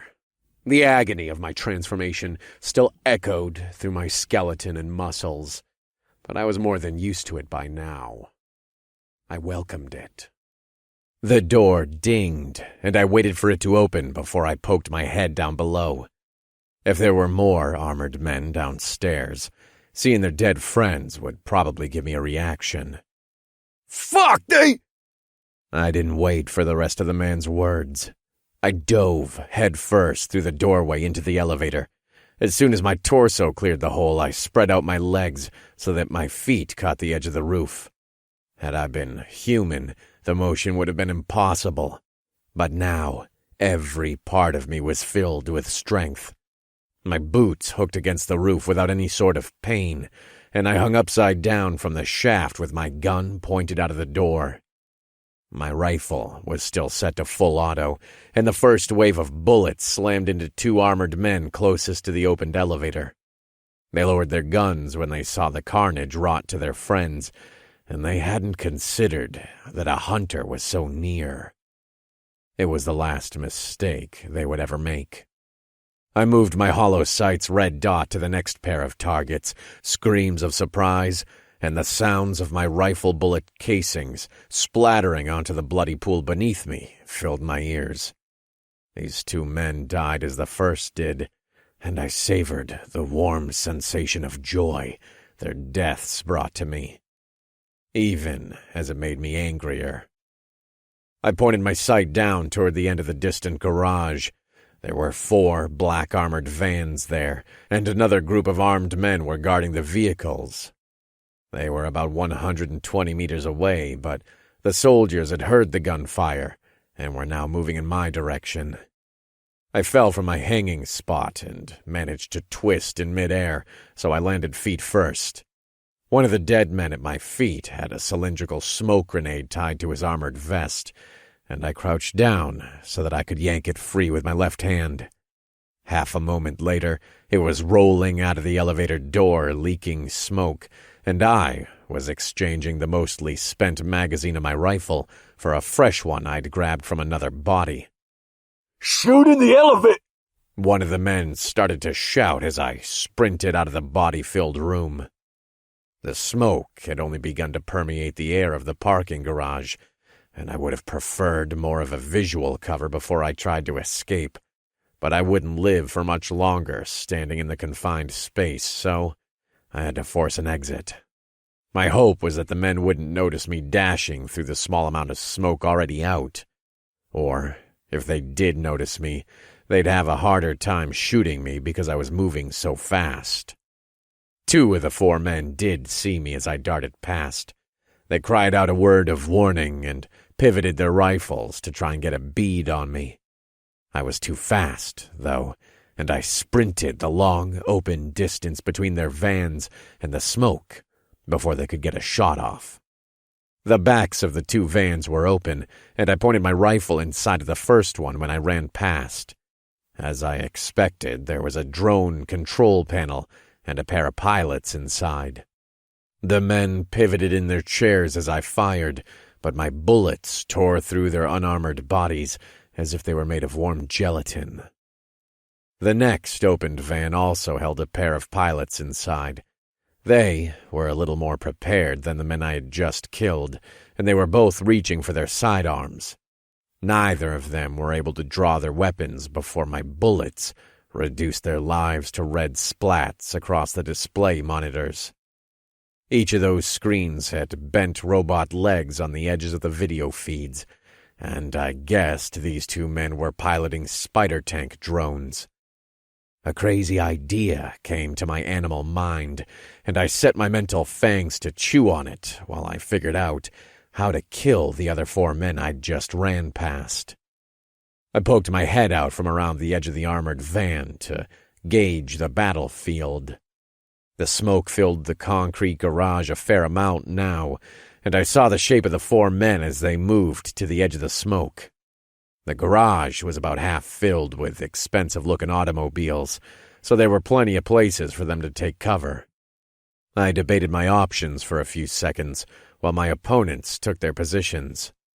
If I only had to worry about myself, I'd jump into one of these vans and drive it into one of the hundreds of slum zones before ditching it. They'd have a hard time following me because I'd just killed their pilots, and I'd be able to escape into the Neon City again. But I'd made a promise to Z, and I didn't go back on my word. One of the men to my right made a signal with his hand, and the other 3 advanced to the next set of cars while he kept his rifle pointed in my direction. I toggled my own weapon to single-fire mode and aimed my holosight at his helmet. We both fired at the same time, but we were still a good 80 meters away, and we each missed. His bullet bounced off the armor of the van, and mine ripped through the luxury sports car he was taking cover behind. The other 3 men fired a half a second after their friend, but the van deflected all of the bullets. I bobbed out with my chest as if I was going to take a shot, pulled back inside when they fired against the side of the van, and then jumped out to sprint behind the other van. The men hadn't expected my movement, and their next volleys missed me. I slid under the other van and went into a prone position. I saw their boots under the cars in the distance, and I lined up the dot on my holosight. One of the men's feet disappeared when the bullet hit him, and he fell screaming to the concrete. My next shot took him in the neck, and the man's cries turned into a bloody gurgle. 3 left, but I was running out of time. I jumped to my feet and sprinted back toward the van I'd just been inside. This time I didn't enter the back hatch. I just ran around the far side and poked my head out of the front A-pillar of the vehicle. The first man I shot at was still behind the luxury sports car, and I set my rifle to burst mode before I squeezed the trigger. I made 3 quick trigger pulls that sent the bullets into the vehicle. I didn't know exactly how many got to the other side, but the man made a short scream after the second burst, and he stopped screaming after my final spray. 2 more. The smoke started to fill the entire garage, and I considered my options. Staying behind the vans was probably the safest bet because I had armored cover. It would mean the battle would probably take longer, though, and I didn't know how long it would be until the other squads decided to return. I still needed to run back to get Z out of the elevator, and the other side of the parking garage seemed very far away now. My other option was to jump into the smoke and try to maneuver around behind the 2 gunmen. It was risky, and might end up with me getting pinched between the returning squads, but I wasn't going to get out of here without making some risky moves. I took this choice and dashed into the thick roll of smoke coming from my grenade. "He ran into the smoke!" one of the guards said from their position before they fired off a burst in my direction. The trio of shots wasn't even close to hitting me, but it did give my sensitive ears a good idea of where the men were positioned, and I crept through the thick mist behind them. "Shut up! Listen for his—" one of the men hissed at the other, but I had moved quicker than they'd expected, and I could make out the rough shape of their bodies 4 meters past the nearest car. I fixed my holosight on them, and then pumped 2 bursts into each of their bodies.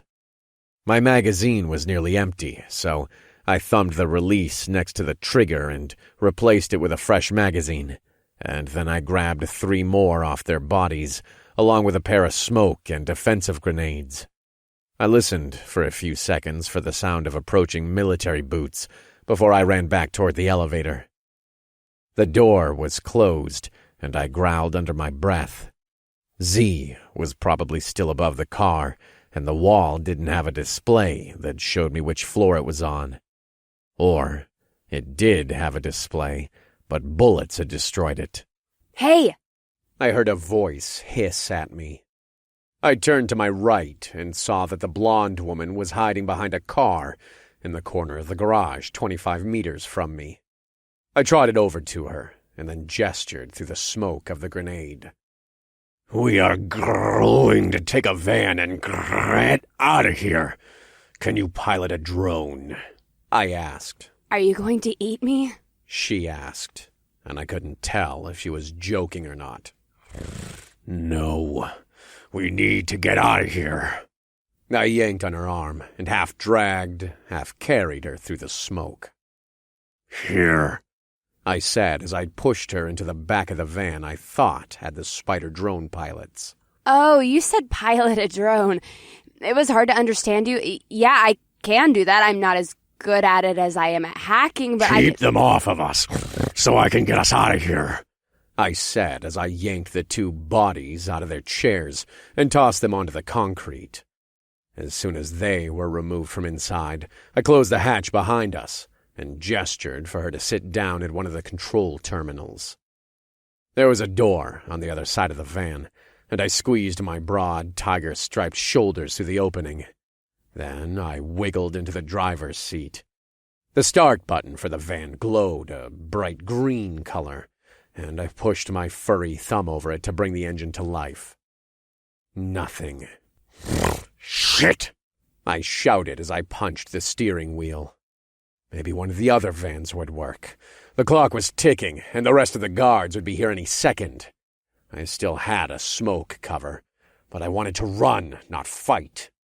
I was more than a little surprised that I was still alive. It has a security lock. Z shouted from behind me. I'm trying to take care of it. Hurry! They're going to come back at any moment! I thought I said, but the anger and panic were eating into my vocal cords, and my words just came out as a series of growls. Try now! She shouted again, and I slammed my finger into the green button. The lights of the van's display lit up with an aesthetically pleasing swirl of colors. I sighed with relief and brought my boot down on the acceleration pedal. The van leapt forward like a jumping toad, and I scraped across the side of a thick support column with a sharp tearing sound. Then we were moving, and I made the first sharp turn to angle the bulky vehicle up the exit ramp. The drone is on the other side of the garage. Do you want me to cover our... Yes! I growled over my shoulder. The ramp was at a sharp angle, and the van's front end kicked up off the pavement 1/2 meter when I hit the end of the slope. The axle popped down on the wheels, and the mass of the machine bounced a few times before it felt as if I had full control of the steering again. I just lit up a group of fuckers standing next to the drone. Wowie, this thing is a beast. Head to the... Hey! She shouted as I took a turn too quick. The back wheels of the van broke loose from the road, and I had to counter-steer with the front to keep from fishtailing into oncoming traffic. The van popped up on its left 2 wheels, but I managed to get it back down with a wiggle of the steering wheel. I'm trying to work back here. Z yelled. Keep the wheels on the ground. You do your job. I'll do mine. Did you get all of them? I turned the next corner a little slower this time and saw a ramp that would take me to a highway. I didn't like the idea of being out from the shelter of the mega towers, but I also wanted to get as much distance from the battleground as quickly as I could. I really only had 10 minutes to ditch the van somewhere before Ilaka Nota would realize we stole it. Then they would send their drones, or their heavily armed military units. I'm waiting for them to come back to ground floor. Oh, here they come. I thought I heard screams come from the audio feedback from the drone, but it was a bit hard to hear it over the sound of my heartbeat slamming into my ears and the beast screaming in my stomach. I think I got them all. 16 total. Had to chase one up the stairs a bit. This drone is ridiculous. Their bullets bounced off the armor like gnats, and it responds really well to my controls. I'm not even much of a drone pilot. We are going to get out of here, I said as I angled the van toward the next off-ramp. I had probably put a good 5 kilometers between the mall and our position, and I wanted to get rid of the van before Ilaka Nota got their aerial drones following us. The off-ramp led us to another crowded part of the city, and the traffic was denser than I expected. I turned into the first parking garage, drove in through the exit so I didn't have to bother with the toll, ripped holes in all the tires when I ran over the spikes, and then parked it in the first available spot on the lowest floor. I let out a long sigh as soon as I turned off the engine, and I closed my eyes to calm my anger. It battled with me for a few moments, but I hadn't been in this tiger form for very long, and my red-hot emotions slowly soothed to a swirling blue haze. I was visualizing the beaches and oceans of Earth. I've never seen them in person, but I'd spent plenty of time looking at them on video feeds. Plenty of other planets had oceans, but there was something about the videos from Earth that always made me relax. Something deep in my DNA must have known it was home. Both the human and the tiger parts. Hey, are you okay? Are you dead? Z was shaking my shoulder, and I opened my eyes. Oh, I'm all right. I yawned into my fist and sat up in the driver's seat. My body screamed at me to sleep, and I knew we were going to have to get into a taxi as soon as possible, or I'd pass out on the street. I hadn't been in my half-tiger form for that many minutes, but the change back kicked my ass. I now had to fight another battle to keep my eyes open. It was a battle I would lose in 15 minutes, so we needed to get back to the hotel. Can you change from a human to a tiger man to a human again all the time? Who are you? She asked. There was no longer terror in her blue eyes. In fact, she seemed to be generally concerned about me. It doesn't matter for now. I need you to meet someone. Let's go. I opened the door to the van, helped the young woman get out, and led her to the nearest stairwell. What about your rifle? She asked when we started climbing the stairs. It'll draw too much attention on the streets. They might also have a tracker on the weapon. I doubt it, but I have another rifle. We just need to get a taxi, then another, then try to get back to my friend. Who is your friend? Is she another scary tiger person like you? Z asked, and I could hear the fear in her words again. No, she is much scarier than me.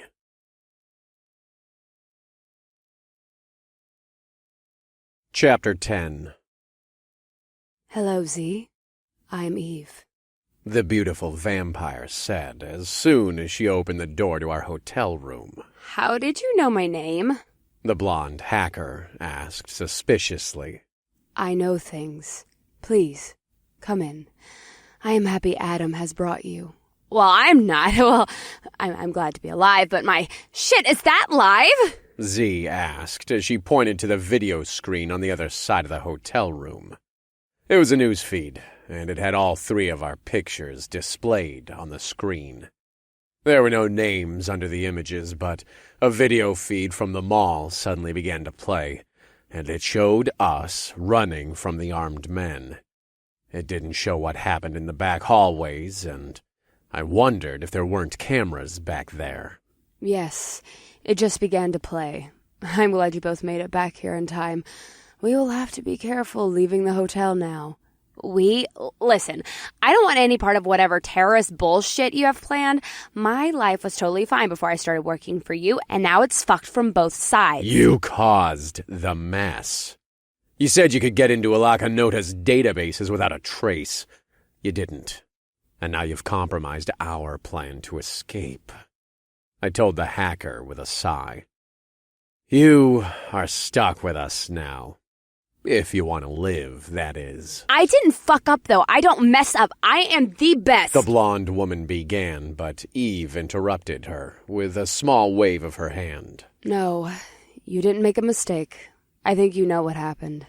The raven-haired woman said as she crossed her arms. What the fuck do you mean? I don't know. You can try to lie, but you have a suspicion. The more you try to fight it, the more you are convinced that it is true. Why don't you check? There is a terminal over there. Eve pointed to the far side of the room where there was a computer port. I've got my own rig. I don't need to use that one. Ugh. Fine. I'll look into it. Don't you two freaks try anything while I'm distracted. I know how to fight. We won't. Eve smiled at the tattooed woman and then gestured for her to sit on the far side of the room. Z gave Eve a glare and then she moved to the chair. Half a minute later, she had pushed the cord into the hole in her head, and she was sitting slouched in the seat with her eyes closed. I like her. Eve whispered into my ear. I am glad you brought her over. She has some anger issues, but she is honest, caring, and honorable. Yeah, I know about anger, I said with a smirk. What do you know of how they found us? She wasn't lying. She didn't get traced. Or at least, she is very sure she didn't. However, she isn't so sure about the faithfulness of her now-dead boyfriend. She thinks he might have sold her out to a Lacanota. I am guessing that she is... Fuck! The hacker moaned. Damn, ugh! So? Eve asked her. Dumbass sold me out. His account has $200,000 in it. Wired there half an hour before we met. I tried to trace where the money came from, but it had a Lacanota written all over it. Fuck, I can't believe this. I am sorry, Eve said. Yeah, whatever. Ugh. Z wiped her eyes with the back of her hand and then sniffled a bit. The fucker is dead now. He can't spend the money. I hope he burns in hell. I was good to him.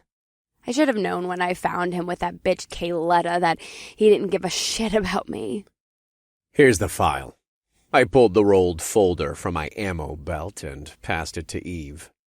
I only spent a few minutes looking through it. Uuto Alwyn will probably be our easiest target. Let me study for a bit. You should take a shower while I talk to Z about our future. There's a bag of clothes for you on our bed. Confirmed, but I need to sleep soon. I don't think I can stay awake for the planning, I said as I inhaled sharply to taste the air. I did smell like blood and gunpowder. It would have been a good scent, except the blood was my own. I understand.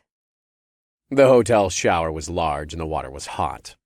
I probably spent more time than I should have to let the jets massage my sore muscles, but I didn't care. I was tired. Now I was beyond exhausted, and I probably fell asleep for a few minutes against the wall. Then I forced myself awake and worked on washing myself. I was delighted to be alive, and every shower I took might be my last. The memories of my time being experimented on were a bit hazy, but I recalled the weekly cold showers with a hose. Perhaps it wasn't as torturous as the countless times they had prodded me with needles and shot me full of radiation, but the shivering sessions were clearer in my mind. I finished drying myself off, brushed my teeth, and put on a spare change of clothes with shaking hands. I didn't know how Eve managed to get the new set of clothes, but the underwear, sweatpants, and black t-shirt fit perfectly. I made one last towel dry of my hair, and then I stared into the mirror for a few moments. Once my eyes had been brown, with a few flecks of green in them. Now they were a strange goldish yellow. The pupil was still round, but as I stared at myself, I willed my vision to begin to shift, and I saw the black circle in the middle of my iris begin to elongate. I shook my head, and then rubbed the bridge of my nose before looking in the mirror again. How long would I live? Even if we didn't get captured or shot full of holes trying to escape this planet, I'd been recreated and mutated with the DNA. Had they just used tigers, or did they use other creatures as well? I didn't know exactly what they did to me, but I didn't imagine it had done any favors for my longevity. I might only have a few Earth months left. I didn't recall them injecting me with drugs to keep me living, but that didn't mean my body wouldn't fray at the edges and come apart when the alien DNA battled against my human parts.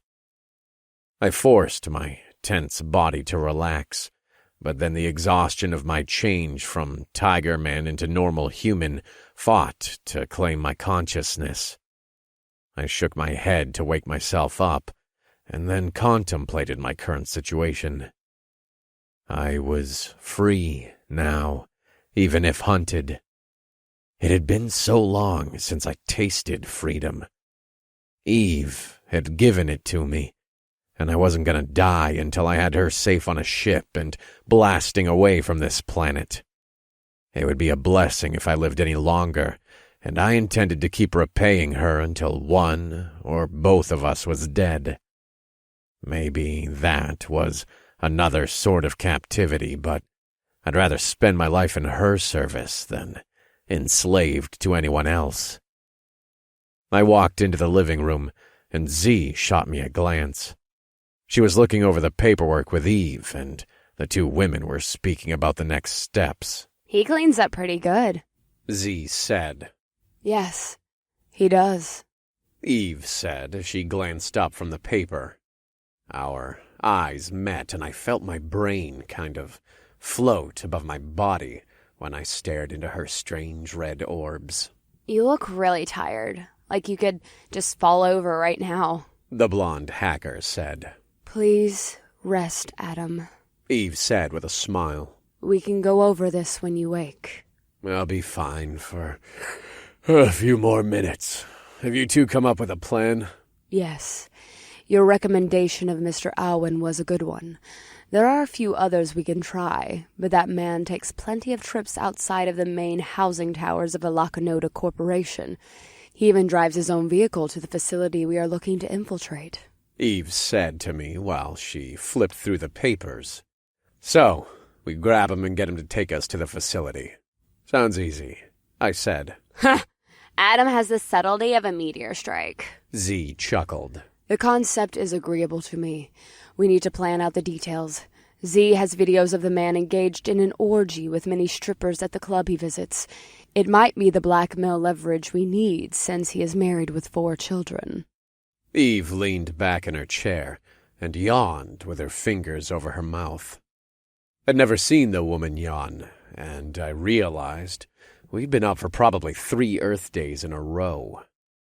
Do you need a rest? I asked her. I will be fine.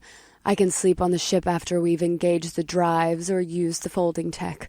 You are the one that needs to sleep. At least for a few hours. Confirmed. All right, I have to say something. Z stood from her chair across the table from the vampire and walked to the other side of the room, where the news screen still showed images of our faces. You are a fucking man-tiger that can shapeshift. The blonde woman pointed an accusing finger at me. You are, fuck, I don't know, but you've got big-ass fangs, really pale skin, and you're like, turn a straight girl into lesbian gorgeous, so I'm gonna guess vampire. Z moved her finger to point at Eve, and the dark-haired woman made a small shrug. That is a good description, Eve said. Right. Z shook her head. I don't care how powerful or badass or like really damn good looking you both are. No one gets off Trappist 1E without a Lakanota knowing about it. Get a ship with a hyperdrive? Are you out of your minds? That is military grade shit. Space folding tech? That is even crazier. If there is a ship with space folding tech on this planet, every fucking government or megacorp within 30 light years would be here trying to take it. A Lakanota is powerful, but they aren't strong enough to take on the rest of the damn universe. I can understand why you aren't hopeful about our prospects, Eve said with a surprisingly gentle voice. Hopeful about our prospects. That's putting it a bit mildly. If I took one of the Kitty Man's pistols, deep-throated it, and pulled the trigger, I'd have a better chance of surviving than what you are planning. There was silence for a few moments as the hacker glared at us fiercely. Her shoulders were tense, and I saw her lean body shake a bit. I could almost smell her terror from across the room, but it was blended with a dozen other emotions. They rolled off the young woman in waves of scents, as if she was trying on a dozen different perfumes at a cosmetics counter. But you will still help us? Eve asked at last. Her voice was hopeful, and the beautiful woman raised both of her eyebrows. It wasn't quite a pleading expression, but it got the message across. Are you two just going to eat me after I help you? I don't know what kind of crazy shit you are both into. That guy turned into a fucking walking tiger with big-ass teeth. You have crazy red eyes and just admitted you are a vampire. How do I know you won't suck all the blood out of me and then feed me to your boyfriend when all this is over? You're hot and all, but I'd like to keep my blood where it is. Thanks. We won't do that. We just want off this planet. I can tell you about our past if you want, but the short of it is that we've both been experimented on by our captors. There are others like us. We want to escape this planet and then help people. Eventually, we will return and end Alakanoda Corporation and their puppet governments, but they are just one of many in the universe. Will you help us? We can't promise you'll live through our attempt to escape, but neither of us has any desire to eat you. The blonde hacker crossed her arms after Eve spoke. A few painful seconds passed while she looked at both of us. Then she took a deep breath. Yeah, I'll help you, Z said with a loud sigh and gestured to the news screens. I'm dead if I stay here. I'm way too trusting. Will you both take... Yes, of course you can come with us. I would like you to join us, Eve said with a smile that might have been reassuring, except for the fangs jutting from her full lips. Lady, I don't think that is a good idea long term. I've got all sorts of issues. If we do this, you can just drop me off at the next planet you dock at. I prefer to be on my own anyway, especially after You might change your mind. We will discuss it after we are successful. I am aware of what you think your issues are, but they are of no concern to Adam or me. If you haven't noticed, we have our own idiosyncrasies, and I can assure you that we will not be bothered by your broken heart or your, okay, I get it. Let's just get off this shithole so we can fly to another shithole. I'd probably be better off just killing myself now, but hey, maybe we can pull this off. The young woman shrugged and then gave us a smile. I don't see how we are going to nab this guy. He has guards on him all the time. Even the club's cameras show them never more than 3 meters from him. Except when he is in his private room, Eve said. Yeah, but we'd have to get past the guards. I'm sure Adam can kill them, but that might raise alarms, and you are very pretty, Eve said with a wave of her long fingers. No? Have you looked in the mirror? Wait, do you even see your reflection? It seems to me that the only thing Mr. Alwyn likes more than one lovely woman is 2 or 3 or a room full of pretty women, Eve said. The blonde hacker and raven-haired vampire stared at each other for a few moments, and then Z's face soured as if she'd just found a piece of hair in her food. You have got to be fucking Do you want to get out of here? Eve asked with a chuckle. Well, yeah, but then you need to use your computer skills to have a bunch of slutty outfits delivered to us, the vampire said as she tapped her own skull where Z's connection port was. Fine. Let me get on it while Kitty Man sleeps.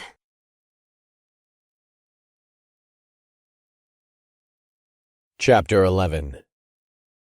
I tipped the brim of my new hat as I exited the cab. I didn't know if there were a lot of cameras on the streets by the strip club, but I didn't want to risk Alakanoda's eyes getting a location from my face. I kept my head down as I paid the driver with the pimp's stolen payment card, and then I turned to the front door of the place. I never particularly enjoyed strip clubs. I went with friends to a few when in Jupiter's Marine Corps, but I'd never done more than drink a few beers while sitting at the topless bar. I didn't consider myself a prude. I'd just had a mother and a sister who occupied my mind too much. My sister had been pretty, and she could have paid off most of our family's debt if she wanted to sell her flesh. I'd joined the Marines so she didn't have to. Then she'd gotten sick. The man at the door spoke the language I didn't recognize, and I answered him in English. No weapons. He gestured to my coat, and I let him pat me down.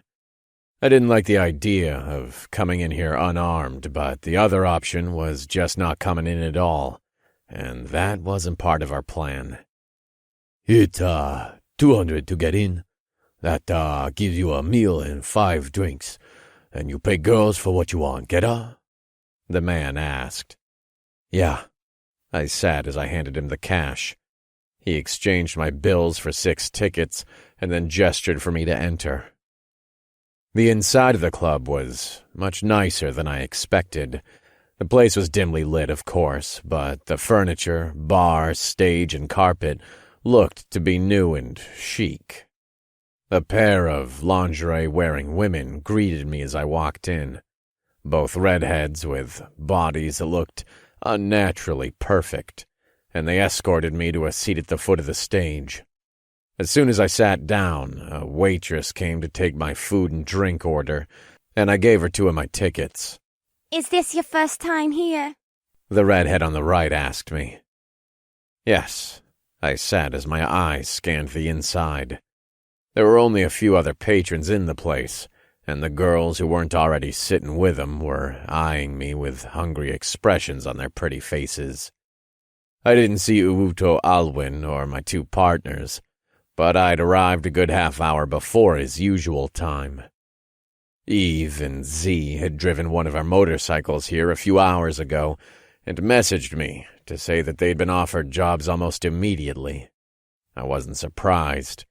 Eve's beauty was beyond any woman I'd ever seen, and Z looked stunning after she'd changed out of her bulky, grungy hacking clothes and into one of the many tight dresses the 2 women had ordered. Are you looking for something in particular? The other woman asked. She must have noticed me checking out the room for my friends. Oh, you don't like redheads? The other one asked before I could answer. Just getting my bearings. I like all types. You 2 can sit next to me if you want, I said. I didn't want to be here or be talking to them, but if I dismissed these 2, one of the other women would just approach. It's all about what you want, handsome, the second one said. They looked very much alike, but I could smell the sticky, sweet scent of drugs on this one. I want the company. Sit with me while I eat. I handed both women a bill from my pocket, and they slipped the paper into the thin waistbands of their underwear before they sat on either side of me. The 2 asked me questions about my name, job, hobbies, and political affiliations. They were surprisingly good at conversation, but I lied about all the answers and tried not to make too much eye contact. Why don't you take your hat off, handsome? We want to see your face better. The woman who was not addicted to drugs asked. I'm fine for now. I have light sensitivity. It'll take me an hour to get used to these, I answered as I pointed at the neon strobe lights. We can go somewhere more private, with fewer lights. It'll be very relaxing. The one who smelled like drugs said. I'm fine for now. Maybe after I eat, I answered without smiling. Z had just walked into the room. I almost didn't recognize her because she was wearing a fluorescent green wig and a black string bikini that did little more than cover her nipples and the lips of her vagina. I was sure the hacker was absolutely thrilled about the outfit. That's good, 'cause here comes your food. We can go afterward, the non-druggie said. You 2 don't have a local accent, I said as I watched the waitress approach. We are from Trappist 1D. Came here on work visas, escaped the war before it started. Ah, you, came together? I asked. Yes, we're sisters. I doubted they were sisters since they smelled so different, but I didn't want to argue. The waitress laid down a plate in front of me, and my eyes were drawn to the dinner. She hadn't even asked me what I wanted, but if she had, I would have told her to bring me exactly what she did. It was a large porterhouse steak with fried potatoes and grilled asparagus on the side. The aroma of it filled my sensitive nose and caused my stomach to roar like that tiger trapped in my soul. Here's your steak sauce, mustard, ketchup. Was there something wrong with your drink? The waitress asked as she pointed to my full glass of alcohol. Their strategy would be to get me to eat some, drink more, and then give all the rest of my money to the women. Oh, sorry. I've been talking to them. I gestured to the redheads on my side. We'll make sure he starts drinking. The woman who wasn't doing drugs said cheerfully. But I could guess they were both afraid of getting fired if I didn't get drunk enough to take them into a back room. I'm fine. Thanks. I'll eat now, I told the waitress, and the woman nodded before she left. That looks delicious, one of the strippers asked as she looked at my food. It does. Tell me about this, war on 1D, I said. Usual corporate versus government bullshit. We elected a great president, and they assassinated him. Then they put a puppet in his place. Red Star killed the puppet and encouraged a new election.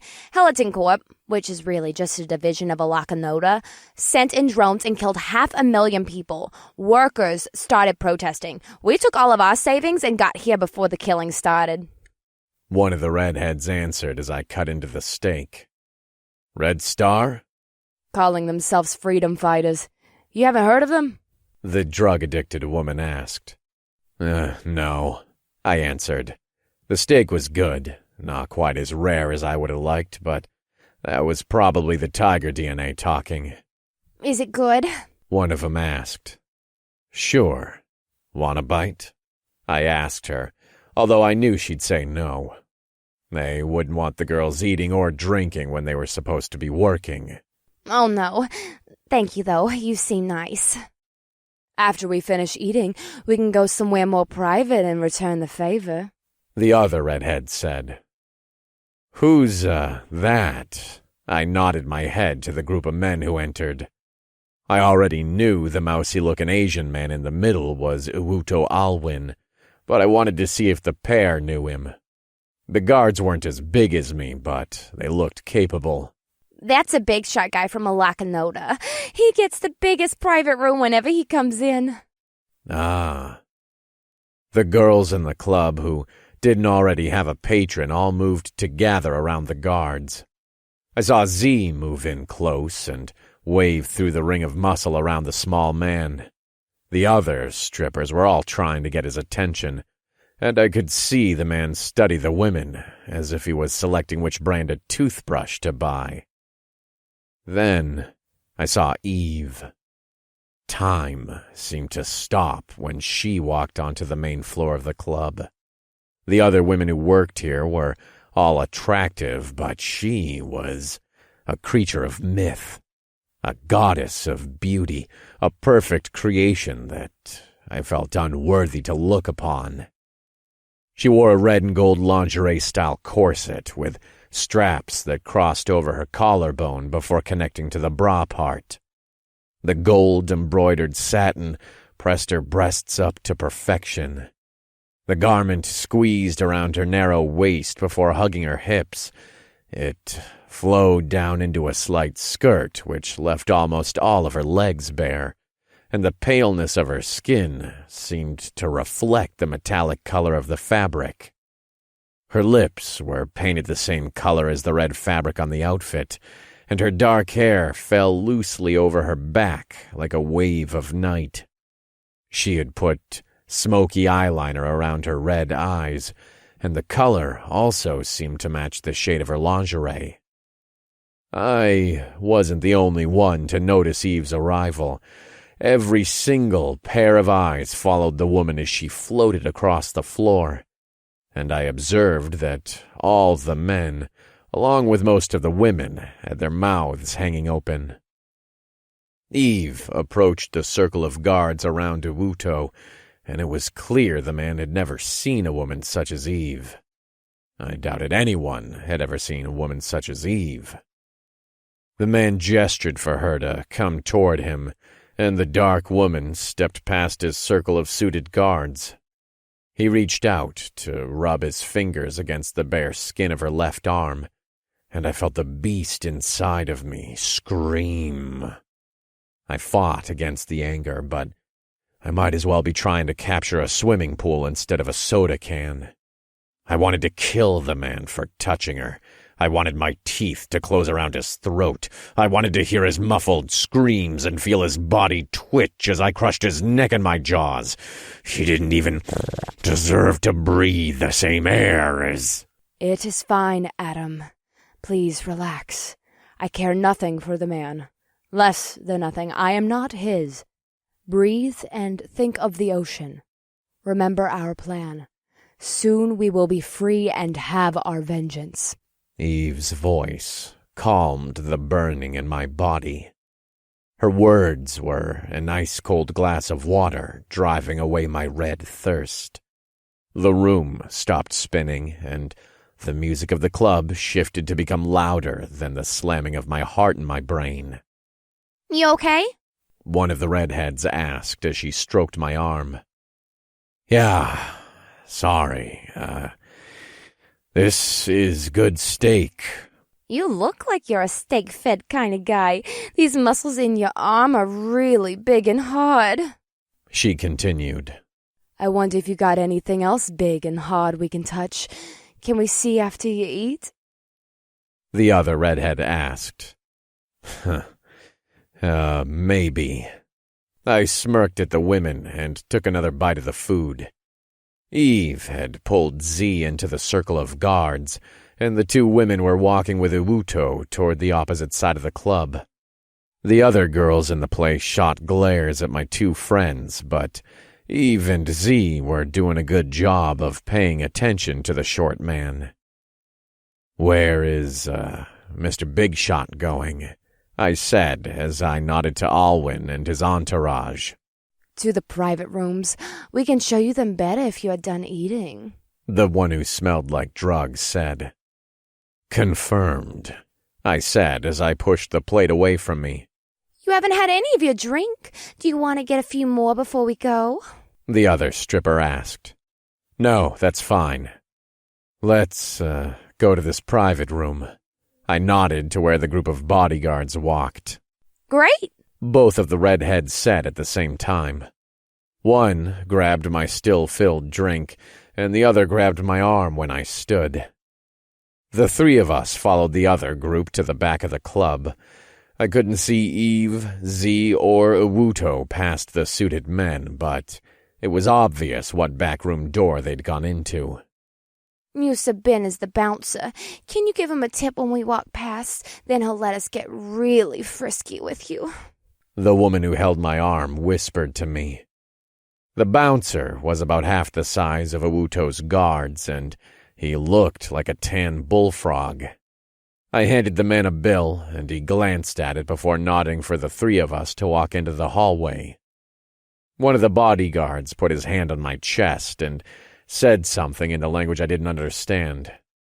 Musa Bin exchanged a word with him, and then the redhead holding my drink said something. They all looked at me, and when it was obvious I didn't know what the bodyguard had said, the stripper spoke. He wants to search you real quick, if you wouldn't mind. His client is high profile and one of our most honored guests. You don't have to, but... That is fine. I nodded to the thick man, who obviously had a big-ass pistol holstered in his coat, and raised my arm so he could search me. He nodded at me when he finished groping me, and I walked past the group of men with the 2 strippers in tow. "How about this room?" I said as I pointed to the door next to the one I thought Eve and Z were in. Was Eve touching him right now? I tried to keep my mind off of it. She wasn't my woman. She was just doing this so we could get off of this planet. She was probably talking to the man right now about the computer message Z had set up to deliver the videos to his wife and general inbox of all the Alaka Nota Corp employees. I didn't know if the blonde hacker could actually send it to all of the company's employees, but I imagined she would make Uwuto Alwyn think that she could. The private room had 3 couches with a coffee table in the middle. One of the women set down my drink, and the other one pulled me onto the nearest seat. A music player sat in the corner, and the stripper who put down the drinks went to the display. Should we start by dancing for you? Or would you rather have us do something else? "Dancing is fine," I said as I forced a smile to my lips. Both of them were prettier than any girl I'd ever been with, but all I cared about was how Eve and Z were doing.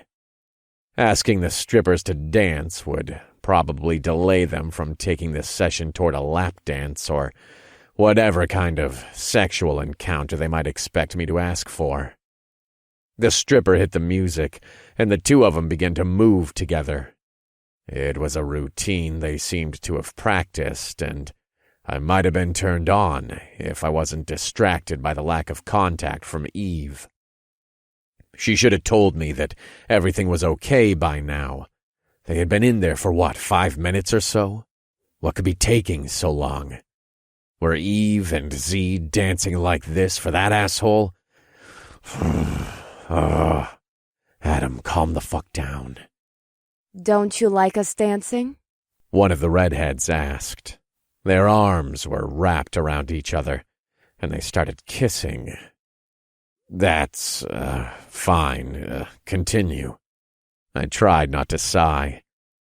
The women were more making out than dancing, but I wasn't really paying attention. My friends should have finished talking to this guy already. They should have shown him the blackmail. Mr. Alwyn has agreed to our terms. The sensation of Eve's voice in my mind caused the tension in my muscles to relax. The 2 women swaying had been glancing at me out of the corners of their eyes, and I guessed they noticed me relax. Meet us out back. He's going to take us into the facility. His mind is hard to read. I think that his guards might prevent us from leaving, so be prepared. "I'm going to go," I said as I stood from the couch. No! Both of the women gasped. We haven't even... "Thanks for your time. Here." I gave each of them a pair of bills from my roll. It was many times what I'd paid to get into the place, and I was sure it was more cash than they would have expected. Are you heading home? This is enough for us to leave our shift early for the night. We both like you. Do you live nearby? The woman that was the drug addict asked. "No, I have to leave. Take care. Thank you for the conversation." I walked out of the private room and caught the back of the guards as they left the hallway. The club bouncer stopped me from exiting the hallway by putting his fat hand on my chest. He said something that I didn't understand, but I figured he was just wondering why I was leaving so soon. I nodded to where I thought the bathrooms were and then made an unzipping motion with the fly of my pants. The bouncer got the point, and he moved his hand so I could get by him. He was probably just trying to make sure that the girls weren't getting hurt when they were in the private room, but then again, I was sure they had surveillance cameras and a security team watching the footage. Would Alaka Nota get the footage? It was a hole in our plan.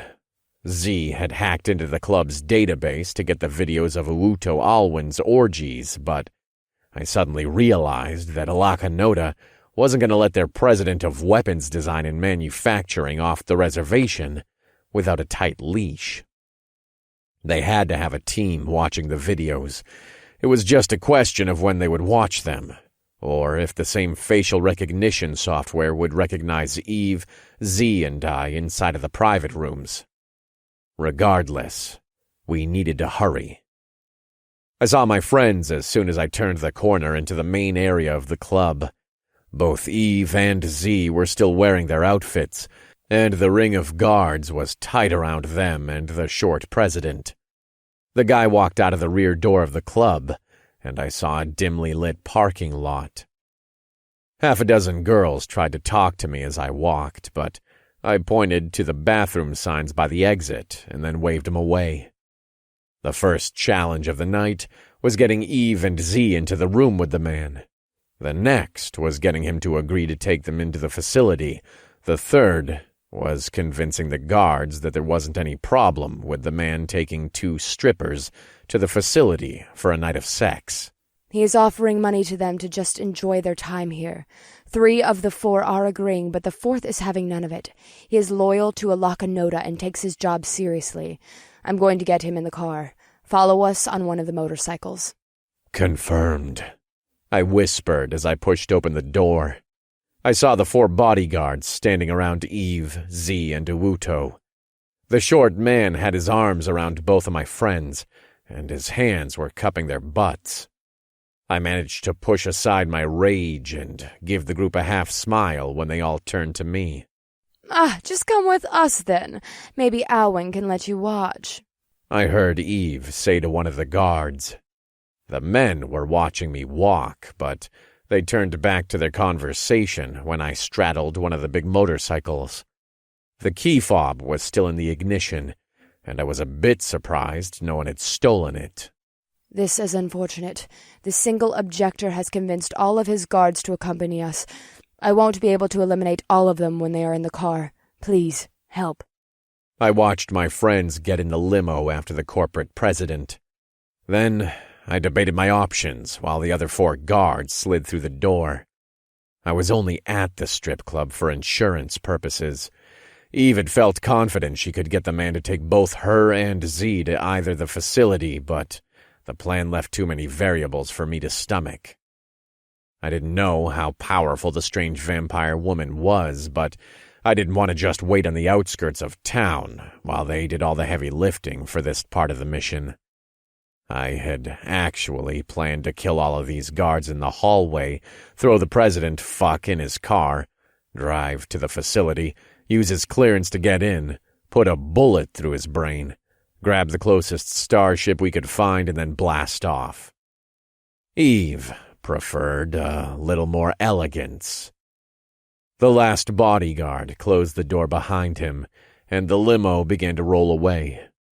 I waited for it to pull out of the parking lot before I fingered the start button on the motorcycle. The bulky cruiser crawled forward, and I watched the president's car turn onto the street before I began to follow. This was not good. My weapons, armor, and the rest of our meager possessions were hiding in a spot I'd found at the edge of the city, by the facility. It would take me only a few moments to grab them from the spot, but I'd have to stop following the limo, and it'd be doubtful that I'd catch up to them until they'd actually reached the security gates of the facility. I couldn't really blast ahead to grab the stuff. I would definitely lose the car then, and I didn't know for sure which route the driver would take out of the megacity. I was going to have to think of something quickly, or Eve and Z would both end up dead. Chapter 12. Our target has not yet told his guards about the blackmail. He is continuing with the agreement. However, he is beginning to have thoughts about what he might do to us when we are alone in the facility. As we planned, it is non-working hours, and most of the assembly is done by machine. He is wondering if he can get us to a room with his guards and then torture us until we tell him how to deactivate the email. I can use my powers to kill these men, but it will probably kill Mr. Alwyn as well. I almost couldn't hear Eve's voice over the wind screaming past my ears. I didn't know if she could hear me, but I rode only a few cars behind the limo, and the vampire had been able to detect my thoughts through several floors of concrete. I am having trouble feeling your surface thoughts. There are too many people in the cars and on the streets. Please try again to speak to me. I want to grab our weapons and then attack the car when we're in a less populated part of the city. I yelled my shitty plan, but I couldn't hear them over the sound of the wind across my uncovered ears. Eve didn't reply to my words, and I took it to mean that she hadn't heard me. The streets were packed with cars, but the traffic was moving much faster than I would have expected. The sidewalks were also busy with pedestrians, and the neon advertising lights on the buildings reflected off the smooth surfaces of their umbrellas, coats, and shopping bags in a way that almost made the people glow with a phantasmal light. The limo turned right onto another major street, and I followed them to a freeway on-ramp. The road took them high into the sky of the city, and the change in perspective allowed me to see over some of the smaller towers. There were airports on all sides of the city, and I could see the lines of thruster fire light up the horizon as a 300-kilometer-long spacecraft tried to maneuver its bulk down to the ground. I'd spent a few hours familiarizing myself with the map of this city, and the display on my motorcycle was also giving me a location ping. The driver was heading in the direction of Ilaka Nota Corporation's spacecraft facility, but this freeway would overshoot the place where I'd hidden our gear by half a kilometer. There was no way I'd be able to get to my weapons. I rode behind him for a few more minutes and debated on my next course of action. I couldn't force him off the road with my motorcycle. I didn't have my guns, and changing into my tiger form wasn't going to do anything but alert these guards as to my actual identity. That might have already happened. One of the many cameras in the city could have identified my face or seen Eve and Z when they got into the car. The clock was ticking, and I could do little more than watch as the metaphorical hands moved. He is considering telling the driver not to take us to the facility. Perhaps I should have gone with your plan. Z and I are hinting to him that he needs to take us to the shipyard to show us all the craft he has built, but his guards are becoming suspicious. I suspect Mr. Alwyn will decide to risk the email. I know you are on the motorcycle, but I might have to begin using my offensive powers. It will create a dangerous situation for Z and our target. If you can think of anything in the next few minutes, it would be helpful. Tell him your partners are at 0.00232N and 0.234S. I've hidden our weapons there, I said into the wind, and I hoped the beautiful woman could hear me. I will inform him. The woman's words conveyed no emotion when they entered my mind, so I couldn't tell if she was worried. My lack of control over the situation was beyond frustrating, and I felt the beast inside of my soul scream to be unleashed. The limo angled toward the next off-ramp, and I dropped back a bit on my motorcycle, so it wasn't completely obvious I was following him. Fortunately, another car decided to get off behind the limo, and I positioned the cruiser I rode on a spot that prevented anyone from inside the car from seeing me. We are going in that direction. The guards all know of our blackmail. The interior of the car is hostile. Guns are pointed at Z and me.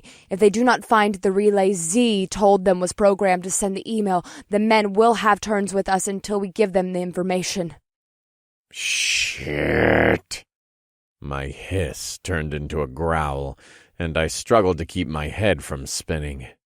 The animal inside of me wanted to drive my motorcycle into the back of the limo so I could climb on the roof, rip open the metal like a sardine can, and tear them all into ground meat. I took a deep breath of the air whipping past me and managed to get the beast back into the corners of my psyche. I'm going to ride ahead and wait for you to get there. Be safe, I said. I didn't know if the woman could hear me. The limo made a right on the street after the highway, but I continued straight and twisted the throttle on my grip to increase the speed. The bike was wide, but I was still able to fit between most of the traffic lanes. I thought about running a few red lights, but I figured that would guarantee I would get caught by the security cameras, so I decided against it.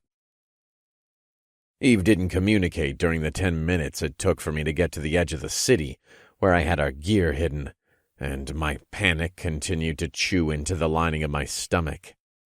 I pulled into the trash-filled alleyway where I'd stored our stuff, and parked my bike at the end of the lane, behind an ancient metal bin. The container was large enough to fit 2 of my motorcycles inside, but it was made of a light aluminum, which allowed me to push it aside without causing any noise to echo. Underneath was a manhole cover, and under the cover hung our gear bags. I grunted a bit with the effort of pulling the heavy disc out of the ground, but then I looked into the hole and swore. My bags were gone. I slammed my fist into the street hard enough to break my knuckles. My hand went numb, but I didn't care, and slammed it into the asphalt a few more times. After the 10th strike, the pain started to cut through the numb anger, and I was able to focus on my next steps. The limo would be here in a few minutes, and I needed a gun to take care of the 4 bodyguards and the driver of the car. I poked my head down into the sewer and looked around. I hadn't heard or smelled anyone nearby when I first hid the bags a few hours ago, and the bin didn't look to have been moved. The manhole cover was large and weighed a good 50 kilograms. I doubted anyone could have lifted it. There was a dim light down the north direction of the tunnel. My hand had healed already, and I used it to swing from the top of the ladder before I dropped to the distant ground of the sewer. I could smell the scent of synth tobacco, and the aroma brought up memories of my time in the Jupiter Marines. I feel you again. I suspect we are a few minutes away. I pushed my service memories away and sprinted down the dark passage of the sewer. This place stank, but not as badly as the area of the Undercity where Eve and I had first escaped the spider drones. These were the slums, and I suspected most of the abandoned buildings didn't have working sewer lines anymore. I tried to curb my speed with a bit of stealth, but the passage was made of smoothed concrete tiles, and even my quietest footfalls echoed painfully from all of the walls. I just focused on sprinting, and the light up ahead began to grow brighter. The gunshot sounded a half a moment after I saw the flash of the barrel. I'd half expected whoever stole my gear to try to shoot me, so I threw myself to the ground well before the bullet smashed into the wall behind me. The dumbass was using my giant revolver. What an idiot. Not only was it too dark down here for anyone to use the sight, but I was too far away, and I doubted the shooter could handle the recoil from the weapon. I shot to my feet and sprinted in a hunched-over position. "You can't have!" the voice shouted again. I saw the muzzle flash from the revolver extend into the darkness of the sewer again, and I ducked lower. The bullet went way wide and smashed into the wall a good 15 meters from me. The shooter was backlit from a lantern on the ground. He looked hunched over, either from pain or age, or both.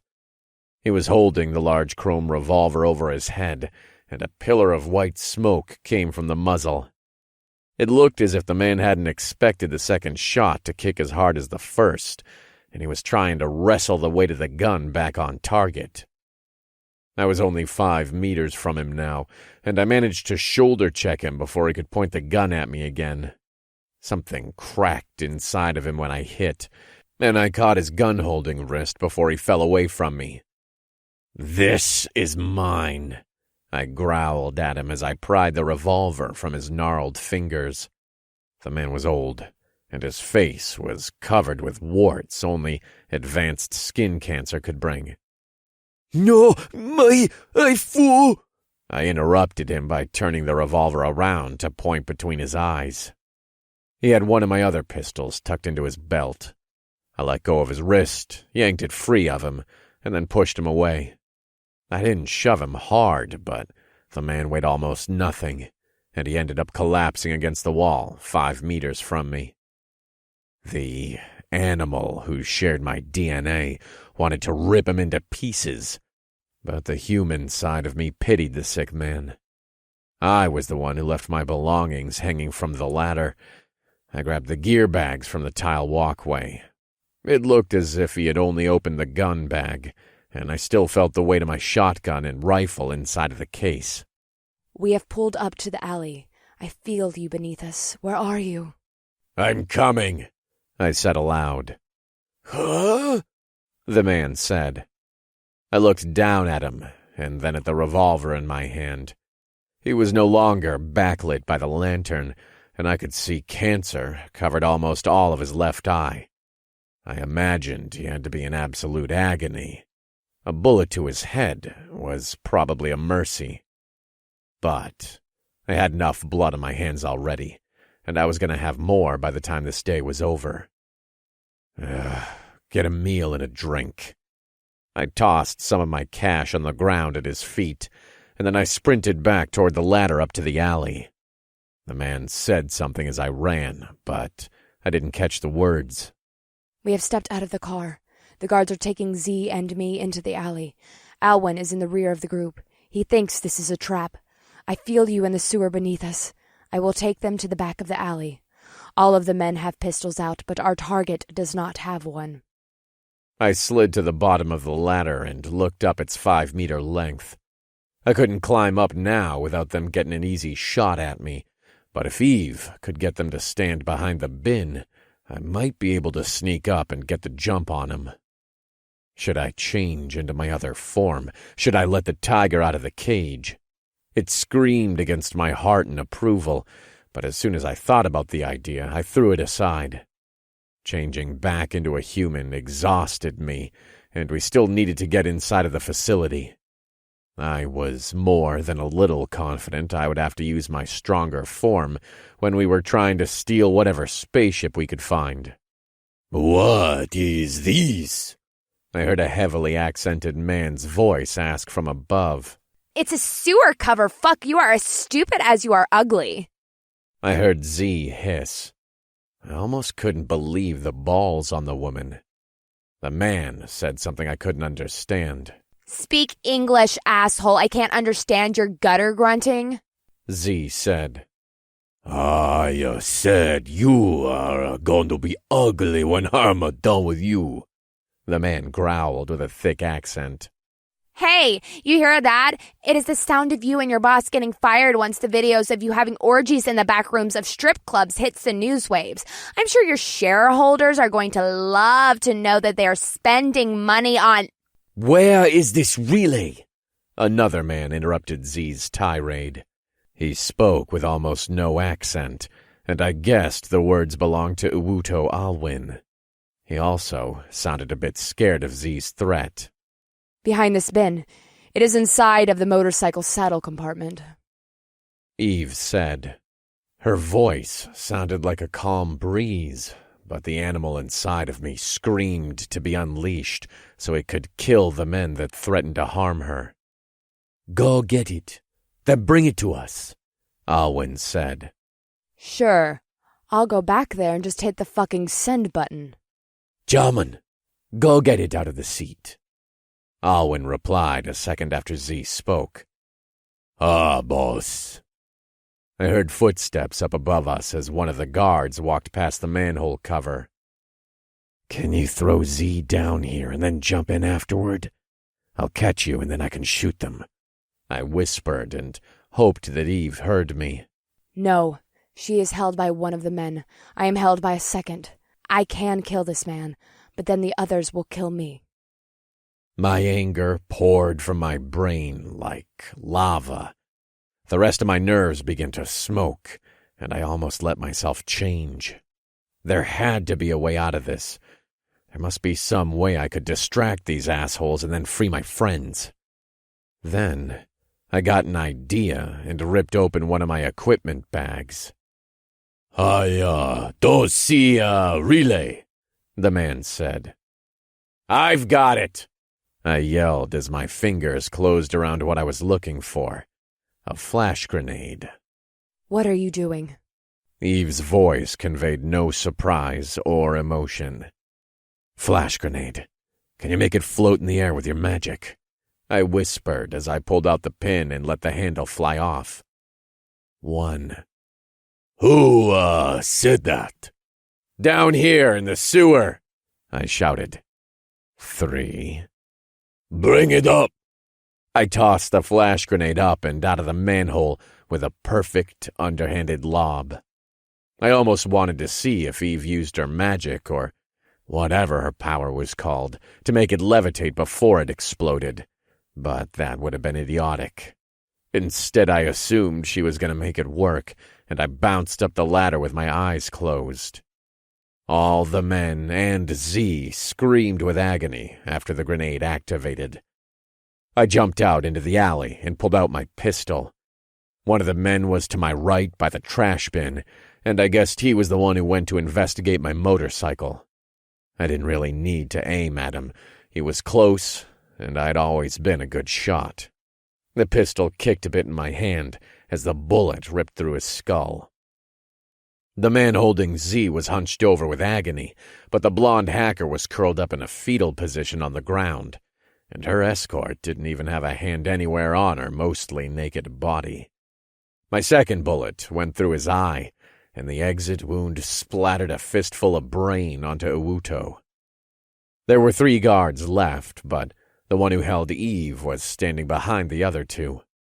Their numbers didn't match my original count, and I realized that the driver must have stepped out of the car to assist. All of them were blinded, but the one closest to me on the left was a professional, and even though he was blind, he guessed where I stood from my gunshots and was twisting his own pistol in my direction. I dove to the floor of the alley as his shot went off. I didn't know if he would have hit me if I hadn't, but my somersault took me the 4 meters of space between us in a single roll, and I came up in a crouch about half a meter from his feet. My bullet entered him at the pelvis, ripped up through his stomach, under his rib cage, into his heart, through his lungs, and then exited at the top of his shoulder. The penultimate guard started shooting, but he was waving his gun around blind and had no idea I was still crouching on the ground. His head exploded like an overripe melon fruit, and more brain splattered onto the well-dressed president. The last man screamed something at me, and I turned to see him holding his gun to Eve's skull. He shook his pistol and then tapped it on the side of her head with a jerking motion. I felt my anger turn into insanity, and my muscles began to swell. I'd rip that arm off first and then take his leg. I'd watch him squirm while his body bled out. I will take care of him. Do not change. Eve's red eyes stared into mine, and the woman's full lips formed a beautiful smile. I felt my body stop its transformation, but my anger didn't actually subside.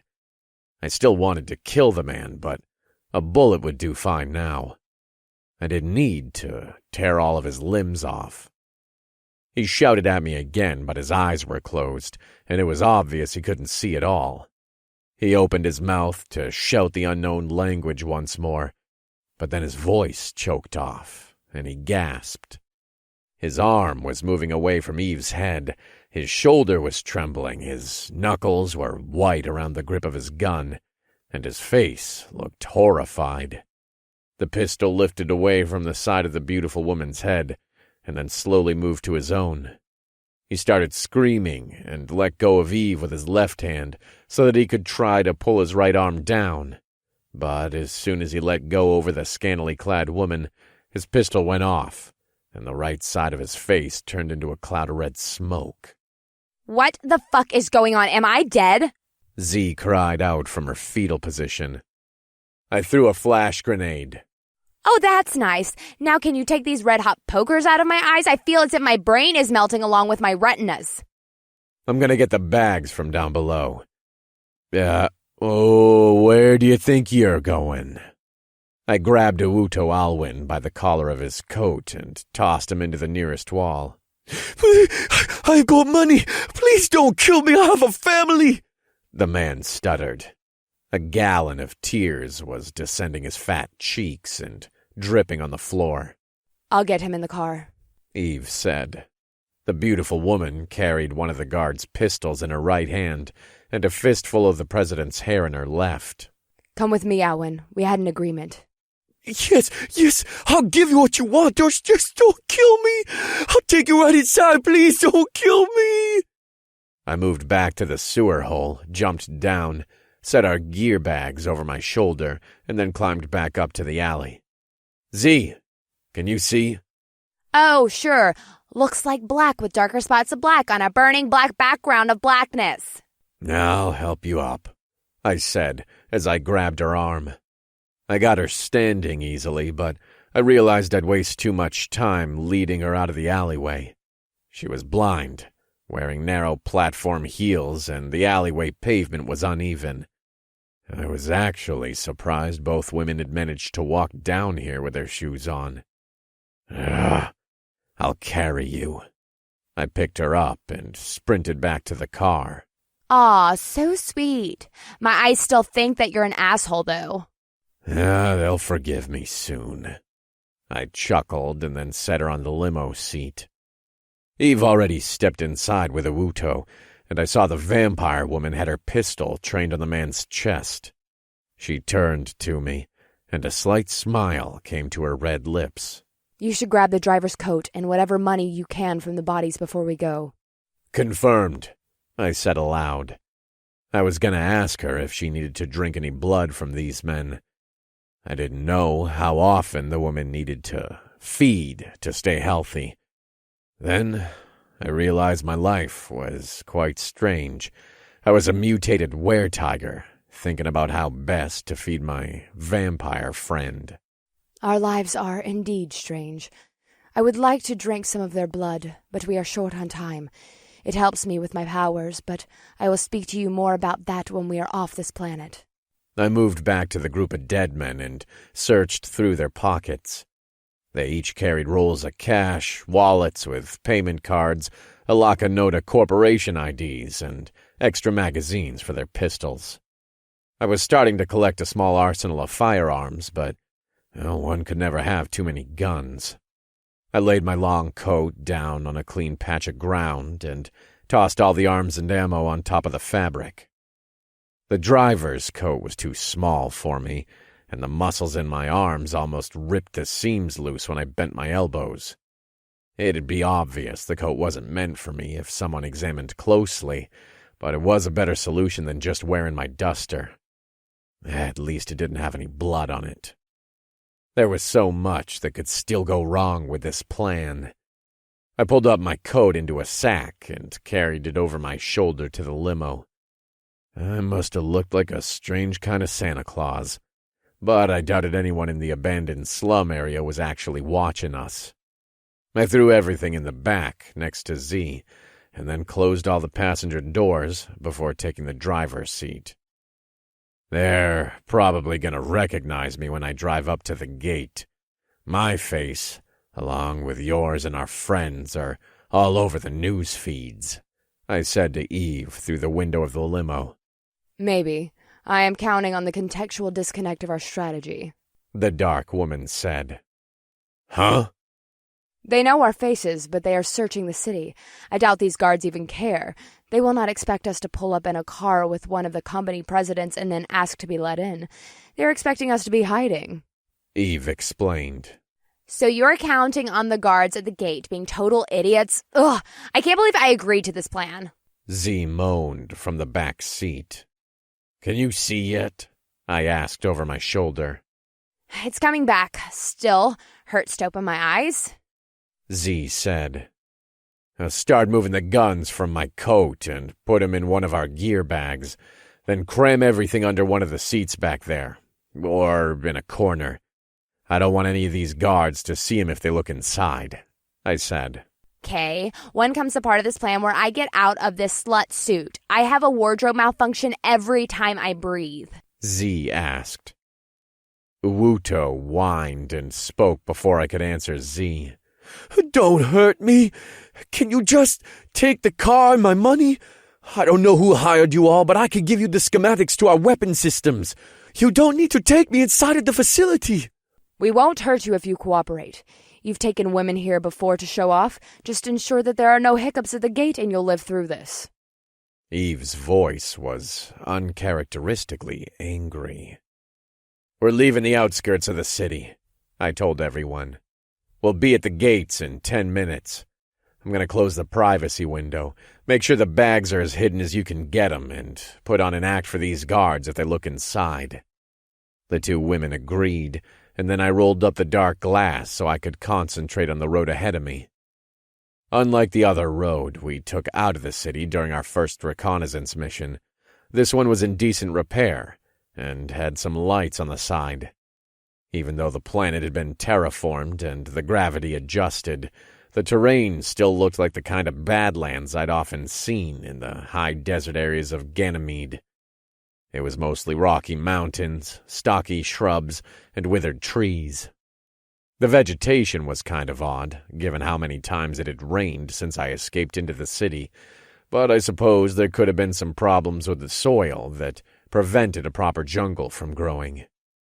Or it could have been the light from the system's sun.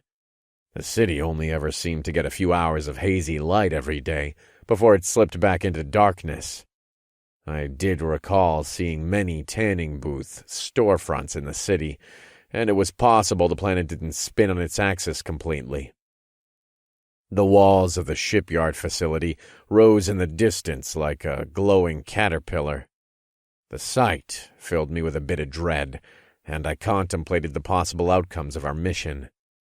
The best result was us accomplishing our goal and stealing a ship out of their yard. Z had been right when she expressed doubts about any of the vessels having space-folding technology. Those starships were virtually unheard of. But even a cruiser with a hyperdrive would mean we could jump solar systems with only a week's worth of Earth time. We could head in any direction, and Alaka Nota would be unable to follow us through the vastness of the Milky Way. If we found a ship with a warp drive, we could get away even faster. But those ships were also rare. The worst-case scenario was the three of us getting captured. As much as I didn't want to be experimented on again, I almost couldn't bear the thought of Eve back in the liquid-filled tube. I didn't want to ponder the depth of my feelings for the woman who freed me, but I'd give my life to protect her. I'd do it 1,000 times and endure whatever agony to repay her. I would do the same for you, Adam. They will not capture us. Death will take us first. It would be our last freedom, and while I would choose life for obvious reasons, dying by your side would bring me peace in the afterlife. Confirmed, I said to her. I tightened my grip on the steering wheel of the limo and turned into the main road of the facility. Z's eyes have recovered, and she has hidden our equipment under the longest rear seat. We are lounging on either side of Alwyn. He takes women to the main office building. It is attached to the north side of the largest building. I wish we had a better plan, but Alaka Nota is too powerful for us to wait. This will be our only chance. I know. We'll shoot our way past the guards if we have to, but then I can guarantee the final outcome. Let's hope this works. The closer I drove to the gate, the more impressive it looked. The mass of concrete squatted a good 40 meters high. The top of the wall had flashing red beacons to alert aircraft, and I spotted way too many auto turrets to count. I angled my head down into the steering wheel and prayed to my luck that none of the monitors on the gun's cameras were linked to the facial recognition software running my image. There were 2 gates, and I rolled down the window as I drove the limo up to the first one. A pair of guards, wearing heavy Alaka Nota armor, stepped out of a side station. One of them approached my open window, and the other circled the car. Each of the men was holding what looked like plasma rifles. Shit. The armored guard said something I didn't understand, and my heart started to hammer in my chest. If things had gone wrong, I'd planned on shooting these guys, plowing past the gate, driving into the main building, and attempting to get onto the nearest ship. The armor these men wore would laugh at my bullets, and each of their plasma rifles probably cost as much as 10 of these limos. The weapons would also destroy the car in 2 shots. I'd never had one issued to me when I was in the Marines, but I'd seen their power on the battlefield plenty of times. They mowed through the armored opposition as if everything was a paper target. I doubted I'd live through a shot of one, and I doubted that my healing abilities would save me if I did manage to live after taking a shot. I needed to talk my way through this. President Alwyn in the back. He's got girls with him, I said as I pointed my thumb. I couldn't see the man's eyes through the glass of his helmet, but I did see my reflection. I was surprised that I looked so calm. How many? The voice asked. Just 2 this time. Can you believe this guy? I told him this was a secured area, but he said he does it all the time, and if I didn't like it, he'd fire me. Where has Kimba been? The guard asked. I knew that was the name of the driver I killed. Night off. Alwyn told the other guys they could stay at the club. Said to me I had to drive him here because I was new. Said I had to do my time. It's my 2nd day. Where are you from? Your accent is strange. The guard asked, and I saw the other one circle around to the driver's side out of the corner of my eye. Jupiter. How about you? You don't sound like a native. I forced a smile to my mouth. Ha! Mars, actually. We are a long way from home. Mars, huh? You probably got a story a lot like mine. You serve? I asked. 5th Army. I was in the Diatrade scuffles, he said. I wouldn't call those scuffles. Heard that was some shit. It wasn't anything that serious. A couple of pirate issues, mostly ship and station disputes. My story was under-exaggerated a bit. I'd done plenty of space, planet, and station missions. Some were full-scale conflicts. Others were recon or special assignments. Ha! I could never get comfortable with that idea. A bullet goes stray, and you're all dead. I prefer to be on the ground, the man said. Confirmed. We should grab a beer sometime and chat more. I'll grab your info when we get out. Good to talk to someone who's kinda from home. That sounds good.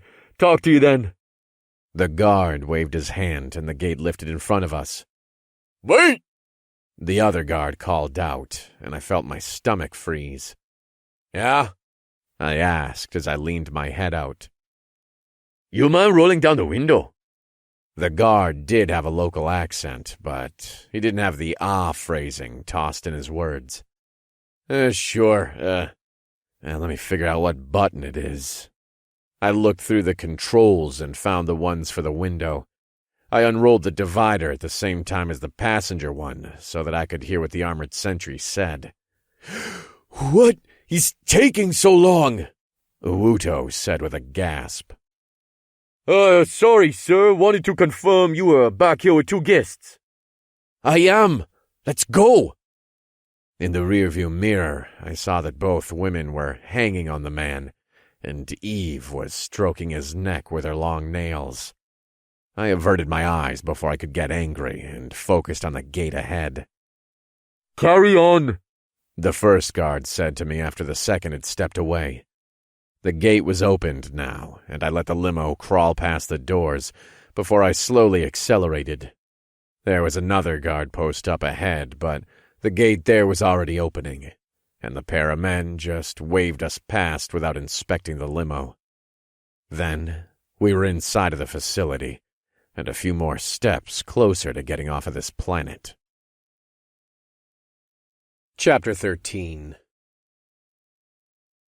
There wasn't much activity in the outside areas of the facility. I would have thought there'd be some workers walking around, drones or anything, but I recalled that this was supposed to be non-working hours. Everyone must have been off-site. There were a few large trucks carrying equipment between the buildings, but they all stayed on yellow-lit paths. and it was easy to avoid their automated activity.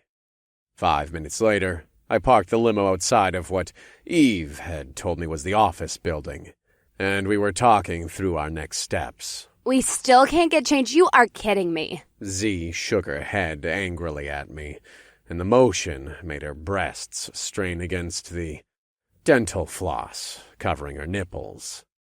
There are cameras everywhere. If you two step out of the car wearing your street clothes, someone might ask questions. If you wear that, it's a pretty clear visual about why he's taking you inside. Shit, fine. You are bringing the bags. I don't want to wear this while we are escaping gravity. This getup is already violating Newton's laws. The blonde woman gestured to her breasts, and I had to agree that I didn't understand how everything was staying in place. I'll bring him. I turned to the plump Asian man. I will open the door. You will exit with the women. I will open the door to the building. Then we will go inside.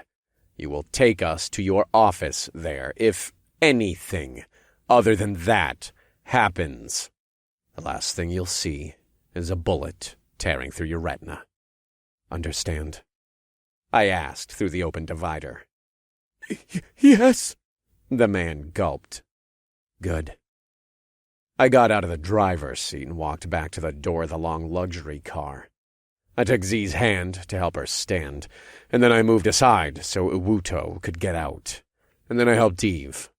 The vampire woman's hand was warm, and her fingers gave mine 2 brief squeezes before she let go. Our eyes met for a second, and I felt my tension relax a bit. They waited while I stepped into the limo. This was one of the parts of our plan with the least amount of leverage over the man. Eve didn't have a gun out because of the cameras, nor did Z. The man could break free of both women and then make a sprint to the door. Fortunately, he didn't think about escaping, and I managed to get our gear from the car without issue.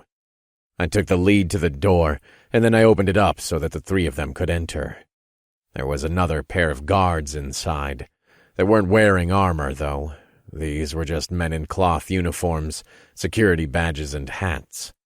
Each of them had a pistol on their belts, and they stood as soon as we entered. "Boss wants to show the girls around." I spoke before the men could ask what was going on. "Ah, nah," said one of the guards as he eyed the 2 women. The fucker was actually licking his lips like he was starving. "What in bags?" the other one asked in a heavy accent as he pointed at my load. I looked at the 2 women and then nodded my head so that they would step with me to the side of the room. Uwuto continued to walk with the 2 women, and they reached the elevator of the lobby. "Toys," I whispered to both of the men, and wide smiles spread over their faces. "He wants to keep this a bit of a secret, like the last time. Here's some cash for you guys." I pulled a roll of bills I took from one of Uwuto's guards and handed it over. "Can you turn off the cameras again? He doesn't want his wife to find out." I had no idea if the men would shut down the security stuff, but I figured it was worth asking. "Where you take him?" one of the men asked. "To his office." "No camera there. We turn off the hallway ones," the other said. "My boss thanks you," I whispered as I handed the men another roll of bills. "I'll mention to him how good of a job you're both doing." "Yeah, have fun. Maybe if he's done, he can let us play?" "Maybe." I shrugged and tried to keep the disgust off of my face. I walked to the other side of the lobby and stepped into the opened elevator a few seconds after my companions. Eve's fingers were still wrapped around the back of the man's neck, and she gestured for him to press one of the buttons. He hit the icon for the top floor, and the doors closed. We were almost there. I can't wait to get into this man's office. Z hummed as she kind of ground Alwyn's leg. I thought this was weird for her to say, but I noticed the cameras on the ceiling also had a receiver that could have been a microphone. The doors chimed and then opened to show a well-lit hallway. It was generic corpse styling with gray walls, gray carpet, gray ceiling, and propaganda artwork, adding the occasional splash of color. We followed Uto to the end of the hallway, and he slid his thumb over a control panel for his office. The wood doors opened, and the four of us walked in. There are no cameras in here, I told the women as soon as I closed the doors behind us. The room was large, and a 3-meter-long fish tank sat in the middle. On the other side were the man's wooden desk, couches, and a wet bar. You sure? Z asked as she looked at the ceiling. Can I get out of this thing? Yeah, then we need you I to know. I'll have a much easier time hacking their system from this fuck's desk. Ugh. Do you have any idea where that sack of shit touched me?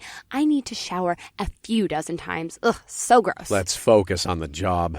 You can shower later, I said, as I sat down the duffel bag with the women's clothes in it. Easy for you to say. You weren't even there. And your girlfriend has a bodysuit and skirt on. Look at my outfit. This guy just put his fingers wherever the fuck he wanted. Z said as she glared at the man. I thought you were an employee of the chubby president began to say, but Eve interrupted him. Let us continue. We have limited time. Yeah, okay. Z grabbed her clothes, shoes, and gun holster from inside of the bag. Then she walked over to the desk on the other side of the fish tank. I will wait until she is done before I change, Eve said to me. It is easier for me to read him while I touch his skin. They've given him some training to resist. Oh, I won't do anything. Please, let me live. The man whined again. I'm changed. Z shouted from the other side of the room. I'll start on this computer. Can Sleazebag log in? It'll make it easier. Confirmed, I said as I yanked the man away from Eve. I nodded to the bag with her clothes, and she smiled before she kneeled down to grab her things. The movement allowed me to see down between her breasts, and I turned my head away before I was completely distracted. Sit here and unlock your terminal, Mr. Toad. Z gestured to the large office chair at the desk. The blonde woman was wearing a pair of black military pants, military shirt, and light-armored vest. I will, just Yeah, don't... I get it. Just unlock the damn thing. Uto typed on a keyboard for a few seconds, and then Z kicked the chair away suddenly. Don't get any fucking ideas, asshole. She seethed. What did he do? I asked as I pulled out my pistol and set it against his head. He was trying to send a message, slimy bastard. No, I was just logging in, please. Keep an eye on him. I don't think he sent it. Z leaned over the desk and began to hammer away at the keyboard. The hair on the half of her head that wasn't shaved fell over her eyes, and I noticed the sound of her typing speed didn't decrease when she lifted one of her hands to push the blonde locks behind her ear. We look okay. He didn't get it out. I'm checking his messages. Give me a minute. I'm going to see if I can figure out what ships they have on deck. If they have anything ready to fly, I'll look for the manual and see if I can find launch codes. What do the launch codes give us? I thought it was kind of odd that there was an additional layer of security, but I suppose they didn't want a random employee jet-setting with a hyperdrive craft. I'm not really a pilot, but you are going to need a few codes.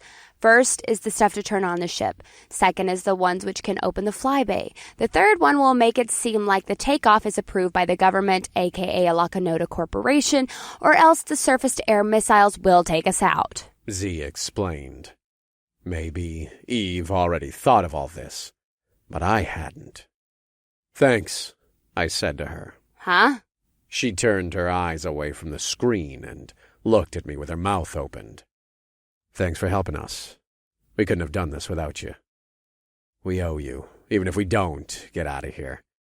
I'm thankful for your help. Oh, yeah, it's fine. Z's cheeks blushed a bit, and she cleared her throat. Just keep an eye on that fuck. I don't want him messing anything up. Confirmed. Do you need him for anything else? I asked. Nope.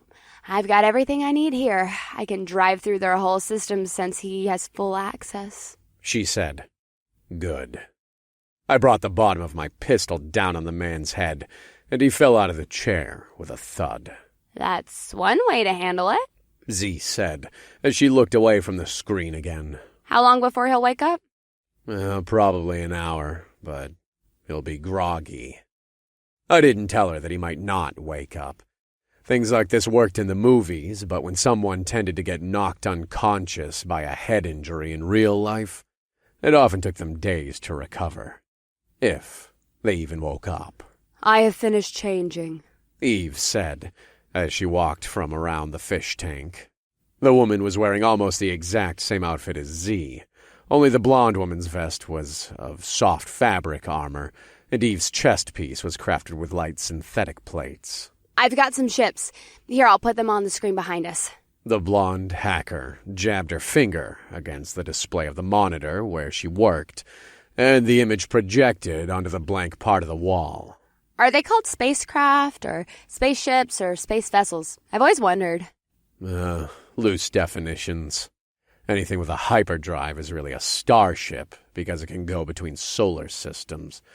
But they are all considered spacecraft, I said. Okay. These 8 have hyperdrives. Z said as she clicked on one of the touchpads on the desk. I looked at the blueprints on the wall and tried to make sense of the size of each ship. We can't go too big because we don't have much of a crew. Anything over 250 meters will be too large for— That one. Eve interrupted me. The dark-haired beauty raised her finger to point at one of the blueprints on the wall, and I directed my eyes to follow her finger. This one? Z asked as she zoomed in on the blueprint. The craft had measurements on the side, indicating it was 160 meters long. It'd be small enough to land on a surface world, but I imagined a ship that size would have at least 2 subcraft which it could launch for planet visitations. The shape of the starcraft was slightly strange. Most craft seemed to be either a circular shape for gravity purposes, traditional whale-shaped, geometrically shaped like building blocks, or styled after the ancient airplanes of Earth. This vessel looked a bit like a manta ray, except the wings weren't extended out from the main body to the same proportions, and there were diamond-shaped formations rising from the sides like it wore shoulder armor.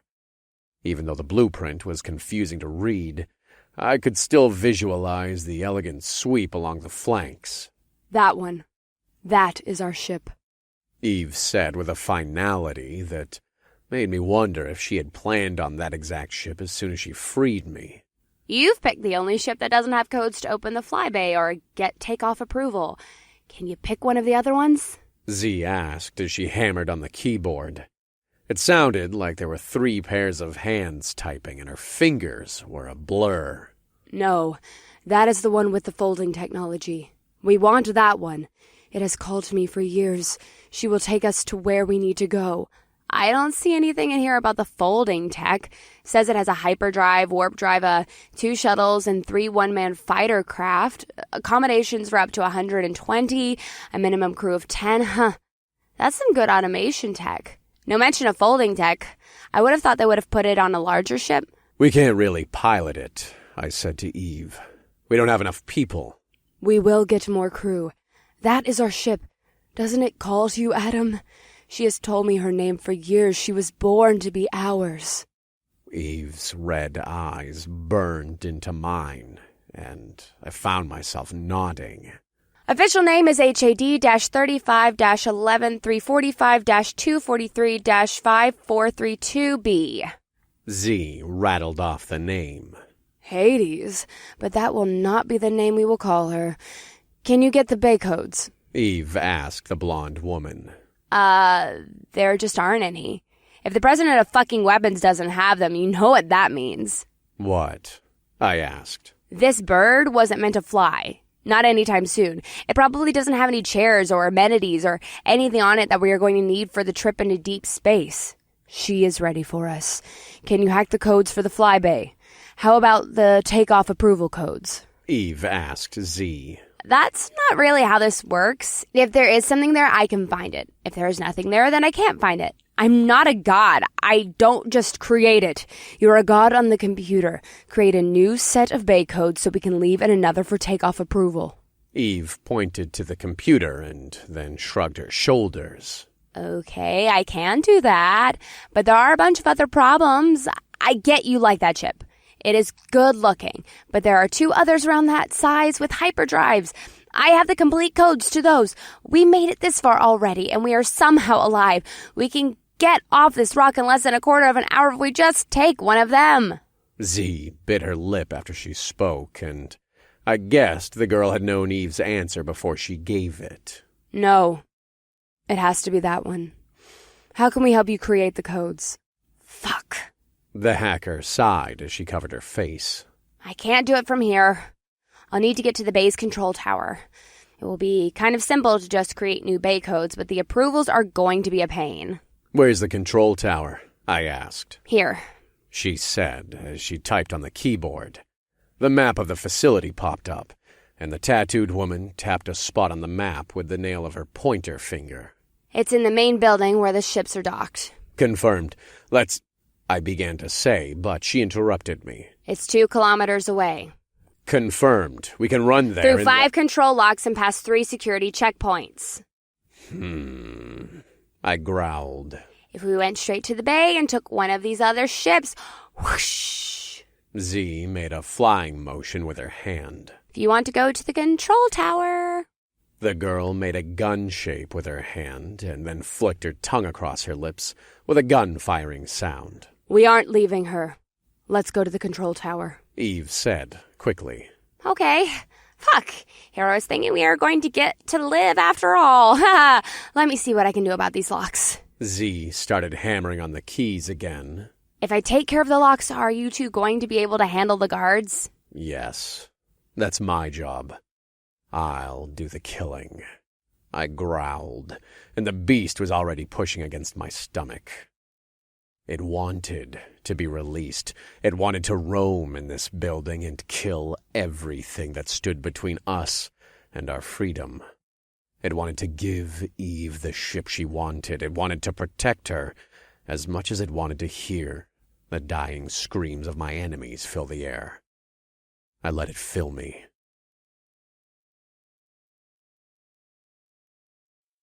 Chapter 14. You said the guards were turning off the hallway cameras? Z asked me as we prepared our weapons.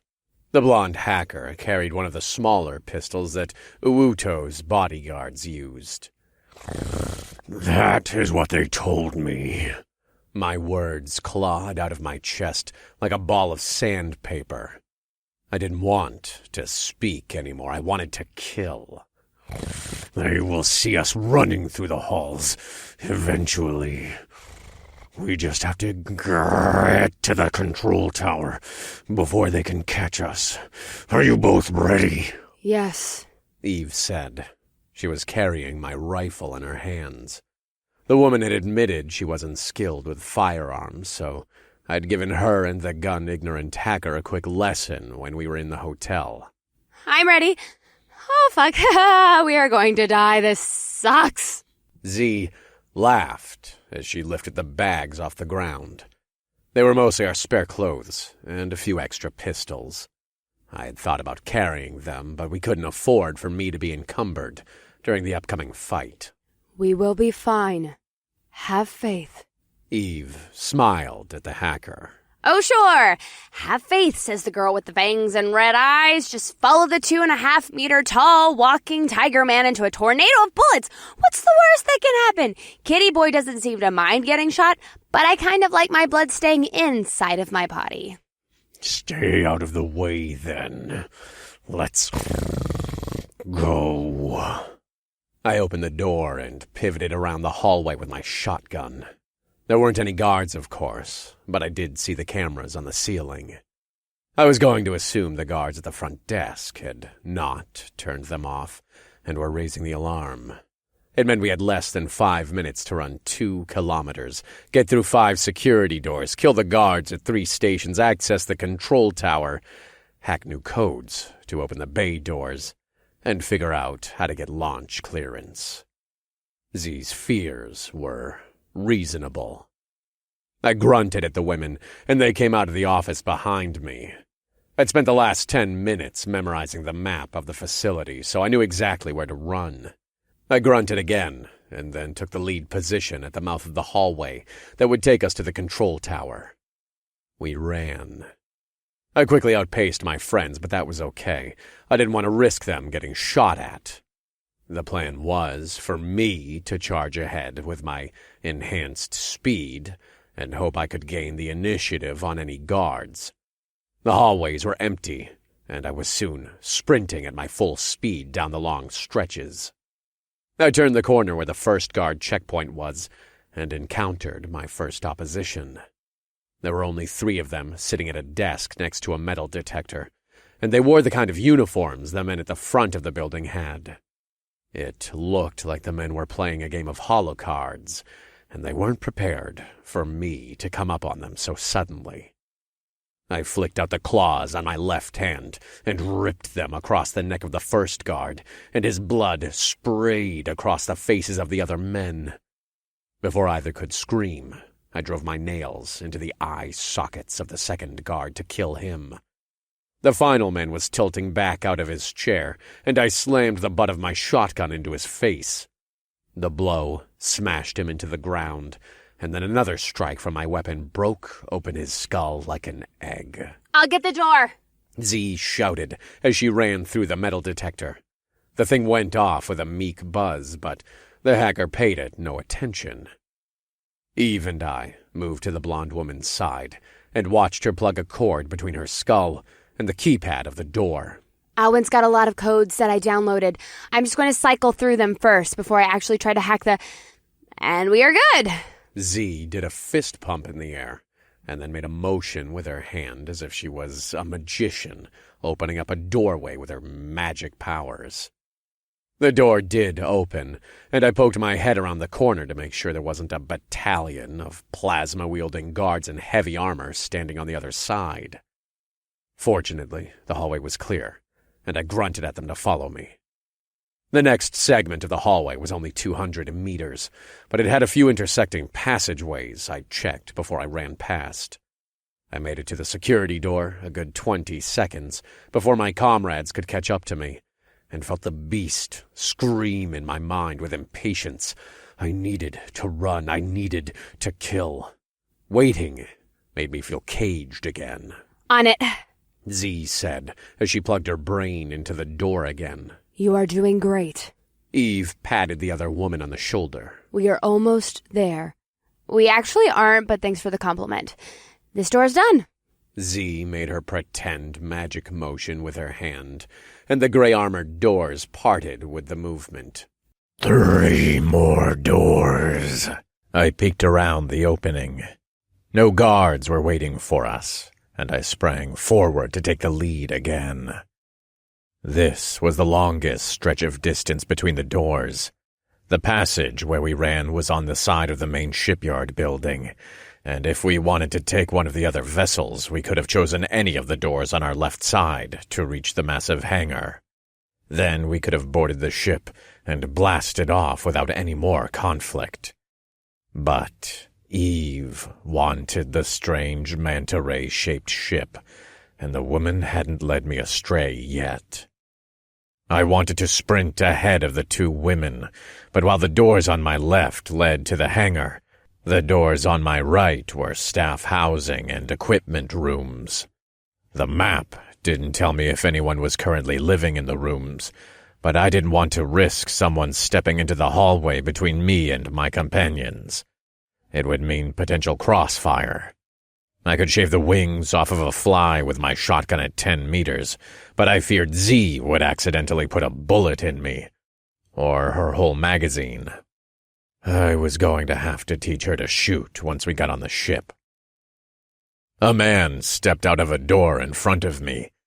He looked like a lab tech since he wore a white coat and was studying a digital pad in his hands. He didn't even look up when I reached him, but he gasped with surprise when I flung him back through the still-opened door.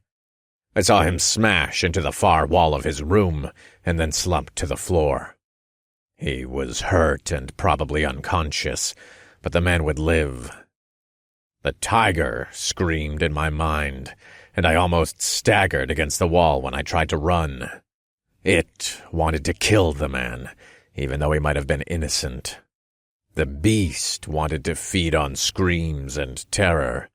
It was a tightly wound animal rage that only thought in terms of kill or be killed, hunt or flee, mate or die.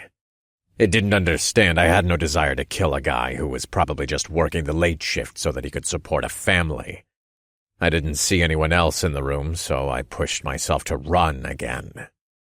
My boots pounded the tile floor, and the rhythm forced most of my bloodlust back into my stomach. We continued our run, but I could hear Z's breath pour out of her mouth with painful gasps. I doubted hackers spent a lot of time exercising, and the woman's heart sounded as if it was working way too hard to keep up with us. There wasn't much I could do about the problem, besides throwing her over my shoulder when she couldn't run anymore. We weren't even halfway to the control tower. I motioned for my friends to stop at the next corner. There was a guard station up ahead in front of the third security door. The door led to a service elevator, which would take us up 2 floors to another long hallway, dotted with endless office cubicles. There were only 2 more security doors after this elevator, and 1 more guard post right in front of the control tower. If I could get these men down without raising the alarm, it might buy us another minute before all hell broke loose. I crouched a bit and crept forward with short strides. I inhaled the scents surrounding me and then twitched my ears around so I could get a feel for the guards around the next corner. My nose caught the smell of their fear, and my ears picked up the frantic drumming of their hearts. Fuck. They knew we were coming. I debated my options. The animal wanted me to dash around the corner with my enhanced speed and kill the men. But my human brain knew that plan was all sorts of stupid, so I grabbed one of the grenades from my armored jacket. It was an offensive one, and I hoped it wouldn't fry the electronics on the security door when it went off. The pin came off with a flick of my fingers, and I waited 2 seconds before I banked it off the adjacent wall. The men shouted as soon as they saw the explosive, and I turned my head away to protect my ears from the boom. Their screams ended as soon as the blast sounded, and I spun around the corner on my knees. The 3 men were all dead, and the metal detector was ruined. I gestured for my 2 teammates to run forward, and I checked the other directions of the hallways before I took my position behind Z. They know we are here, I growled. No shit, you just threw a grenade. You're like the worst fucking ninja I've ever seen. What happened to being all quiet? Z was pushing the cord from her head into the door again. They knew we were here before I threw the grenade. It was getting harder to speak without growling. I thought we'd just get killed as soon as we stepped out of the office, so I'm going to say we are still winning. This shit is opened. Z snapped her fingers, and the blood-covered security door began to slide apart. Get down! I shouted as I heard a stutter of safety switches flick over from the other side of the door. Eve was already twisting out of the way, but Z wasn't prepared for my warning, and the hacker froze. I grabbed her shoulder with my left hand while I aimed my shotgun into the opening maw of the doorway. As soon as I saw the first guard's head, I pulled on the trigger of my shotgun. But the 5 other guards also began firing. Z flew away with a flick of my furry hand, but the other bullets slammed into me. Most hit my armored jacket in the chest, but they didn't penetrate the armor. 2 of the shots got lucky and hit me in my left bicep. The slugs ripped almost all of my arm off, but I was carrying my shotgun with my right arm, so I was able to continue yanking on the trigger. My slugs sprayed across the room like mini torpedoes. One shot punched a hole through 2 of the men's chests. Another ripped the top half of his body off at the stomach. A third slug left a skull-sized hole inside the skull of the very unlucky guard, and the last shot somehow managed to toss all the limbs of the man free of his body when it hit him in the center mass. Shotguns were quite useful up close. I fell to a knee and looked at my left arm. It was attached by only a few long tendons, and a gallon of blood seemed to pour out of the side of my shoulder. I'd taken a few bullet hits before, and still managed to heal through them. But this was a serious injury. I didn't know if my mutated DNA would just let the limb attach back. Shit, are you okay? Z was at my side, and it looked like she was trying to decide how she should comfort me during my last few seconds of life. I'm fine. Let's keep going. I didn't actually feel any pain, but my legs wouldn't work for some reason. You are very injured. Eve stated the obvious. Push my arm back into its socket for a few seconds. I might heal, I said, but my heart was pounding in my ears, and I had trouble hearing my own words. Maybe I was whispering. Your whole fucking arm is... Oh, jeez. Z moaned when Eve grabbed onto my left limb and pushed it against my shoulder. It's fine. I think I'm healing. I wheezed as I looked up at the vampire. Her red eyes met mine, and I could easily see her worry. I heard boots marching down the adjacent hallway from where we had come from. More are coming, I said to the two women as I nodded back around the corner. You should go. I'll hold them off here. No, I am not leaving you, Eve said. Then you'll die. Just go. I want you to live. I growled at her. No, I needed her to live. How did she not know how I felt about her? I do know how you... Hey, no one needs to die right now. I can close the door, pick him up. Z grabbed me under the right arm and tried to lift. The woman's face turned red with the strain, but I easily weighed 150 kilograms without my armor on. Her effort inspired me to move, and I pushed off the floor with wobbly legs. There we go. Just get to the other side. Z tugged at my arm in an effort to push me faster, and the three of us stumbled across the threshold of the security door. As soon as we crossed, Z let go of my arm and plugged her skull cord into the terminal on the other side. Come on, fucking close, please. She started to chant. The sounds of the boots grew oppressively close, and I guess the women could hear them now. Yes! Z cried as the doors started to close again. They moved really slow. Fuck, what is wrong with this piece of shit? Z moaned. The blood and guts must have messed with the motors. I've got a grenade on my... I started to say, but Eve was already pulling one of the smoke grenades off of my jacket with her bloody hand. She flicked off the pin with an easy twist of her long nail, and then tossed the cylinder past the closing door, just as the men turned the corner. The door wasn't done closing, and the smoke had only partially filled the hallway.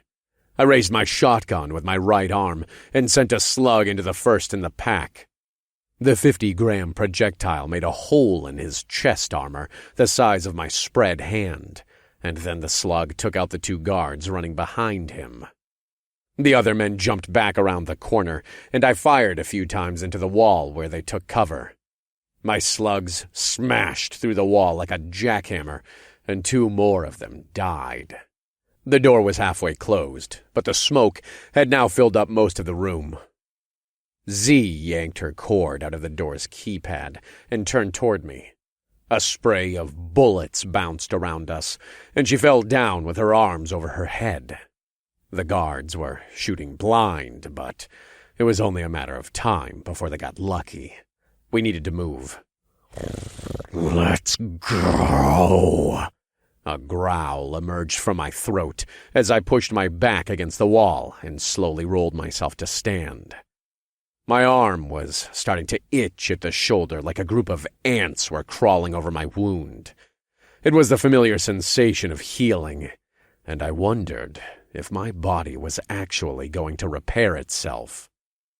I probably wouldn't live long enough to find out.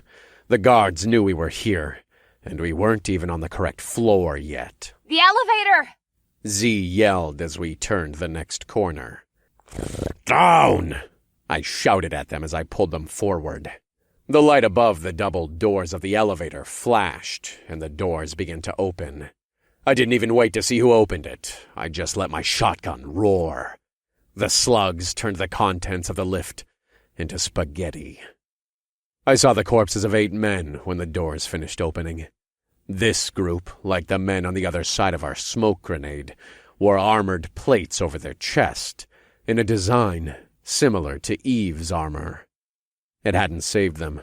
Very little would stop a solid slug from a shotgun fired at less than 20 meters. I pushed my right elbow into the ground and seethed when I stood.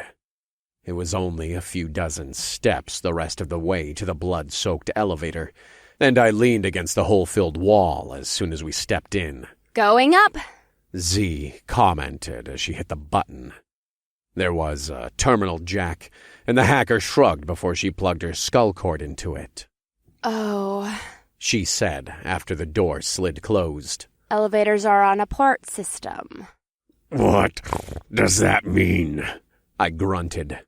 My arm was finally starting to hurt, but the pain was just making me angrier. It's like closed. There's a single access point that the security crew can access for control. If that is turned off, then they can't move the elevators unless they go local. Can you turn it off? Eve and I asked at the same time. Already did. I also turned off all the elevators besides this one. As soon as the door opens, I'll shut this one down also. They can turn them back on if they get someone with a skull jack to one of the elevators, but I just shat all over their code, so whoever it is better bring a big fucking clean disc. Thanks. That'll help, I said. Then I pressed the release button for my magazine, and the almost empty drum of my shotgun fell on top of one of the guard bodies with a wet thud. I began to say, but Eve was already fishing through the correct ammo pouch on my belt. The beautiful woman pulled out another ammo drum, and then pushed it up into my shotgun until it clicked into place. You two have this creepy finishing each other's sentences kind of... Z stopped talking when the door dinged, and I pointed the productive end of my gun at the doors as they opened. The hallway was clear, and the 3 of us let out a collective sigh of relief. 2 more security doors, Eve said. Confirmed, I replied as I took a cautious step into the hallway. We couldn't actually run with Eve still pushing my arm into my socket, but we could walk quickly. An alarm began to scream through the halls. How rude! It's like they don't want us stealing their ships or something. Z laughed. You are in a good mood, I growled. Men waiting for us up ahead at the next turn. They are heavily armored and have shotguns. Eve hissed. Next corner? I asked as I looked 40 meters down the hallway. Right or left? Left, she answered with a nod. Can you? Yes, do it, she confirmed, and I dropped my shotgun onto my sling so that I could pull out my second to the last grenade. It was a highly offensive one, and would probably wreck a good 60 cubic meters of the passageway with bouncing shrapnel. I pulled the pin and then chucked the grenade down the hall toward the corner. As soon as it reached the turn, the sphere froze in mid-air and then darted a sharp left. The men around the corner screamed out a warning 2 seconds before the detonation.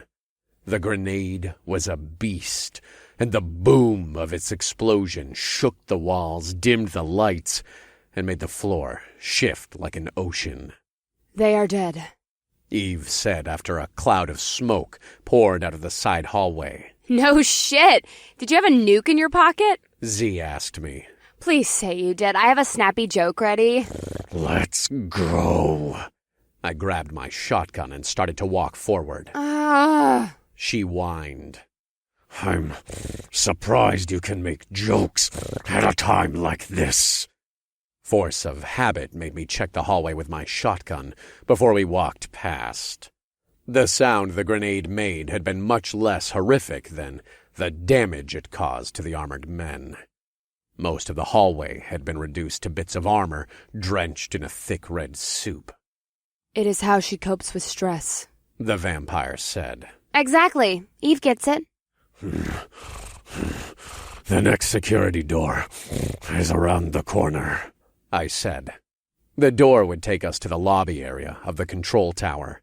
Then there was another guard station before the door to the control room. I got it. The blonde hacker said as she pulled into the terminal. There's no one in the next room. Eve whispered. That's strange, I said. They were probably the guys in the hallway who just exploded. Or maybe they were the guys in the elevator that you aerated. Z said. Or maybe they were watching the security footage and they just figured that they wanted to live. I'm just glad they aren't there. We should have been dead 5 minutes ago. Here's the door. The metal panes in front of the blonde women started to shift and part. I raised my shotgun and slid to the side so I could have a little cover in case Eve was wrong. The doors opened, and I leaned past them. The lobby was about 50 meters wide by 80 long. The sides of the room had small counter nooks, and I could see the neon-lit words of various restaurant brands I noticed in the city. This was less of a lobby and more of a food court. There were tables, chairs, and trash bins stacked to one of the sides. I saw the guard station on the far end of the large room by the elevator passage leading to the control room. It appeared that Z was correct. There was no one manning it. Let's move, I ordered as I stepped into the foyer. Eve was still holding onto my left arm, but the numbness had started to fade, and agonizing pain accompanied the horrendous itch that came along with my healing. It was almost too much for my human mind, and the tiger who lived in my soul begged to be cut loose so he could run through the halls. I fought against the beast inside of me. I couldn't lose control now. We were almost in the control tower. Once we were there, Z could jam the doors, and we'd have a few minutes of breathing time. I just had to make it the rest of the way across the room. You can do it, Adam. I am with you. Soon we will be with the stars. Her voice came to my mind and pushed the animal back from the edges of my vision. I let out a long breath and managed to close my left hand into a fist. Huh, I said as I stared at the bloody cat hand. You are powerful. They didn't know your true strength, but soon they will. Eve whispered as she let go of my arm. The limb stayed connected to my shoulder, and I began to think I'd have full use of it in 10 minutes. Last door. Z sighed thankfully as she pushed the cord from her head into the terminal slot. I'm getting faster with their systems. Hurry, I said. I hear something. I pointed my shotgun to the far side of the open plaza. There was a wide tunnel there that I guessed was a supply delivery port. I don't sense any. Eve began to say. It's a spider drone, I whispered as the first outline of the giant combat machine became apparent to my sensitive eyes. They must have been out of guards and sent these fuckers instead. Doors open! Z screamed at the same time as the machine's cannon barrels began to spin. Go, go, go! I growled. My arm burned a red-hot agony when I pushed Eve through the door. Z had already pivoted around the opened steel shutter, and she was trying to close it behind us. Holy shit! The hacker screamed as the wave of bullets erupted from the spinning gun. The ground, walls, and ceiling seemed to instantly turn into dust as the bullets separated their molecules with their kinetic energy. I'd pushed Eve deep into the hallway behind the door, but Z was kind of close to where the drone's bullets were spraying, and I threw my giant tiger body over her. She screamed into my chest as the endless stream of bullets smashed into the world behind us. I felt one tag me in the back, but it skipped off my armor like a rock across a pond. Then another slammed into my side, and it tore through my stomach like a red-hot poker. The blonde woman screamed again, but the intensity of her shout made me think she wasn't actually injured. She was just upset I'd gotten shot again.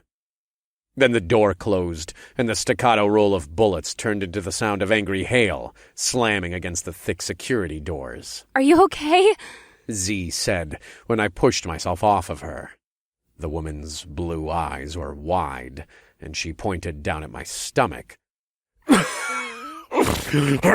Yeah.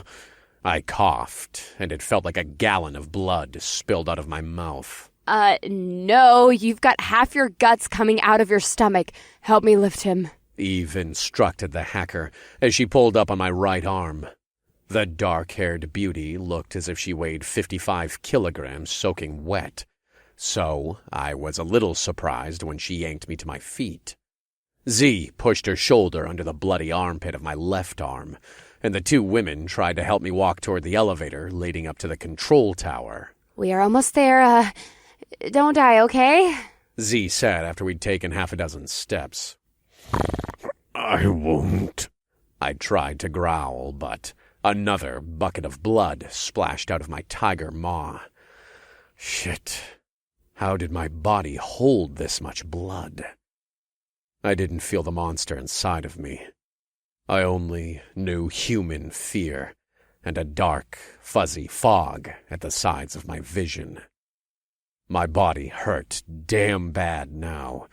There was no numbness. It was just pain that I wanted to go away at any cost.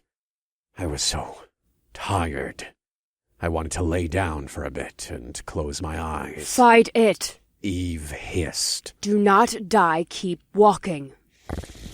Confirmed, I said as I focused on the next step. Then the next step. Then the next step. We reached the elevator and moved inside as soon as the doors dinged open. The inside of the lift car was empty, and Z plugged herself into the terminal so that she could manually open it. The doors closed with a happy ding, and the car shot up the shaft with a sudden rush. I hadn't expected the speed, and my knees almost buckled against the force of gravity. My blood pattered on the floor tile like a heavy rain. We are almost there. I'm sure there is a medical kit or something in the control tower. Everything is going to be fine. It's going to be good. We've got this. Just hang in there. Z pleaded. She cares for you. She has never seen another man protect her. They have all left or betrayed her. Fight this. You are strong. Death is your minion. You do not succumb to it. She needs you. I need you. The galaxy needs you. Use your anger. Do not quiet the beast. Let it save you. There are men in the control tower. Confirmed, I said as the elevator door dinged. Then I turned to the two women and raised my shotgun. Step away, I growled. Eve nodded and moved to the side of the car, and Z did the same, only the blonde hacker looked terrified. The tiger roared in my stomach. It filled my blood. It beat against my skull like a war drum. My sight was already tinted a bit yellow because of my form, but the walls of the elevator began to shift into a crimson hue. The door slid open, and I jumped through. There were 3 men with pistols standing behind the cover of the various flight control equipment. Their first volley of shots missed me when I dove through the door, but my first shotgun slug found one of their arms. The limb exploded off at the shoulder as the slug passed through, and the hunk of metal dented the thick glass window that looked out over the gigantic spaceship yard. I fell on the ground with an impact that shocked my entire body. I felt a whimper escape my mouth, and I rolled over to my side so I could aim my shotgun at the next attacker. My landing stunned me a bit, and the man was already sighting down his pistol barrel at me. Then, half of his skull disappeared when the bullet from Eve's rifle passed through it. I set up to aim my weapon at the last man, but he was taking cover behind the metal computer station, and I didn't have a clean angle on him. I almost thought about shooting him through the terminal, but I didn't know how much of this equipment we needed to escape. I expected him to poke his head out from the right side to take a shot, but the man surprised me by throwing his pistol to the floor and waving both of his hands over his head. He is surrendering. Z translated. Fine. Let him go. Eve said as she gestured with her rifle to the elevator door. Do you need him? I asked the blonde girl as I stood. What was that? She asked, and I realized my words had been mostly a guttural growl. He knows nothing of the system. Eve said as she gestured with her rifle again. Then she spoke a single word, and the man ran into the elevator. A few seconds later, the door closed, and the car was descending to the lobby. Well, we made it. Z said as she sat in front of the largest array of computer terminals. Now we just have to do the hard part. We have faith in your abilities. Eve said as she put her hand on the other woman's shoulder. Thanks. The blonde woman pushed her skull cord into the desk and then turned her face to me. You going to be okay?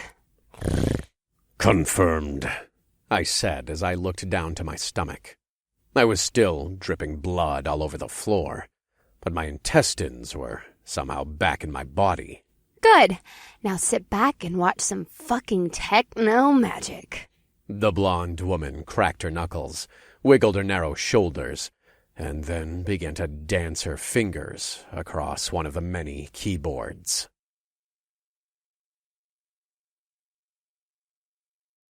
Chapter 15. And we've got Baycodes! Yes! Z shouted after 5 minutes of frantic typing. It took a bit longer than I expected, but what are you doing? Ah! The blonde woman screamed and jumped out of her chair when she saw Eve kneeling next to one of the guards. The vampire was holding her long hair back with one hand and had her face pressed up against his arm stump where the blood gushed. What is wrong? Eve asked as she sat up from the man's body. Her face was covered with crimson. You are drinking his blood. The hacker pointed a trembling finger. Yes? The raven-haired woman licked her lips. You are a vampire? Z shouted. Yes, you knew that. Eve shrugged her shoulders and then wiped off some of her face with the back of her gloved hand. I was joking. I thought you just got the implants and eyes because you liked the way it looked. Eve nodded her head. Yes, I understand that now. No, I'm not going to suck your blood. How do I know that? When we get into deep space, you are going to get hungry. Then what? Do we need to, capture people and keep them on the ship so you can eat them? Calm down, Z. No one's gonna eat you, I said as I stepped toward the blonde girl. Easy for you to say. She's not gonna... I do not need blood often. I eat regular food. The blood helps my powers. I believe I spent over 30 Earth years as a prisoner in a tube without any. I can go for a long time. I'm still weak. It might take me years to regain my strength, but you do not need to fear me, Z. Besides Adam, you are my only friend. Eve spoke quickly, and she managed to wipe the rest of her blood off of her face. The hacker was still perched on top of the terminal desk, and she spun her gaze between the two of us. I could almost see the gears turning in her head, and I prayed that she wouldn't do something stupid.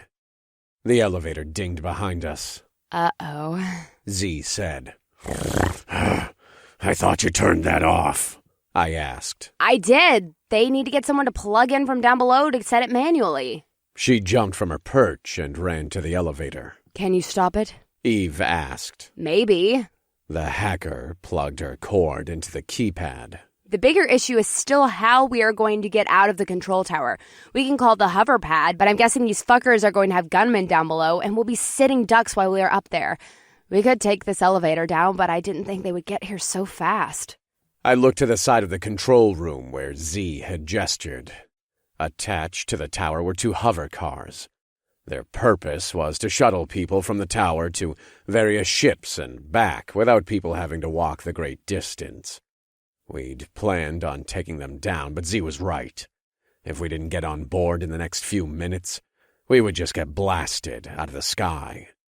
Then we would fall 300 meters to the ground of the hangar. I can help get us down, Eve said. How? The hacker asked. With magic. The vampire laughed, and the sound rang through my head like wind chimes. I sent the elevator back down, but they were just going to send it back in a minute. I need to figure out our takeoff approval, not play ping-pong with these fucks. Can you handle the elevator? She asked me. Confirmed, I said as I stepped to the doorway. You sure you can get us down if we can't use the hover shuttles? I asked Eve. Yes, I like your plan. Let us burn their bridge, The woman said. I grunted and forced my clawed fingertips into the seams of the elevator door. I pulled my hands away from each other, and the metal parted to reveal the shaft. I hoped that it would have had the classic rope and counterbalance design, but this elevator looked to be using a magnetic sliding system. It would mean that I couldn't cut a wire or blow off a counterweight to send the elevator crashing back to the ground. I leaned out into the shaft and pointed my shotgun down into the darkness.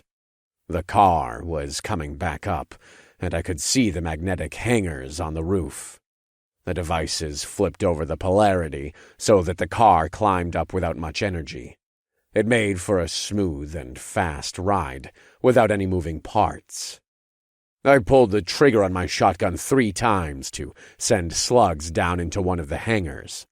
The device turned into a shower of sparks and fire almost immediately, and then I pointed my gun at the other one.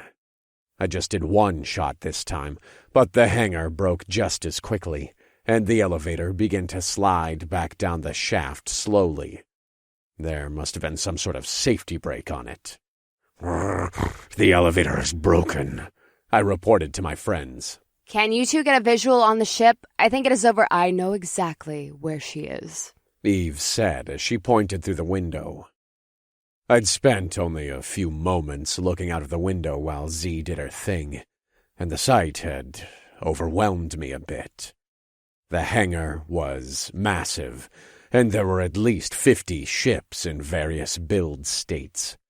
The vessels were of different sizes, but there were 3 giant ones I guessed were over 600 meters, and they blocked our view of the craft sitting behind them. Yeah, I know where it is on the map. I need to for the bay codes, but do you actually see it? No.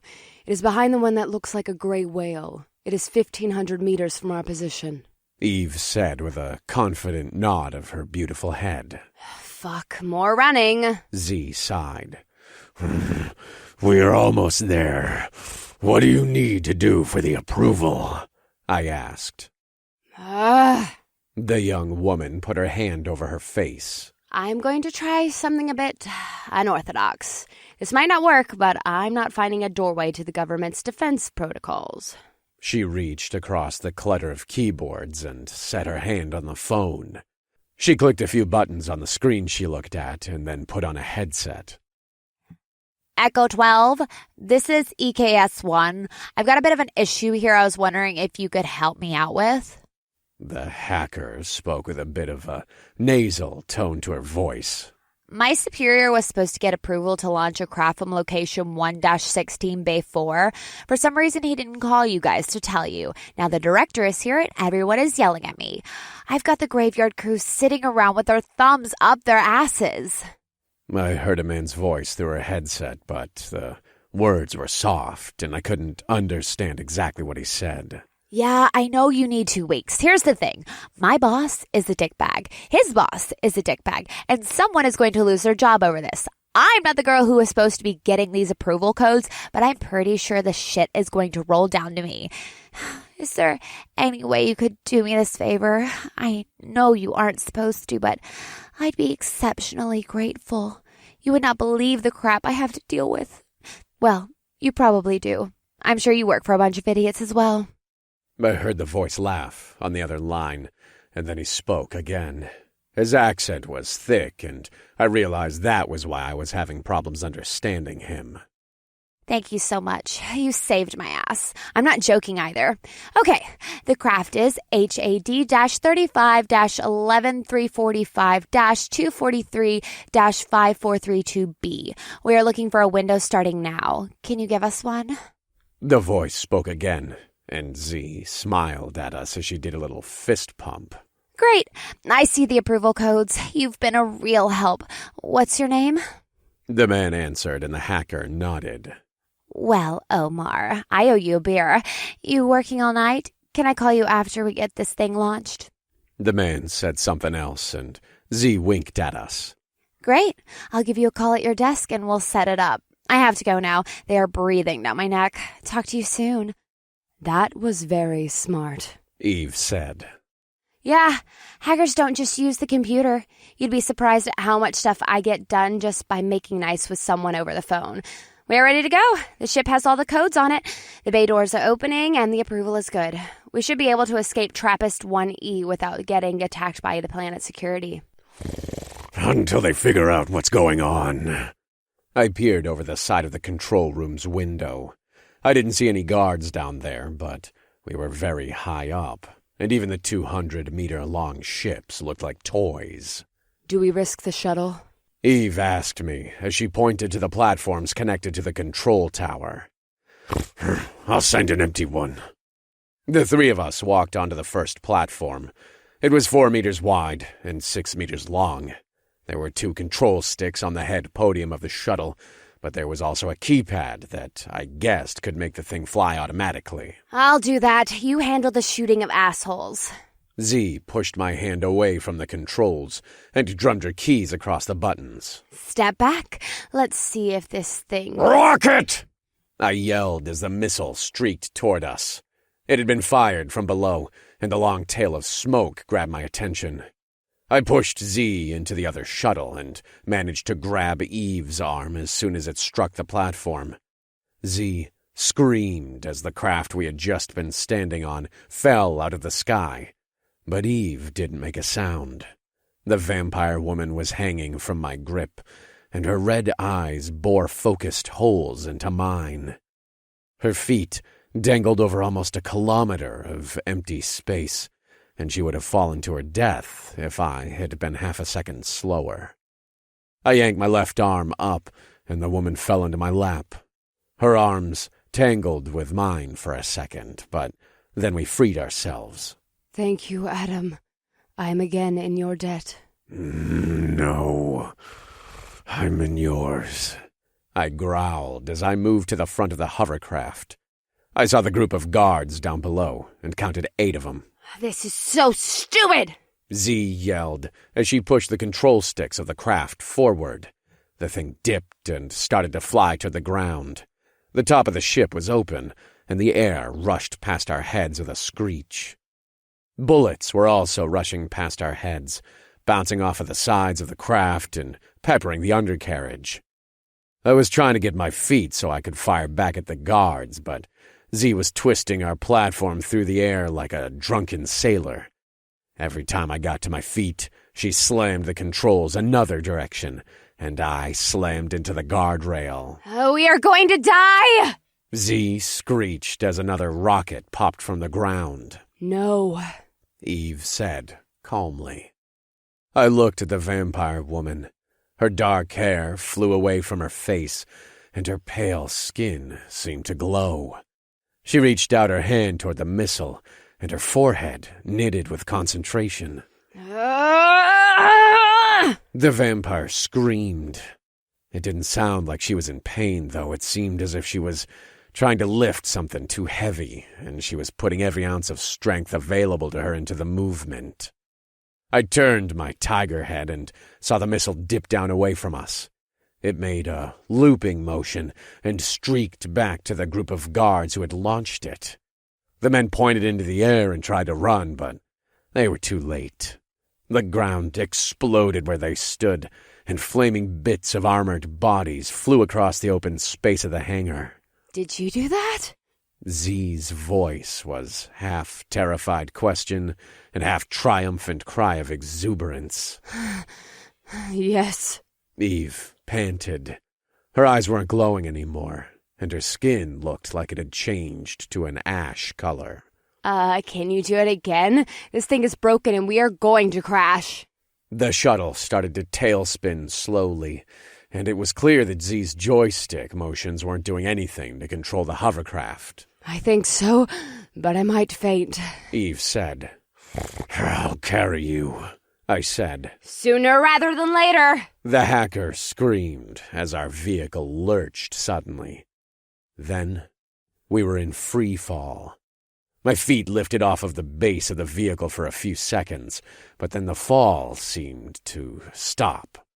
I saw Eve's eyes glowing again, and the woman clutched onto the side railing as if she was trying to pull it back away from its tumble. Her long, dark hair floated in the air above her neck, and it danced with a frantic urgency. Z let out a scream half a second before we slammed into the ground of the hangar. There was a tearing rip that sounded like lightning opening the sky. The hovercraft bounced once, twice, and then a third time before it slid across the ground. Each impact ripped large chunks of metal off the vehicle, but the base managed to remain mostly intact. Adam. Eve whispered as soon as we stopped sliding. The woman tumbled toward me, and I grabbed her before she completely fainted. Z coughed and groaned. The tattooed woman was curled up in a ball at the front of the craft. She was bleeding from a cut on her scalp, and a stream of blood dribbled down her right cheek and neck. You okay? I asked. No, but that is probably good. Means we are still alive.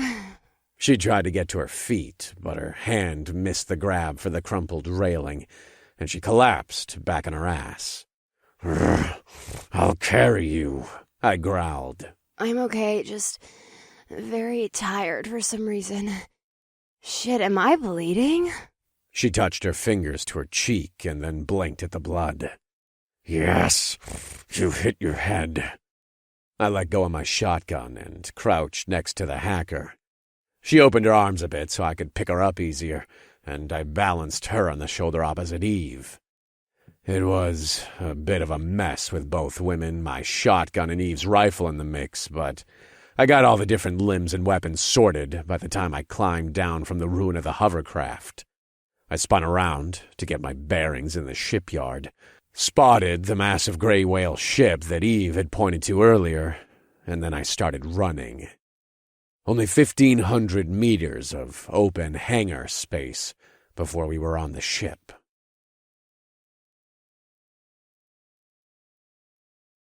Chapter 16. I ran, and the sounds of my heavy boots hammering into the thick concrete of the hangar were lost in the vastness of the shipyard. I ran, and the wound in my stomach opened again so that blood poured down my sides with every step. I ran, and the beast inside of me screamed for me to go faster, to be stronger, to not stop until we had reached our destination. I ran, and then I came to our ship. It was painted a dark gray, or maybe it was a dark navy, or maybe it was a dark burgundy or red. The colors of the 160-meter-long ship shifted as I approached, and I wondered if the paint was playing tricks on my eyes, or if my vision was seeing colors wrong because of my tiger form. It really did look like a cross between a manta ray and a bat.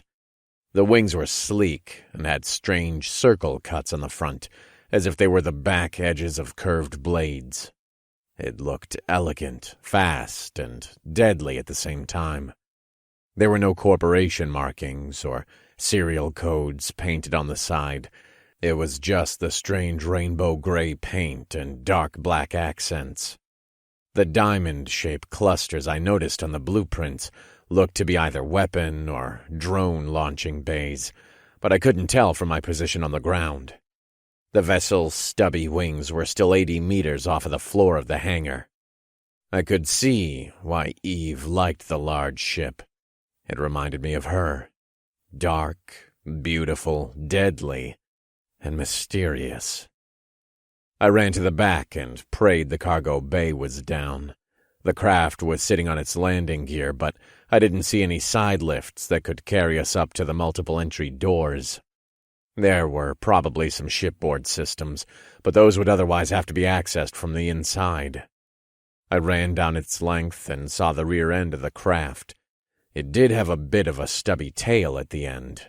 I couldn't tell why they incorporated such a thing into the design, because it seemed more cosmetic than useful. It was a strange starship.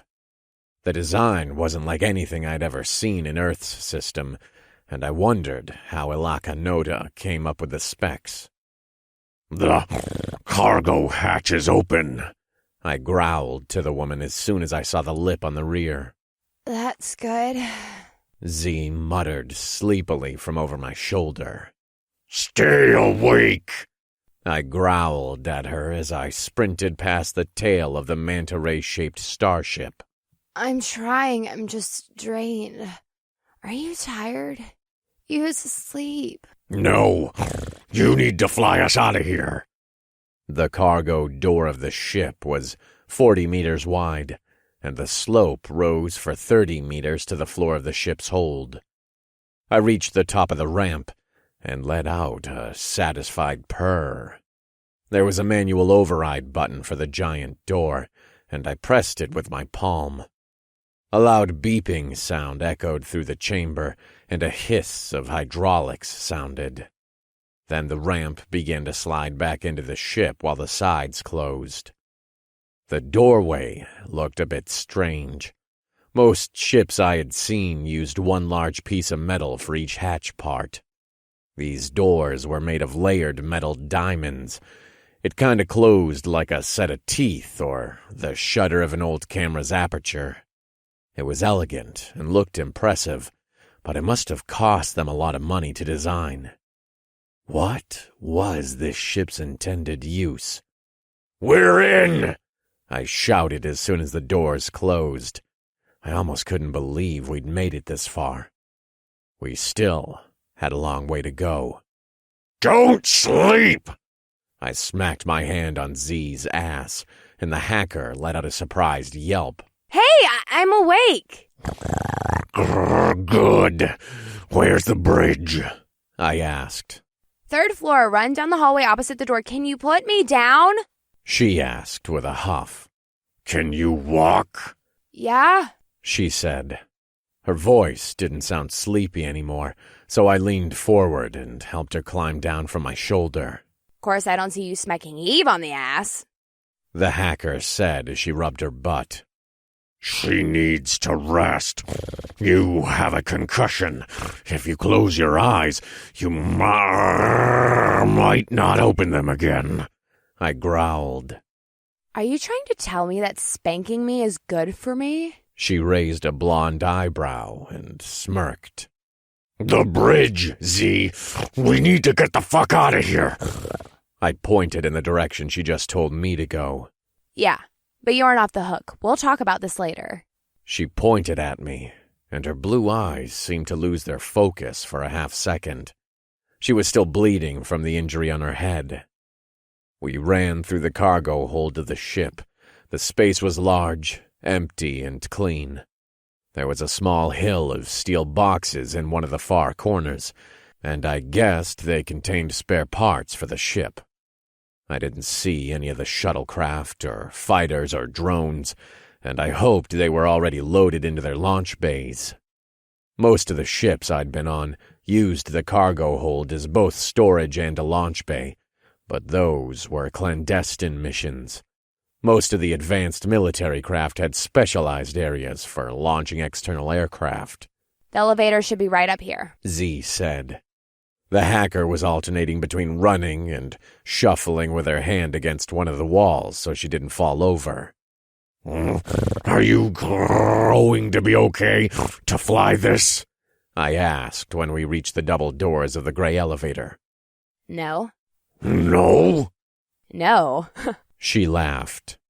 I'm good with computers. I can probably get her off the ground and out of the planet's atmosphere, but that is because it will have auto sequences. We need to get a real pilot.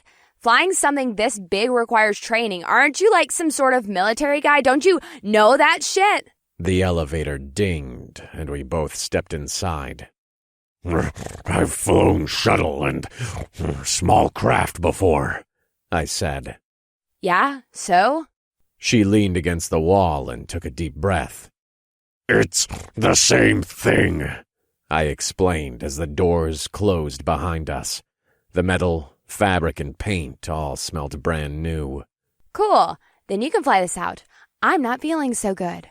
Z closed her eyes and brought her fingers to the cut on her scalp. Don't close your eyes, I warned her, and my anger started to heat. Did I need to be in this tiger form anymore? Probably not, but as soon as I changed back into a human, I'd have to sleep sooner rather than later. Eve was unconscious, and Z was about to pass out. Someone needed to stay awake until we were safe. What were we talking about? The blonde woman looked around the elevator car with a bit of confusion. You said you aren't going to be able to fly this ship. Yeah, we need a pilot. Do you have training? I'm not talking about small stuff. This girl is 160 meters of cutting-edge super corp military technology. The specs said she can comfortably fit 120 people on board. Do you have the skill to twist it through a dogfight? No, I admitted. I understood that pilots had to go through advanced training, but a good chunk of that was just learning what commands to give the onboard computer so it could just execute the flight maneuvers. All Z had to do was get the ship off TRAPPIST-1E and initiate the hyperdrives. She was the closest thing we had to an actual pilot, and I felt as if the hacker was underestimating her abilities. Me either. Fuck, I'm tired. She sighed heavily and leaned against the wall. Yesterday I was figuring out how to spend all the money you were going to pay me. I was going to buy a cat. I really like them. I found this one with tiger stripes. I've always had a thing for the old Earth cats. Now I'm about to steal one of Alakanota's hyperdrive ships with a man who is a giant walking tiger. This is the weirdest sex dream I've ever had. The elevator dinged and saved me from a response. Z stepped off of the wall, and I caught her before she could collapse. Her head rolled down to her chest, and she sighed. I was about to pick her up again, but the hacker shook her head and then walked out of the elevator. There were 2 doors ahead of us, but Z turned around the corner of the elevator tube, and I found myself staring at the screen display from the ship's sensors. The bridge of the strange ship was smaller than I actually expected. It was 25 meters long and 6 meters wide. Lining the edges of the room were 10 workstations, each with a comfortable-looking black leather chair, sitting in front of a bay of a dozen screens. In the center of the long room was a raised map dais. The holographic image was currently on, and I could see it slowly circle around a slightly zoomed-out view of TRAPPIST-1E. There were hot red, yellow, orange, and green spots on the map of the planet's surface area, and I guessed that these were identified military locations. On the far side of the bridge, sitting beneath the display screens, were a cluster of 8 padded leather chairs. 3 of the chairs were sunk into a cockpit style of controls, and I'd been on enough ships to know that they were for the pilot, co-pilot, and navigator. The other 5 chairs each had smaller terminals arranged into the armrests. These were the seats for the captain and other officers of the ship. Ugh, help me wipe my face off. I don't want to bleed on this chair. That looks like real leather. Z said as she tried to wipe her cheek. It is. I can smell it. I set Eve down on one of the other chairs, and then rubbed the back of my paw over Z's face and neck. That tickles. She giggled. I sighed and then helped the blonde girl get into the pilot's chair. She was obviously in no condition to fly this thing, but I would do an even shittier job, and Eve wasn't doing much of anything at the moment. I'm opening the bay doors, she said after she tapped on one of the input devices attached to her chair. Ha! My code still works. I was kind of worried someone else would have come in while we were running and changed it.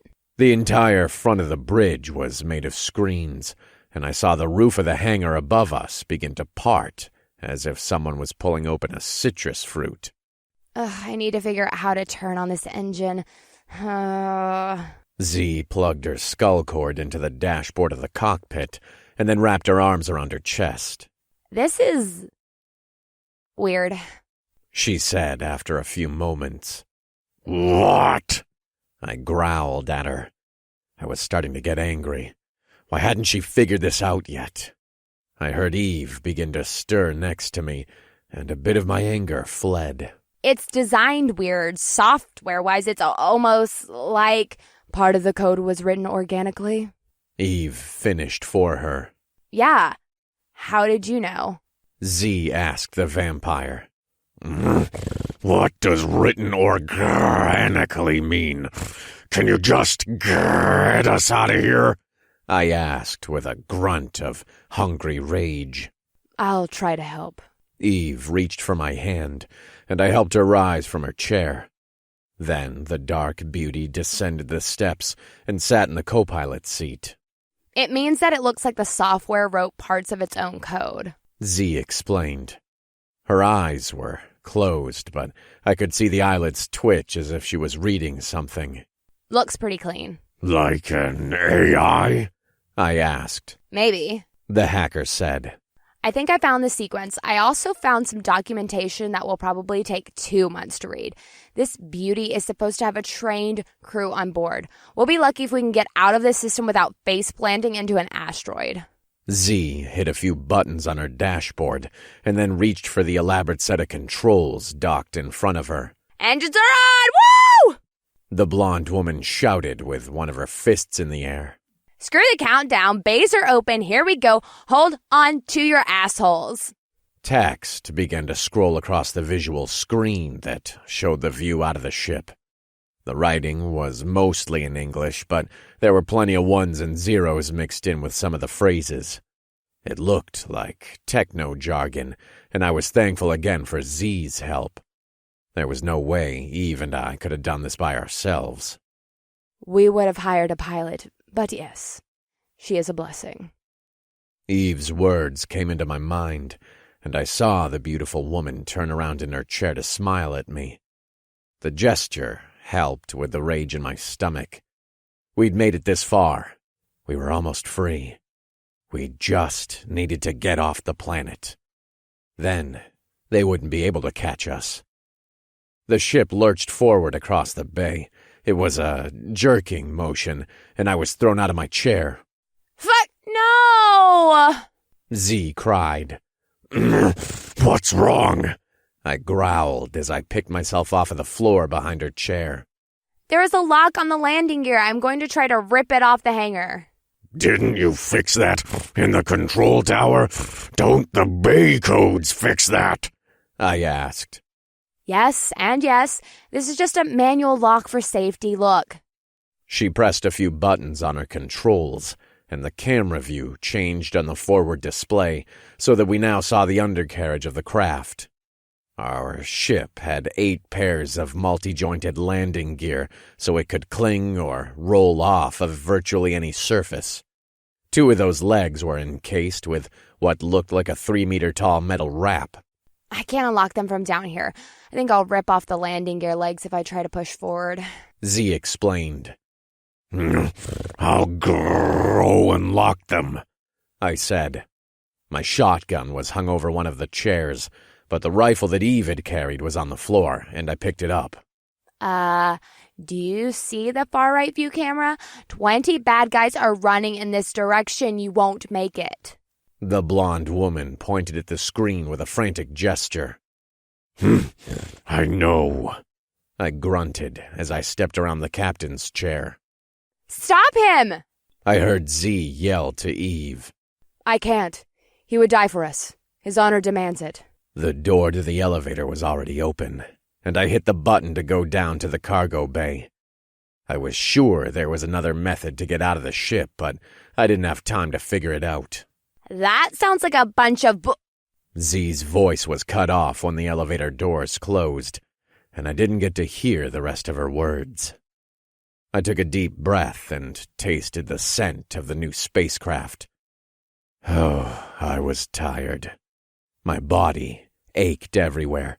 My brain felt scrambled by the screams of the creature who lived inside of me.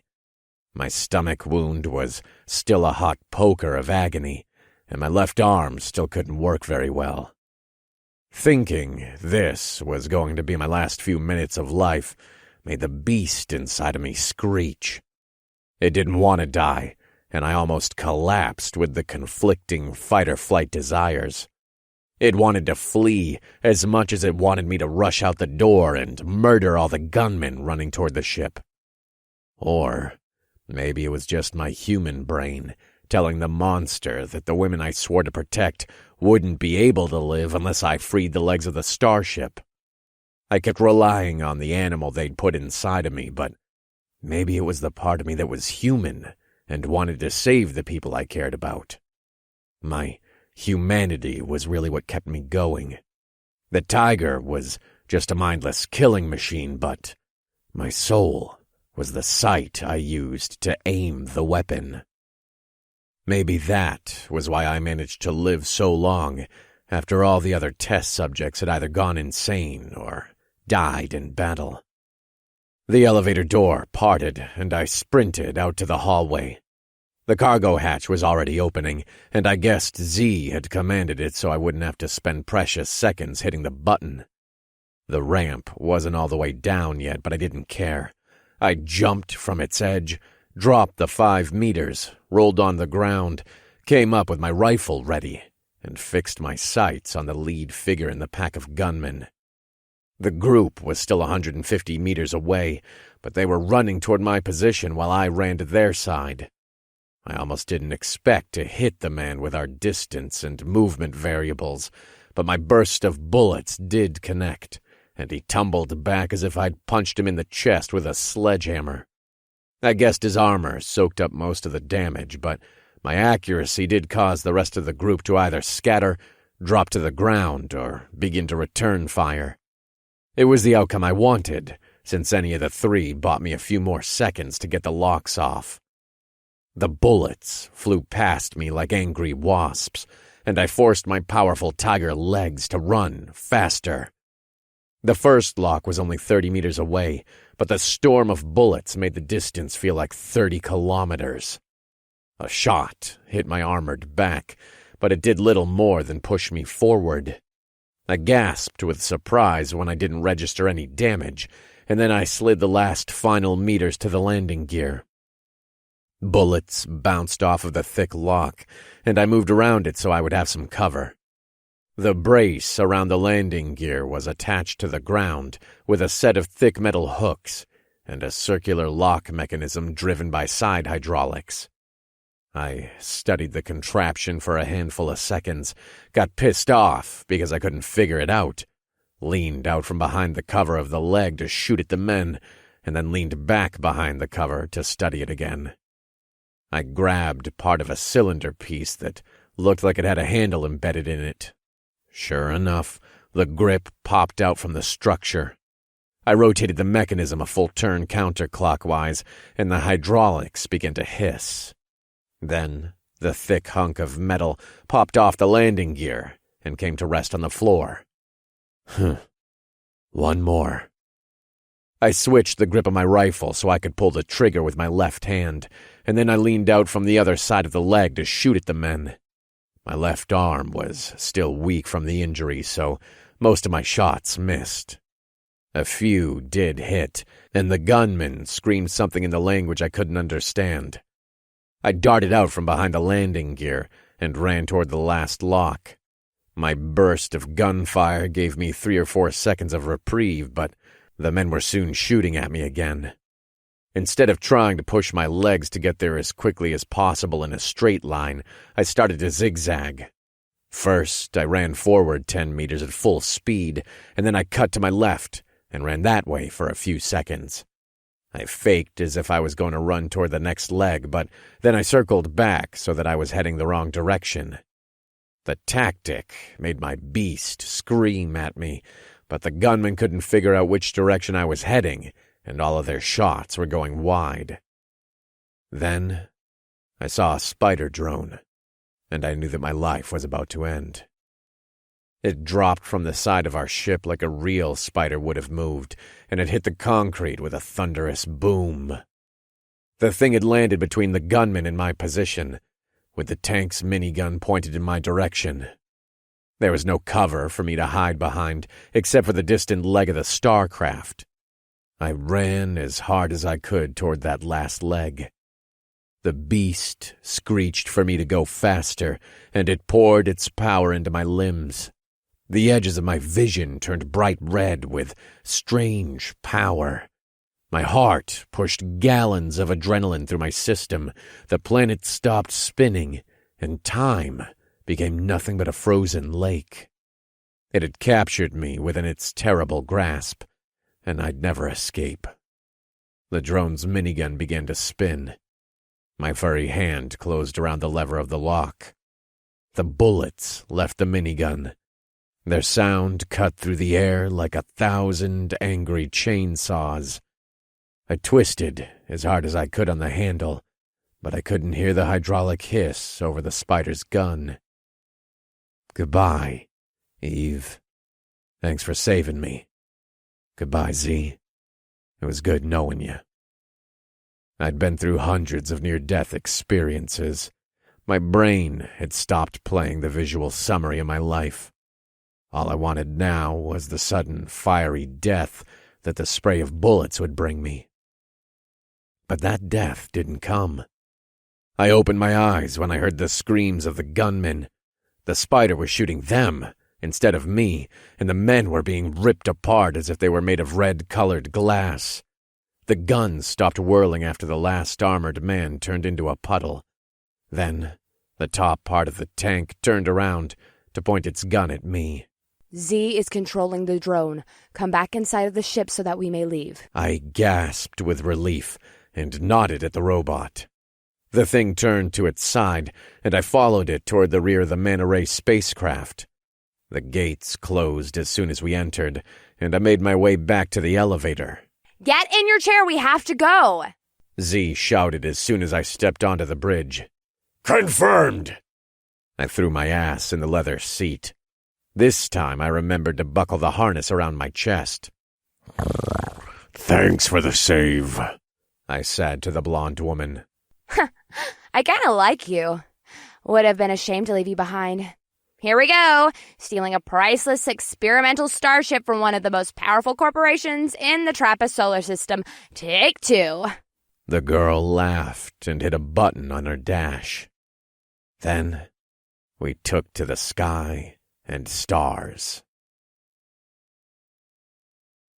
Chapter 17. We are free. Eve gasped as soon as we pulled into orbit around TRAPPIST-1E. The stars look so beautiful. Yeah, I can't believe we pulled this off. Damn. Z let out a low whistle, and the two women stared at the display of stars on the view screens. I'd been in space more times than I could count, but this view did feel different. It wasn't the alien arrangement of the stars. It was the feeling of freedom. Every other space journey I had made was either as a slave to the scientists that experimented on me, or as a Jupiter Marine. One might have argued I wasn't actually a prisoner with the Marines, but my service left little decision about where I would be stationed or what assignment I'd be given. I had been good at my job, so my assignments had been many, and each of them had been dangerous. Well, Captain, where are we going? Z asked me. I'm not the captain. I nodded at the beautiful vampire woman. Ask Eve. This is a military vessel. Our missions will involve military strategy and combat. You are most fit to lead us, the vampire woman said as she fixed her red eyes on me. You say that, Eve, but this was your idea. I didn't know anything about the ship or how to captain it. I'm just a grunt. You are not just a grunt. You are a Marine, and you have survived years of torture when those madmen changed your body.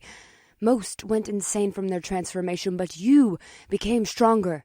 Your will is unbreakable, and your code of honor is even stronger. You need to be making the split-second decisions when all our lives are on the line. I am fine to give you counsel and help plan our next mission. Wait, who are those men that changed you? You weren't born at... Z began to ask, but I interrupted her. It's a tale for another time. I sighed and then felt a flare of anger slam into my body. It had been too long since I killed, and the animal inside of me hungered for violence. I needed to change out of this form quickly, even if it meant that I had to pass out for a few hours. Eve, where should we go next? I asked. We need to leave this system. Alakanota will launch pursuit ships in less than a day. Not gonna happen, Z said with a sigh. They won't launch the ships? I asked her. No, we can't leave the system. Ah. Eve also sighed, and she leaned into her co-pilot's chair. What am I missing? Why can't we leave? I haven't looked to get a visual, but... Alarms rang out across the bridge, and the three of us turned to the control deck at the front of the room. The bottom corner of the screen blurred, and a trio of ships was displayed there. Each of them was instantly highlighted in a red outline, and a flurry of matching crimson text scrolled down the screen. Harrier-class Battle Sentry, HCS-78990-413-345, manufactured by Alakanota Corporation, TRAPPIST-1E, branding Alakanota Corporation, 3rd Fleet, 1st Array, hyperdrive EN-5789 tally-40 hours to 1 light year. Warp drive, no. Folding drive, no. Length 240 meters, minimum crew 50, estimated drone payload 24, heavy plasma cannons 4, light plasma guns 8, laser arrays 8. Beagle-class Battle Sentry, BCS-89876-956-308, manufactured by Alakanota Corporation, TRAPPIST-1E, branding Alakanota Corporation, 3rd Fleet, 1st Array, hyperdrive EN-5200 tally-45 hours to 1 light year. Warp drive, no. Folding drive, no. Length 80 meters, estimated crew 20, estimated fighter craft 2, estimated drone payload 8, heavy plasma cannons 2, light plasma guns 4, laser arrays 4. Beagle-class Battle Sentry, BCS-89876-956-314, manufactured by Alakanota Corporation, TRAPPIST-1E, branding Alakanota Corporation, 3rd Fleet, 1st Array, hyperdrive EN-5200 tally-45 hours to 1 light year. Warp drive, no. Folding drive, no. Length 80 meters, estimated crew 20, estimated fighter craft 2, estimated drone payload 8, heavy plasma cannons 2, light plasma guns 4, laser arrays 4. I don't know what any of that means, but I'm gonna guess we are about to die. Again. Z moaned. These are short-distance battleships. They're meant for solar system or planet defense, I said. The two on the right of the screen are escorts for the larger one. Can we outrun them? Eve asked. The screen says they are 5,500 kilometers away. Maybe. If they fire up their hyperdrive, they can get to us in a minute. But then we can use our drive to get away. Z, do you know how to use the drive? I asked the hacker. No. She shook her head. You've got 45 seconds to figure it out. I was afraid you were going to say that. The hacker grunted and then turned away from me so she could dance her fingers across the various controls.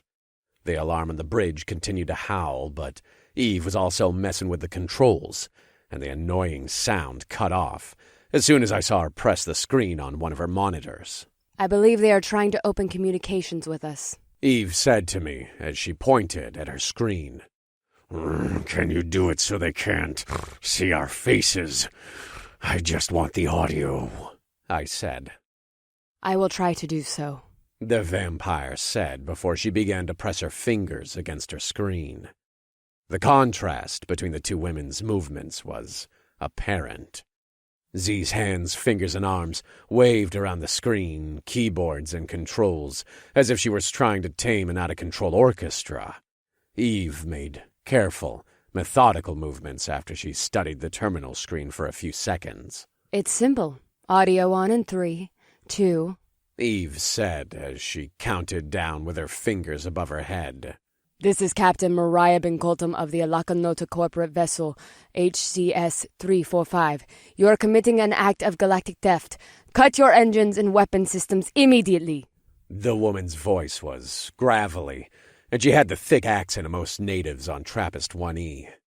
The two women turned around in their seats to glance at me, and I gestured for Z to continue working at her station. HAD-35, I see you have opened up the communication channel. I know you hear me. Surrender immediately. You have stolen Ilakanota Corporation property. Cut your engines and weapon systems immediately. Mute our line, but I still want to hear her, I whispered to Eve, and the vampire nodded as she carefully pressed a button on her screen. I have no idea what I'm doing. Shit, I'm sorry. Z moaned. Keep looking. You figured out how to turn on the engine to get us into orbit. You can engage a hyperdrive, I said. Yeah, but that was just the main thrusters. This thing has that plus a hyperdrive, a warp drive, and a folding drive. I thought a warp drive was the same thing as a hyperdrive, so I'm obviously not the right person to be looking at any of this. You're doing fine. And you are the most capable person here. The beast was angry at the hacker's complaints, but I forced his rage down into the pit of my subconscious. Hyperdrives are slower and are measured in terms of how many hours it takes to go a light year. Warp drives are measured in how many light years a vessel can travel per hour. Folding drives... I thought were just experimental. The specs I got from the control tower didn't say anything about one, but I see a control interface for it. Can we use the folding? Eve began to ask, but Z interrupted her. I don't know how to do any of this stuff. I'm like a fucking monkey trying to drive a car in reverse while adjusting the radio. The hacker shouted. This is my last request. If you do not cut your engines and disarm, we will attack and destroy you. Captain Mariah Binkoltum's voice was angry, but I also sensed the undercurrents of fear there. I guessed she didn't want to attack this ship. I doubted it was because she thought we could retaliate. It was probably more that her orders were to only destroy the vessel if she absolutely had to. She would try to capture us first. This strange ship was no doubt worth too much to them. I'm going to find the gun controls so I can buy you some more time. I unbuckled the harness on my chair and turned toward one of the many other stations on the bridge. One of these chairs would have access to the weapon controls. I will help, Eve said as she climbed out of the co-pilot's seat. We moved to the other stations. It was hard for me to fit my large frame into the space, but I managed to squeeze into the first gunnery station and put my hands on the controls there. Z's comment about the monkey driving a car couldn't have been truer. There were dozens of monitors, 3 different control sticks, small map displays, and terminals that seemed to scroll an endless vomit of text. Most of the displays still had the plastic wrap on them, and I pulled a large sheet off before I could actually lay my tiger hands upon what looked like the master control switches. My changed hands were much too large to fit over the controls comfortably, and the rage came to my throat with a thunderous growl. I'd been on plenty of ships and seen pilots work. I'd also manned guns and assisted with drone controls on occasion. I picked this one because it seemed to have appropriate controls, but I couldn't make sense of how to turn on the weapons or set the targeting display. Most of the ones I had used were either already set up or the old-fashioned point at the bad guy and pull the joystick trigger style. I found the engine user interface. Woo! Now I have to figure out how to tell one of them to go. Do you have a destination? Z shouted across the bridge. Anywhere but here, I growled. That doesn't help. Space is a big fucking place. Also, we can't go very far because of... The alarms howled again, and a red light flashed from the ceiling of the bridge. The 3 cruisers on our display stretched as if they were made out of rubber, and they blinked from view. The bridge screens adjusted a second later to put the ships in the center of the view screen. Their images were a bit sharper now, and the distance measurement on the side read that they were now 4 kilometers away. Fighter craft began to launch from the bays of each ship like angry space bees. Z! I yelled at the hacker. I see them. Where the fuck are we going? Far away! I shouted back. We can't. Why? Because we don't have any fucking food. There's just water on board and only a few hundred gallons. That's what I've been trying to tell you. If I fuck this up, we might be months away from another planet or station. You both say you aren't going to eat me, but I'm going to look pretty delicious after a few weeks of starvation. Go to the closest inhabited solar system, I ordered. The fighter craft spun toward us like angry darts. Which is? She asked. You don't know? Don't you know? She shouted back. You are the damn captain. Gliese 876. Eve said, and her words cut through Z and my shouting match like a knife. Thank you. I'm going to engage the warp drive partially because it sounds cool and partially because I'm scared shitless of using the folder. Just hurry the fuck up! I shouted as the fighters shot out their first blasts of greenish-yellow plasma fire. Oh, my sweet baby Jesus. Here we go! I saw Z raise her arms up over her head and brought a single finger down to press a button on her display. Nothing happened. I didn't expect that! She started to say, but then our ship rocked as the initial wave of plasma blasts slammed into the hull. Except it didn't hit our hull. One of the displays in front of me showed a semi-transparent, twisting, strange cloud of smoke had emerged around the vessel. What is that? I asked Z. I don't know, some kind of shield or something? What kind of ship did we steal? I'm not an expert, but I didn't think starships had shields that could stop plasma. They don't, I confirmed. I'd never heard of such a thing, and the Jupiter Navy had the latest in technology. But then again, technology could evolve rapidly and in many ways, when each solar system was an island which could only be reached by starship. I figured out how to access our side cannons. Eve said the words as if she had found what she wanted for dinner next week, instead of just figuring out how to prolong our lives for a few extra moments. Access them with the orange array of buttons on the top right of your terminal, and then grab the rightmost control stick. Confirmed, I said as I followed her instructions. My screens all flickered as soon as I hit the buttons, and I saw a series of 6 gun ports that I could control. It looked as if I could actually man any of the cannons on the ship by toggling through the selector, but my sights first appeared on the flank of the ship where the other craft were attacking. I'm going to figure out why this thing isn't Z was interrupted by our ship rocking a bit. The motion was much less than the initial attack, but my anger still made my hackles rise. I almost ripped the control stick out of its mount when I whipped the guns around toward the enemy fighters. Eve was already shooting, and I saw her cannons spray red streaks of laser, punctured with slower-moving balls of tumbling plasma.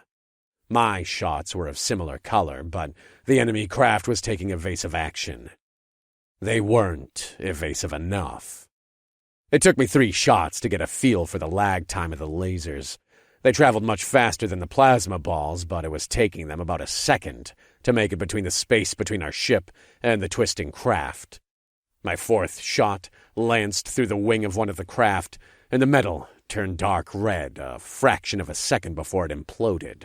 The lasers make the plasma globes explode to roughly 20 times their original size, Eve said.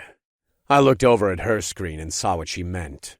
The plasma balls moved achingly slow, but the woman shot one that was near a group of enemy fighters.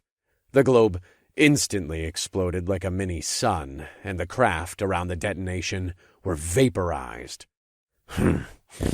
Confirmed, I said as I turned to my own guns and began to launch more of the globes along with my lasers.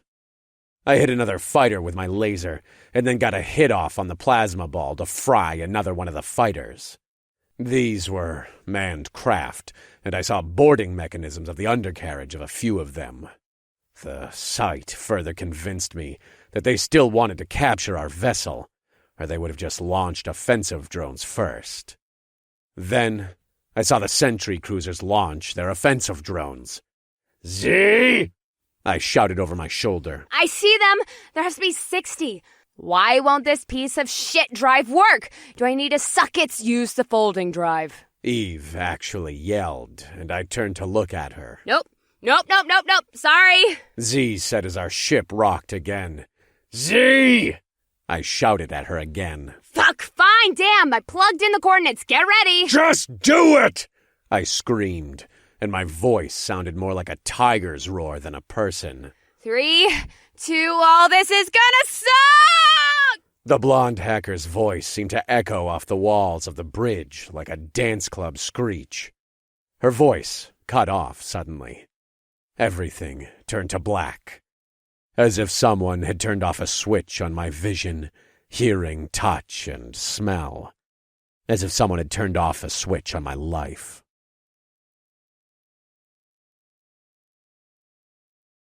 Chapter 18. I ran through a warehouse. It was a large space, high ceiling with lights that seemed like stars in the night sky. There was smoke or fog on the ground. The space felt empty, but it wasn't. There were endless rows of cages on each side of me. Inside of the cages were massive tigers. These weren't Earth tigers. They were 5, maybe 6 times the size. Hell, each of the monster's paws was probably the size of an average tiger. I was but an ant in their presence. But the creatures all studied me with their huge elliptical eyes. They made no sound as they watched me, and while they didn't seem aggressive, I was glad for the bars on the cage. Then I heard a growl behind me. One of the cats had escaped. Its fur was black, its stripes were a bright white, and its eyes glowed red. The monster took a step toward me and opened its maw to growl. The beast didn't have teeth, just a pair of long fangs and a longer serpent tongue. I got the idea and turned to run. The other tigers started screeching when it sprinted past them. Their cries of hunger almost split my skull open. I brought my hands up to my head to try and cover my ears, but their screams made me dizzy. I fell into the fog that hugged the floor. Then I tried to crawl, but the black-fanged monster was on me. Its long tongue wrapped around my legs like a tentacle. My fingers slid against the smooth concrete floor as the tongue pulled on me. I thought about bending myself in half so I could punch it, but then I was hanging upside down in the air. I looked up and saw the fanged mouth open wide to swallow me. Adam! The creature screamed, and it felt like my ears were starting to bleed. Adam! I yelled and tried to pull out of the wrap of the tongue, but it wasn't the tongue around my legs. It was a grouping of sheets. I was laying on a bed drenched in sweat and hyperventilating so much that I thought I was going to faint. I was no longer in my half-tiger form, and I couldn't actually remember if I'd been human or animal in my dream. Shh, I am here. Are you okay? Eve asked from the side of my bed. There were no lights on in the room, and the woman was sitting in darkness. Yes. Where am I? I asked. There was a tube connected to my wrist, and I looked up to the head of my bed to see a stand with 8 empty saline drip bags. Eve or Z must have realized that I needed a lot of liquid to replace the blood I had lost. In your quarters. We are on our new ship in the Gliese 876 system. Can I turn on the light? I didn't want to earlier for fear it would wake you. Confirmed. How long have I been sleeping? I asked.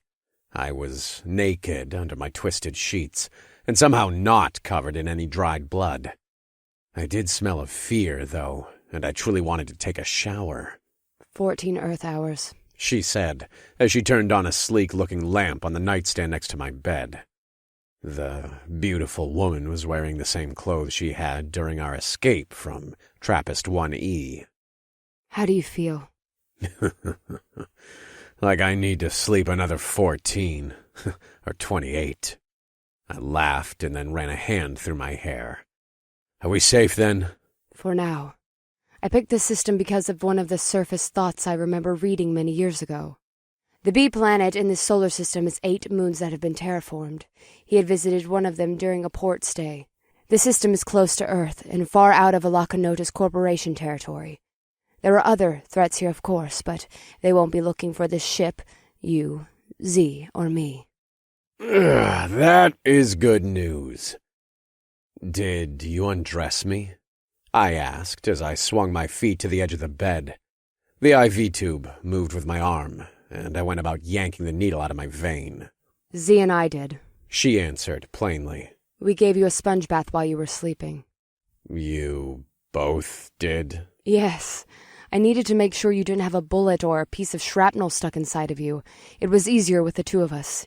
Even when you aren't in your changed form, you are still a large muscular man. I'm not quite able to move you by myself. You are a bit embarrassed. Eve laughed. It is okay. You are not nearly as embarrassed as Z. She tried to leave 4 times. I finally let her go. Thanks. I think I would have preferred to be awake for that. I laughed, and the beautiful woman joined me. Will you dress and join us on the bridge? We need to discuss our next move. Confirmed. I'll take a quick shower, then be there. Good. The woman smiled at me, and we both stood. Our eyes met, and we stared at each other for a few moments. I might have been too bold to stand up naked, but the woman had seen me in the nude 3 times now, and I had seen her.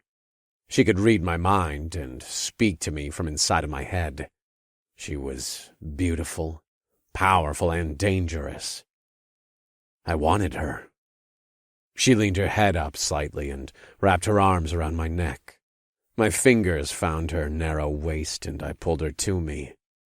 Eve's red eyes closed, and her mouth parted half a second before our lips met.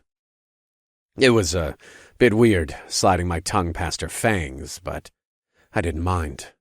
Her full lips were made of the softest silk, and the heat from her mouth seemed to fill my body until I thought I would never know cold again.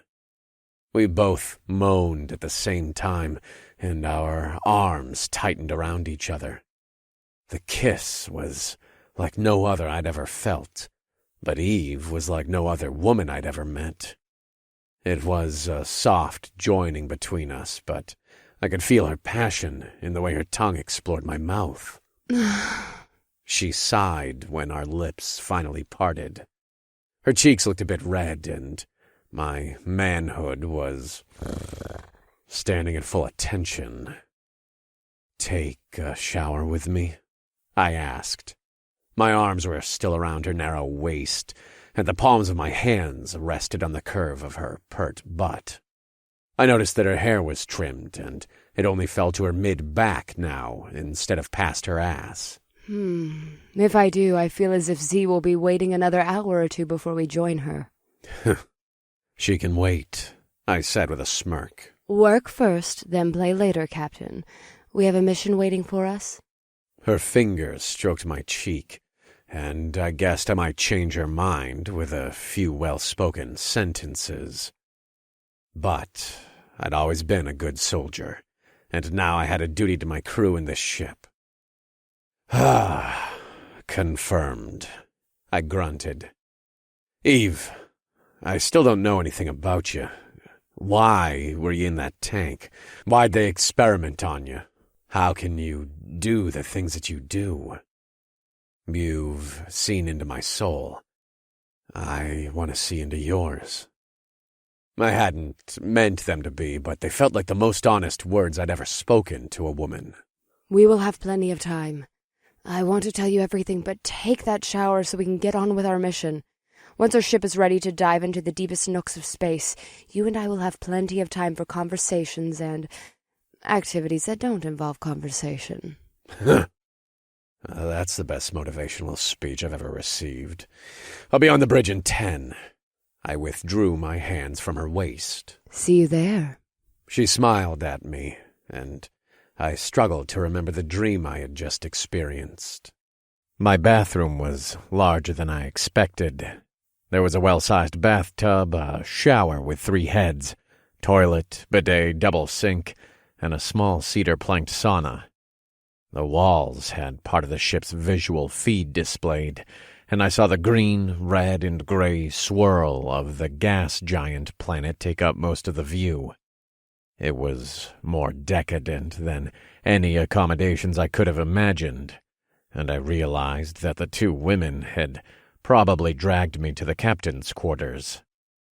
The warm shower was luxurious, but I didn't take more than a few minutes to enjoy it. Then I changed into one of my spare pairs of jeans, put on a black shirt, and left my room. My suite was on the same floor as the bridge, and I walked past the elevator to reach the heart of the ship. Eve and Z were standing in the center of the bridge. Both women were studying the holographic map projection of the gas giant and its 8 moons. Eve smiled at me when I approached, but Z turned all different shades of red and pretended to be distracted by the control panel of the map system. "What's the plan?" I asked. Z? Eve prompted the blonde hacker. Ahem. Z cleared her throat with her fist at her mouth, but still didn't look at me. Welcome back, Captain. The young woman stuttered a bit, and she cleared her throat again. "Thanks. Good to be back. How's your head?" I pointed at the bandage. I'll be fine. Eve stitched me up, thanks. "Thank you. We would be dead right now if not for your computer skills and tenacity," I said, and the young woman's bare arms, neck, and hands seemed to blush. So, here's the deal. We have no food and only enough water to last a few weeks. I'm going to need some time to figure out why the warp drive isn't working. I'm going to have to read that crazy, stupid large manual, or we are going to have to hire someone to come inspect the ship. "Can we just use the hyperdrive or the folding drive?" I asked. Sure, but here's the thing about the folding drive. Do you remember the time after we took it? She finally looked at me, and her cheeks somehow turned even redder. "No," I answered. Me either. I do not remember it either, the vampire said with a shrug. Yep, we all passed out. Like for 8 hours. I checked the time when Eve and I woke up. You've been asleep for another 14. I don't think we should be using the folding drive until we've got a crew or know how to use some of the defensive stuff on the ship. "Which will be more time," I said with a sigh. Yep, so we need supplies. Good news is that I've started reading a bit of the engine documentation. These engines are powered by a combination of solar radiation and alternating waste properties. "What does that mean?" I asked. We don't need fuel as long as we get plenty of sunlight, and we can figure out why the warp drive didn't work. Could just be that I need to go into the engine room and take the plastic off the damn thing. Z gestured around the bridge. Most of the surfaces were still covered with plastic wrapping. "Let's head to one of these moons and get some supplies," I said. "Have you checked out the shuttle?" Yeah, and Eve has an idea of which planet we should visit first. It's a trading outpost. The moon's soil is rich in minerals. They will have plenty of food and water to purchase. The raven-haired woman said. But that is our next problem. Z pointed at the side of the long map table.